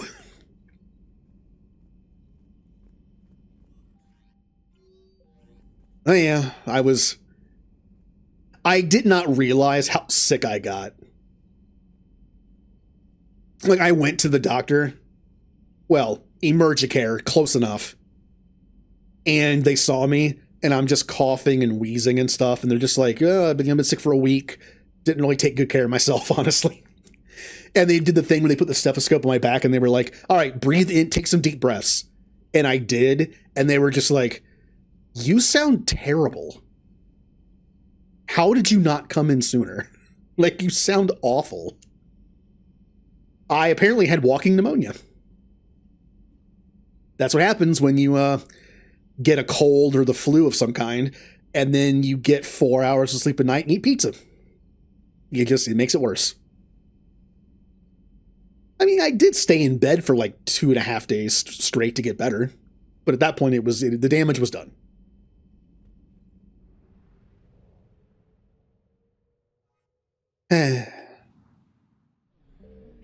I used to have this problem where I would get sick on vacation every time. Every single time. For like a 5-year span. Anytime I took off work to just do whatever, I would get sick. It would start the night before, and it would normally go away by the time it came to go back to work. Of course it did. That was the only time it ever stayed. Like, I remember one time I took off work for a week. It wasn't even a week, it was for 4 days.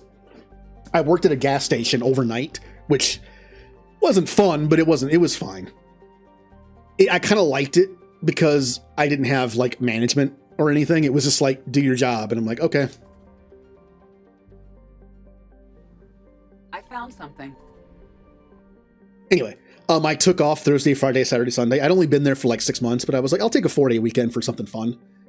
I ended up getting called in that night. It was Wednesday night, because again, I worked midnight, so technically Thursday off was like midnight Thursday. And I got a call like, hey, could you work tonight? And I'm like, no. I took off these 4 days. I'm not coming in. I'd only been there 6 months, so it was like I was still kind of like in that phase where I was like, I gotta show them I'm a good employee. They eventually taught me into it, and I was just like, fine. But I'm just gonna be a body. Like, I'm just gonna be there. It's like that's it. Other person's gonna be doing everything. Like, I will help customers, and that can help that means the other person can focus on doing all the other stuff. And I went in and I got sick. I was already going to get sick, but it was the sickness had already been there. It just popped up while I was there. I woke up at like 11 to just quickly take a shower and go to work. And I was like, man, I don't feel that good. Kind of wish I didn't say I go in. While I was there, I felt terrible. I left early. Someone came in at 4 to do like breakfast stuff, and I just left. After that, we actually ended up having to do breakfast. That person ended up quitting. But for a while, we had someone who just made the breakfast stuff for us at like 4:30-ish. And when they came in, I just left. We had already gotten stuff done, so. And I was sick the entire weekend. I had a stomach flu. That was fun.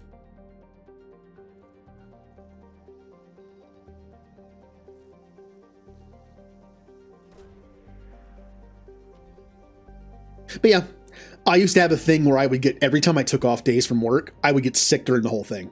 I swear it happened every single time I took off more than like a day at work. Every single time. It was like a mental thing. I would just be sick. That's a lot of fuel. Oh well, whatever.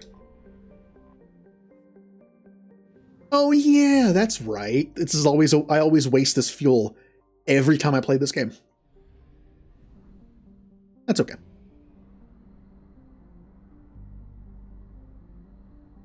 But yeah, it wasn't until after Mass Effect 3 came out that the next time I took off from work just to like hang out around the house and just play a video game that came out, I wasn't sick. I finally like getting pneumonia. Finally like broke the cycle somehow. So the next time I took off a week off, I was like, I don't feel that bad, actually. Now that I say that, at the same job, I don't think it was the next time I took off, but it was the time after next, I think. It was when Pokemon X and Y came out. When did Pokemon... Hold on, I gotta look this up. Pokemon X and Y release date. It was the next year. Of course it was. Remember when I said I broke the cycle of being sick? I did. I wasn't sick.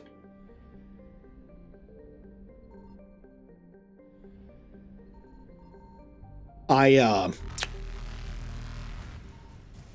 took off like a week and a half to 2 weeks. I forget what it was. And I planned this for a while. I put in that time like a while ago. And the problem was 2 other people asked off for that time too. Not all of it, but like some of it. And they were like, we'll make it work, I guess. Faster than light jump successful. But I felt bad. I genuinely felt like I felt bad. I was leaving them shorthanded so much. And I was like, you know what? Tuesdays were our truck day. It's a shift that was like 6 in the morning to like 2 p.m., sometimes 4. I told the manager, I was like, look, I will come in that Tuesday from 6 to 10. I will help you do the truck. I'll stock. But when you open up at 10, I'll leave. Faster than light jump successful. I don't want to, but I will. Because it was somewhat during the holidays. Kind of, not really, but we got bigger trucks then. And if I didn't come in, it would have been 3 people. And 3 people, I've done the truck with 3 people. It sucks. It's terrible. It takes so long to get everything done. I've done it. We once did like one of the biggest orders of the year with only 3 people. It took so long. We were still unloading the truck when we opened. It took us like 4 hours to unload the truck. Then we had to spend the next 4 hours stocking it. What do you say we just do some side stuff? Let's go over here. Oh yeah, the story. I have learned in the past that whenever I get called in or whenever I come in on a day off because I'm feeling sorry for them, I always regret it every single time. And I did. Because I ended up, trigger warning somewhat here. I ended up cutting off half of my thumbnail with a box cutter. Somehow just thumbnail. And it was my left hand. And didn't like that. Wasn't comfortable. They had nothing. They had no first aid. I had to go to the grocery store next door. I was just holding a paper towel around about my thumb bleeding. Had to go to the next door place to get some stuff. Put it on, bandage it up, continued to work. And then I had the rest of my time off to play my Pokemon game, which was my vacation. Here's the downside. It was my left thumb, and if you're not aware, the Pokemon was on the 3DS, and the 3DS required you to use this like circle analog stick thing that's kind of flat. It required pressure to be put on it to move it. And when you cut off half your thumbnail, when you put pressure on it, that tissue underneath just pushes its way through where the thumbnail's missing. And every time I played, I was just like, ow, ow, ow, ow. So that ruined my entire week because I was just playing like that. Like, oh, this is fun. I'm just constantly hurting myself while playing. The thing is, I was dumb about it. I actually found the piece of thumbnail. It was in one piece. I should have put it back on. You can do that with fingernails and thumbnails. I could have put it back in place and like wrapped it or even like glued it on the outside. Like it could have sat there to help it heal faster and just pushed its way forward. And I could have carefully like trimmed it as I went. I could have done that, but I just threw it away. That was dumb. I should have kept it and put it back on. It would have kept the tissue from pushing out. Signal confirmed. Oops. Lesson learned. Or, gone to the doctor. They could have maybe put something in its place to, again, keep the tissue from pushing out of it. Also, probably would have been a smart thing to do. But yeah, that meant for the rest of the week when I was playing the game I wanted to play, I just kept putting pressure on it. This sucks. I'm never going in on a day off again. Evasion successful. That's not true. When I worked at Best Buy, I went in on a day off once because someone called in, and I hated it. It was just a terrible day. Bad things happened. I found something. Had to deal with terrible people. Dumb stuff happened. It was just a terrible day. And it was just made worse by the fact that I didn't have to be there. You ever seen the movie Clerks? It's kind of like that. Where it's just like, I wasn't even supposed to be here today. Why is today so bad? It makes it extra bad. It makes the bad worse. Reapers eluded.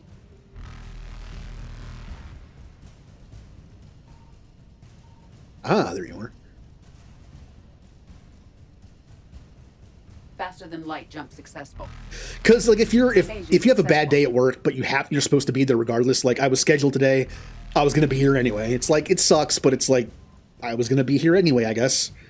When you go on a day off and it's terrible, it's just like I didn't have to be here. Reapers eluded. Everything I have experienced today, I did not have to experience.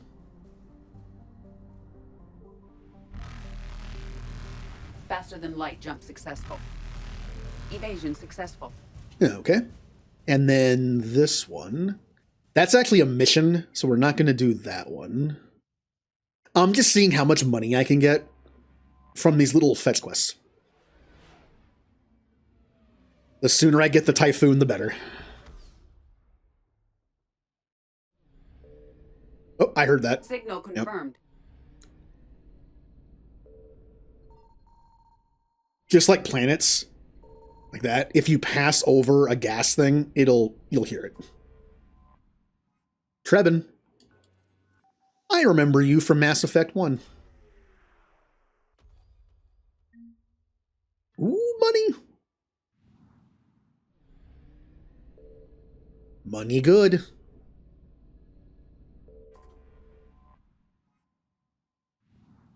Oh, I actually started watching X-Files again, but not season 1. Of like 5 or 6 years ago, I started binging X-Files from season 1 on. I stopped at like season 6 or 7. Don't know why, I just did. I wanted to binge through it again before I lose Hulu. I don't have it that much longer.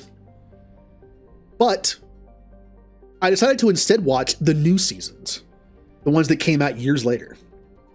I found something. I was always told that you technically didn't have to watch the original show to watch the new seasons. Was it extremely helpful? Yes. The characters and the lore. And since I've seen seasons like 1 through 6 or 7, I know most of it. Like, I know a lot of it. So I don't think I'm really missing out on much. I just wanted to watch them. As good as season 1 X-Files is, it is very dated. It is a very dated show in season 1. It is very 90s. Not saying that's a terrible thing, but it's very noticeable. It's like watching the first season or 2 of ER. Very noticeable 90s show. Signal confirmed. Or even more. I tried to watch Law and Order season 1. Ooh. Ooh, that is a very dated show.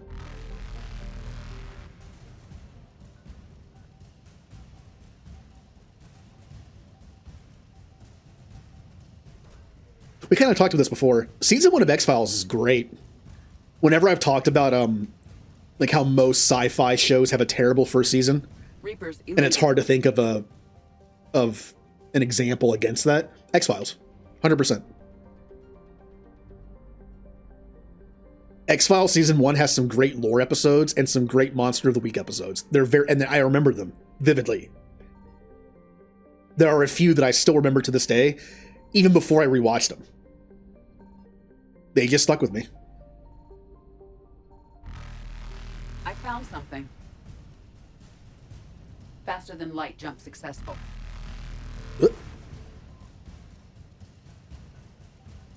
Don't worry, the Reapers will sit in place while I do this. No, I want money. Money. Can I sell those ships for money? Trust me, the Typhoon's worth it. Evasion successful.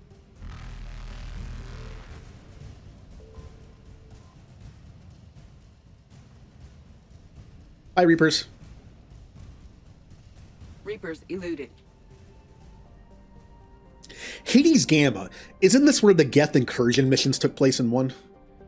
I'm pretty sure.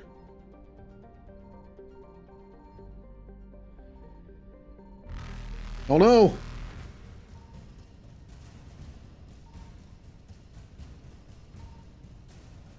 Faster than light jump successful. I mean, we need money! We're at war! Signal confirmed. Money's kind of necessary. Evasion successful. Well, a war is a strong word for what's happening. In the words of Leviathan, like, there is no war, there is only the harvest. Yeah, more money. Oh, 50%. Ugh. Reapers eluded. You know what? Speaking of X-Files, I also never saw the X-Files movie. In the 90s, around like season... I just have to guess. I guess like 4 or 5, maybe even 6, somewhere in there. They made an X-Files movie. I've seen parts of it. But never the whole thing at once. And I think they Evasion successful. might have made a second movie at some point. Maybe that ties into the new episodes they made. Where is this? Reapers eluded.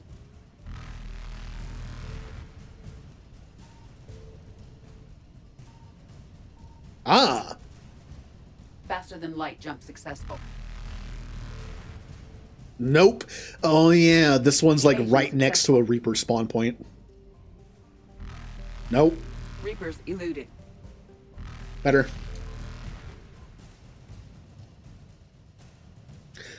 It's good. I think it's one of those shows that lasted too long. Also, when David Duchovny left the show in like season 5 or 6, it definitely went downhill. He does return. It's just one of those shows where one of the main actors left to do other stuff and then comes back after a season or two. I just feel like he was kind of the show.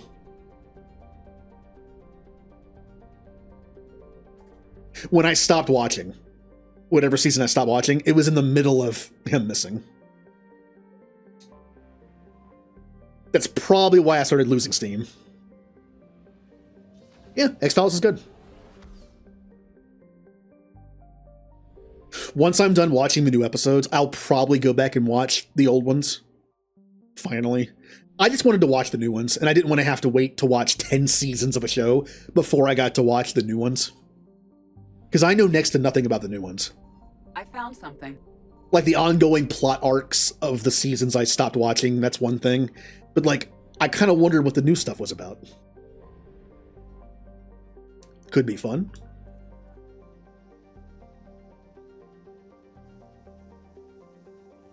I've only seen the first episode, so.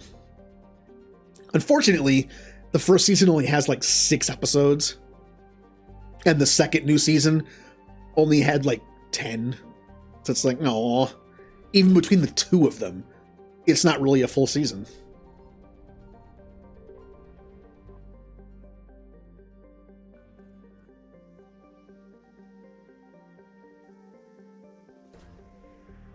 And what do we find here? Yeah, this is the Batarian homeworld, by the way.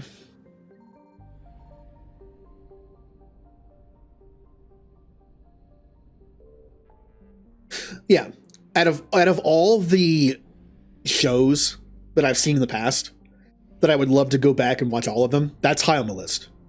So is the 80s Ninja Turtles show, cartoon. I always wanted to go back and watch them. Signal just to see what I missed.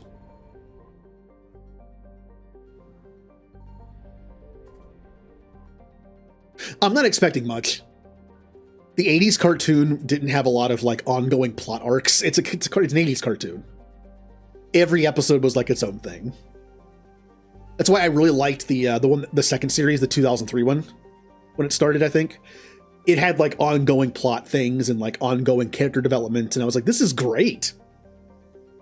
Like, I kind of like this a lot more. Did I even grab that? Like, sorry, I spaced, yeah, I did, okay.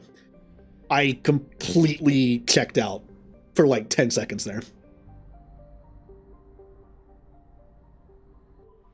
I heard the 2012 Nickelodeon one was also good. I just have no way of watching it.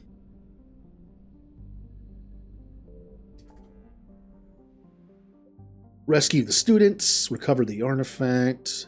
Okay, that's all the little side things we can do for now. How much money do I have?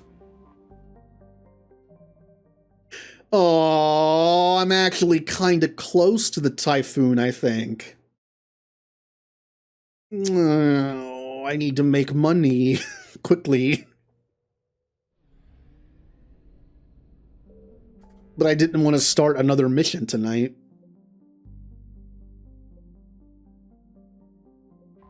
All right, let's go to the Citadel and see how much more I need.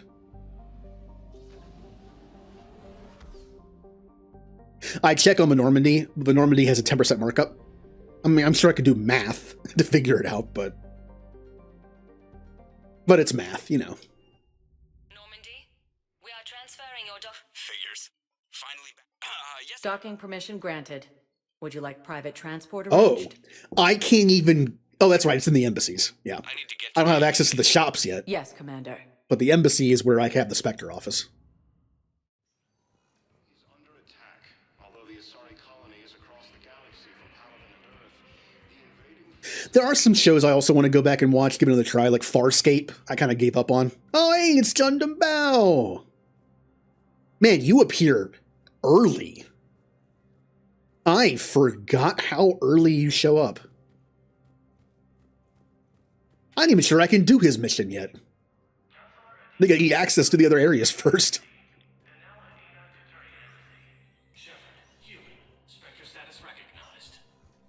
I tried to get into it. The first time I ever watched it, I didn't get very far. The second time I got to like season 3. I don't know why I can't seem to get into it and stay in it. No. Why can't I sell stuff? I want to sell stuff to make money like I could in 1. Nah. Oh yeah. Let's do that. Well, after another mission or 2, I'll have enough. I can't even... Oh, no, I can. I can take one of them to Eden Prime. Liara has to go.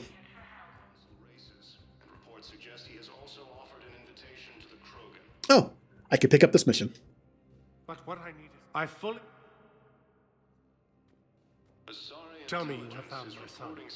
Not yet. Do I have access to all the areas? I do. Now I do. Please select the destination. We don't really care about the story. We're only here for beat the game and do the missions. Interest to you are highlighted on the elevator. But there is stuff to pick up here. Like a few little missions you can do. Let's just scan the place real quick. So, you want us to enlist as soldiers? Isn't there anything else we can do? You two could save lives by helping doctors in the refugee camps. Yes, you can. I would love to get some stuff, but I don't have the money right now.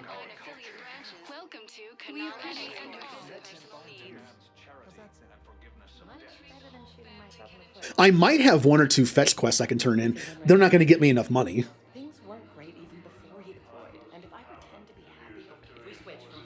God, there's so much talking. I've seen Palaven burning. Those fires aren't going out anytime soon. If you can help. Nothing up here. You don't realize how noisy this place is. I once tried to isolate a certain sound file in here. And even when you turn down the music and just leave on sound effects, there's like a constant murmuring sound in the background that counts as a sound effect. It's like ambient noise. I don't think I can do this anymore. I know what you mean. I thought our training prepared us for everything. Let's see here. This is problematic. Yeah, there's We you. must find a way to stabilize the heating unit so the water temperature can remain steady. The colony's location is hardly ideal for our species.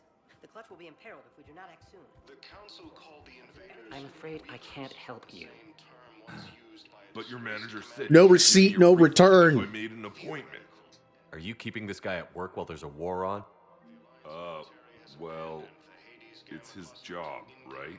Actually, I'm supposed to be on break. Contacting the family I haven't heard from in days. Yeah. I guess maybe a war's a bad time. Maybe? That didn't cross your mind the other 10 times you visited this week? Yeah, sorry. I like to give the guy... I'm obsessed with getting a refund for a toaster oven. Yeah. Like, he's been trying for like 3 years. What? I mean, come on, man. You don't have the receipt in this day and age? Where receipts are probably kept on your Omni tool or something? I mean, it's easy enough to do that now. A lot of places will email you receipts, and then you can just pull it up.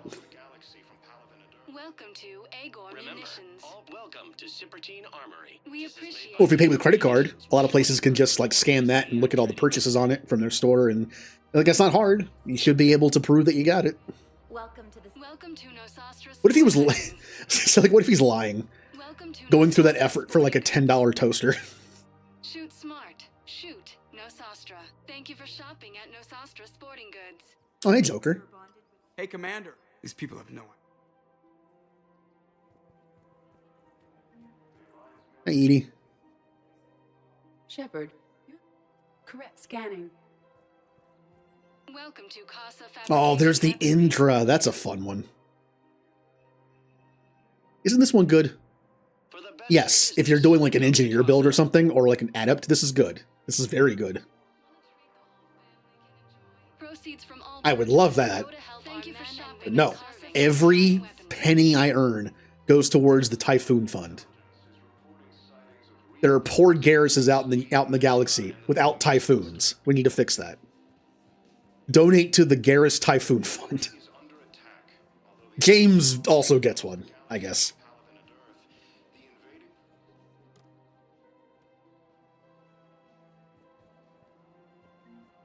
According to the Council, these galaxy-wide attacks are part of a massive and organized invasion plan. Well, yeah, the Reapers aren't stupid.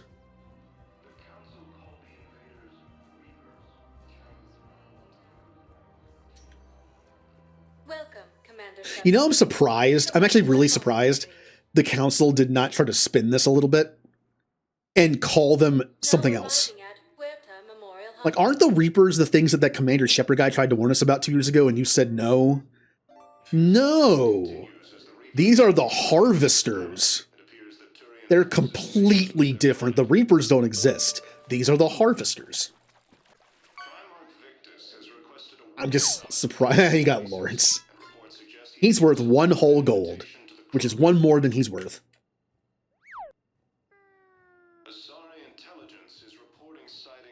Yes, I know your stock of modified. Because I couldn't put it at 0. At least I'm pretty sure I couldn't. Could I? It's free. Maybe I should put it at 0. Perhaps we will keep.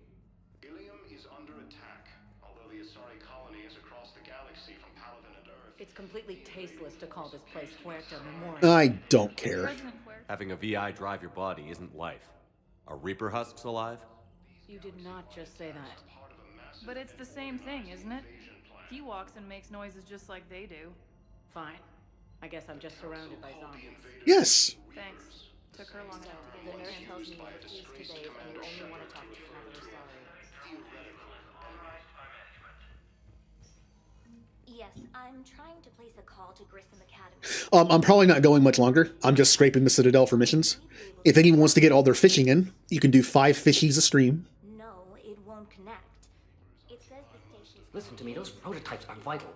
We need these. I thought about maybe adding like a prize at the end of the month for whoever wins or something, but for now it's just for fun. It's just there for fun. You can replace my leg, right? Yes, but clone tissue replacement takes months. You'll need a prosthetic. Unless we get those prototypes back, this project accomplishes nothing. Thank you very much for your time. I'll call you if anything develops. I'm not sure if I picked that up or not. I'd like an answer. I got your email. It's just that if you're... I have... It's making me crazy, but I know... Bye, Ashley. You'd make a terrible Spectre, by the way. Bye. No, we talked this before. I honestly think Ashley might be a better Spectre than Caden. I think Caden's too nice. I know nice Spectres can succeed. There should be Spectres of all kinds. Hey, we need someone to take care of this mission diplomatically, kind of, in secret. We'll get like the nice Paragon Spectres to do this. Oh, we need someone just killed. We'll get the Saren kind of Spectre. I just think that Ashley might take to it a little better than Caden would. I know people are complaining. It makes Caden a better person, just not maybe a better Spectre. No. I'm telling you, I saw the look in his eye before he started off across that street. It was like, come and get me, Dad. Hey, you ready to get this party started? Oh man, every time I see Arya, I'm reminded I have to do the Omega DLC. I am not a huge fan of the Omega DLC. It seems like every time I do it, I like it less and less. I don't know why. I just don't like it that much. The first time was fine. But it's just like every time I've done it since, it's like I don't really enjoy it anymore. I don't know. It just kind of lost its appeal to me the last 20 times I did it. Yes, and it only took C-Sec 3 weeks. I don't care who you are. You're required to go through processing like all other refugees. Come with me. I don't think so. Shirk, get me the Asari counselor. Yeah. Cerberus, deceit, distraction, and a big fucking army. They lured me away from Omega and ambushed me. I escaped, but Cerberus had already laid siege. By the time I could launch an assault, they were too entrenched. At least you... I've laid the ground. Bailey was... Bum bum bum bum. Bum bum bum bum.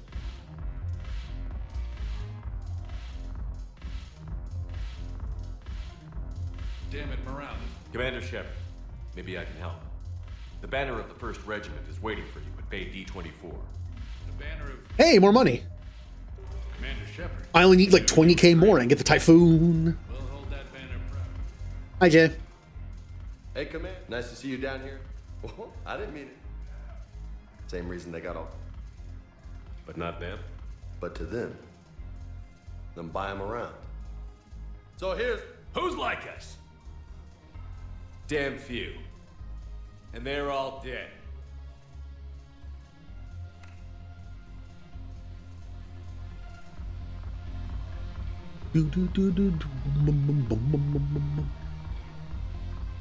Let's go dance. I can't.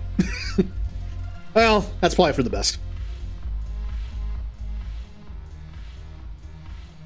You know, everyone here wouldn't be able to handle it. If they look at it, it would just like, you know, would just burn their eyes. It's too beautiful.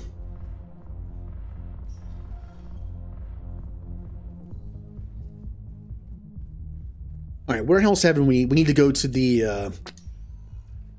Welcome, Commander Shepard. Need to go to the docks holding area. One moment, please. Now arriving at docking bay E-24. I don't remember if there's any missions to pick up here this early, but I can check. Out of the docking bay. Let him in. Sure you can't squeeze in a few more people, officer? Oh, Commander Shepard. It's, I like to think if you're a Paragon, if you're known to being a Paragon Shepard, she would have been like, and who do you think you are? Oh, you're Commander Shepard. Oh, yeah, okay, fine. But then if you're like known to be a Renegade Shepard, it's just like, oh no. Here, I'll let him in. I'll let anybody in. I'll even give them food, free food. They can stay in my house. Just don't do anything. I recovered your pillars of strength from the kites. Oh, come on. I'm so close to having enough for the Typhoon. They're yours. Waiting in Bay. Welcome to Batarian State Arms.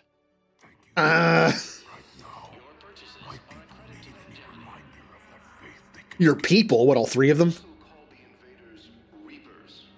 No, poor Batarians. They got so messed up. It sucks for the Batarians that no one likes them, including the writers of this game. Because, of course, they get attacked first. Of course they do. Shepard, it's really you. I could just hug you. It's good to see you too, Kelly. I've been so worried. Without my Cerberus. Come back to the Norman. Please, never. I see. They stop, but then it's.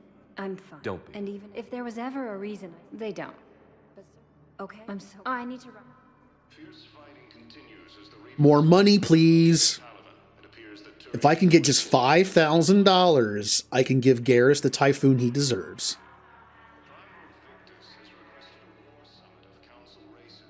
And we can start this one. Wow. I'll commit. Losing him won't. What is it? Can you be more careful? I figured, and if he Right. won't Ooh, Camera didn't like that. Let's check on those Metagel supplies. Garrus! What's happening? We'll need a more. You got $5,000, Garrus? I mean, it's for a good cause. It's for you. Not yet. Come on, Garrus. Can you give me a little bit of money towards your gun? You have a copy of a Shepard VI? Oh, yeah. The one based on that war hero? We locked it after some kid spilled soda over the hardware. I'll How many unlock on it, board? but we've only got the demo version working. Good to meet you. I'm Commander Shepard, Alliance Navy. Hi. Extranet says you're Alliance military. Take care of yourself out there, officer. There's nothing this galaxy can't beat if we all work together. Except the Reapers. Ever see the size of one of those things? Yeah, they made him funny.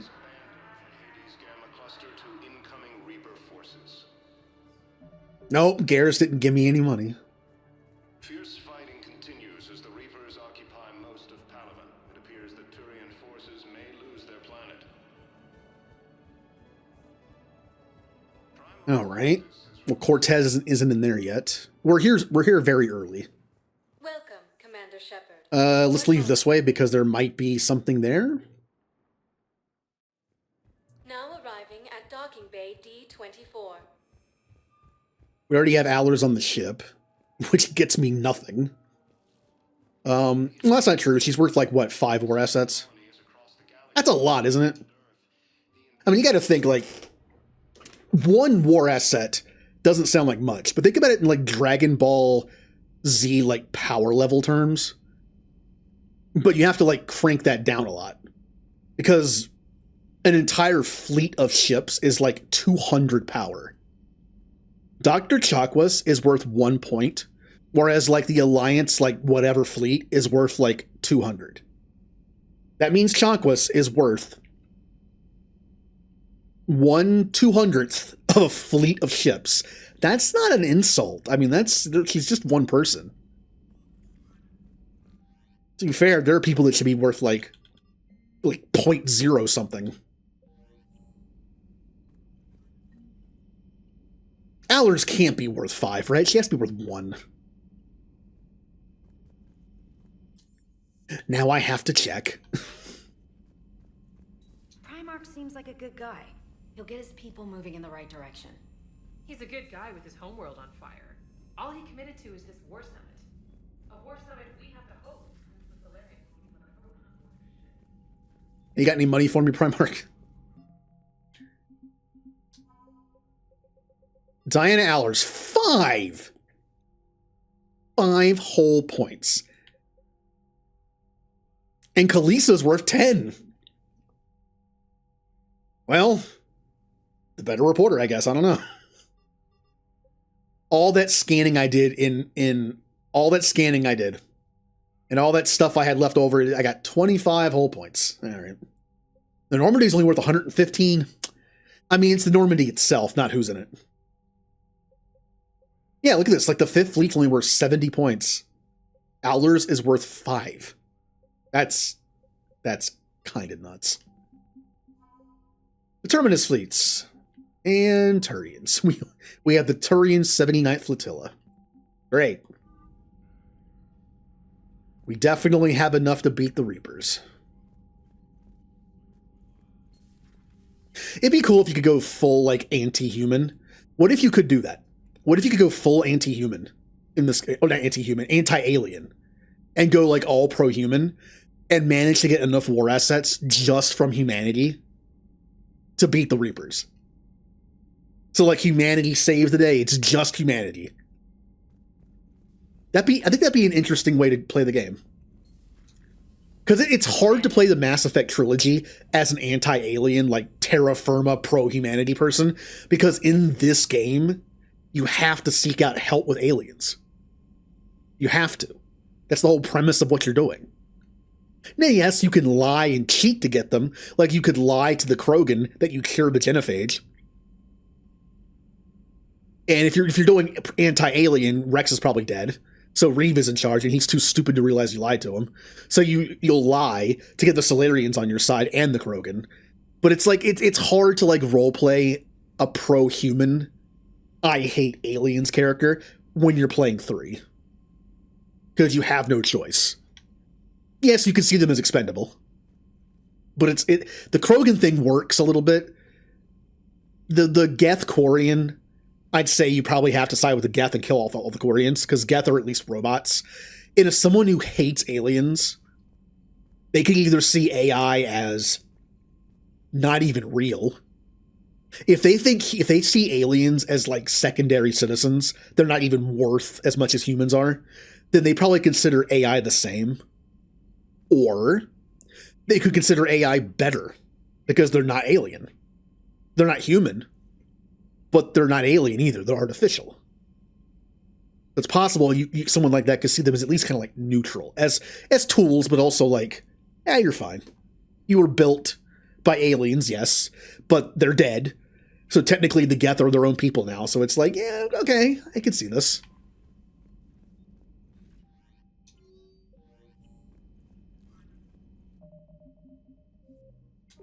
All right. Well, that'll do it for tonight for Mass Effect. We beat Mass Effect 2. We started Mass Effect 3 and didn't die. Our deaths are still at 20, I believe. Let me double check that. Yes, I am at 20. Not bad.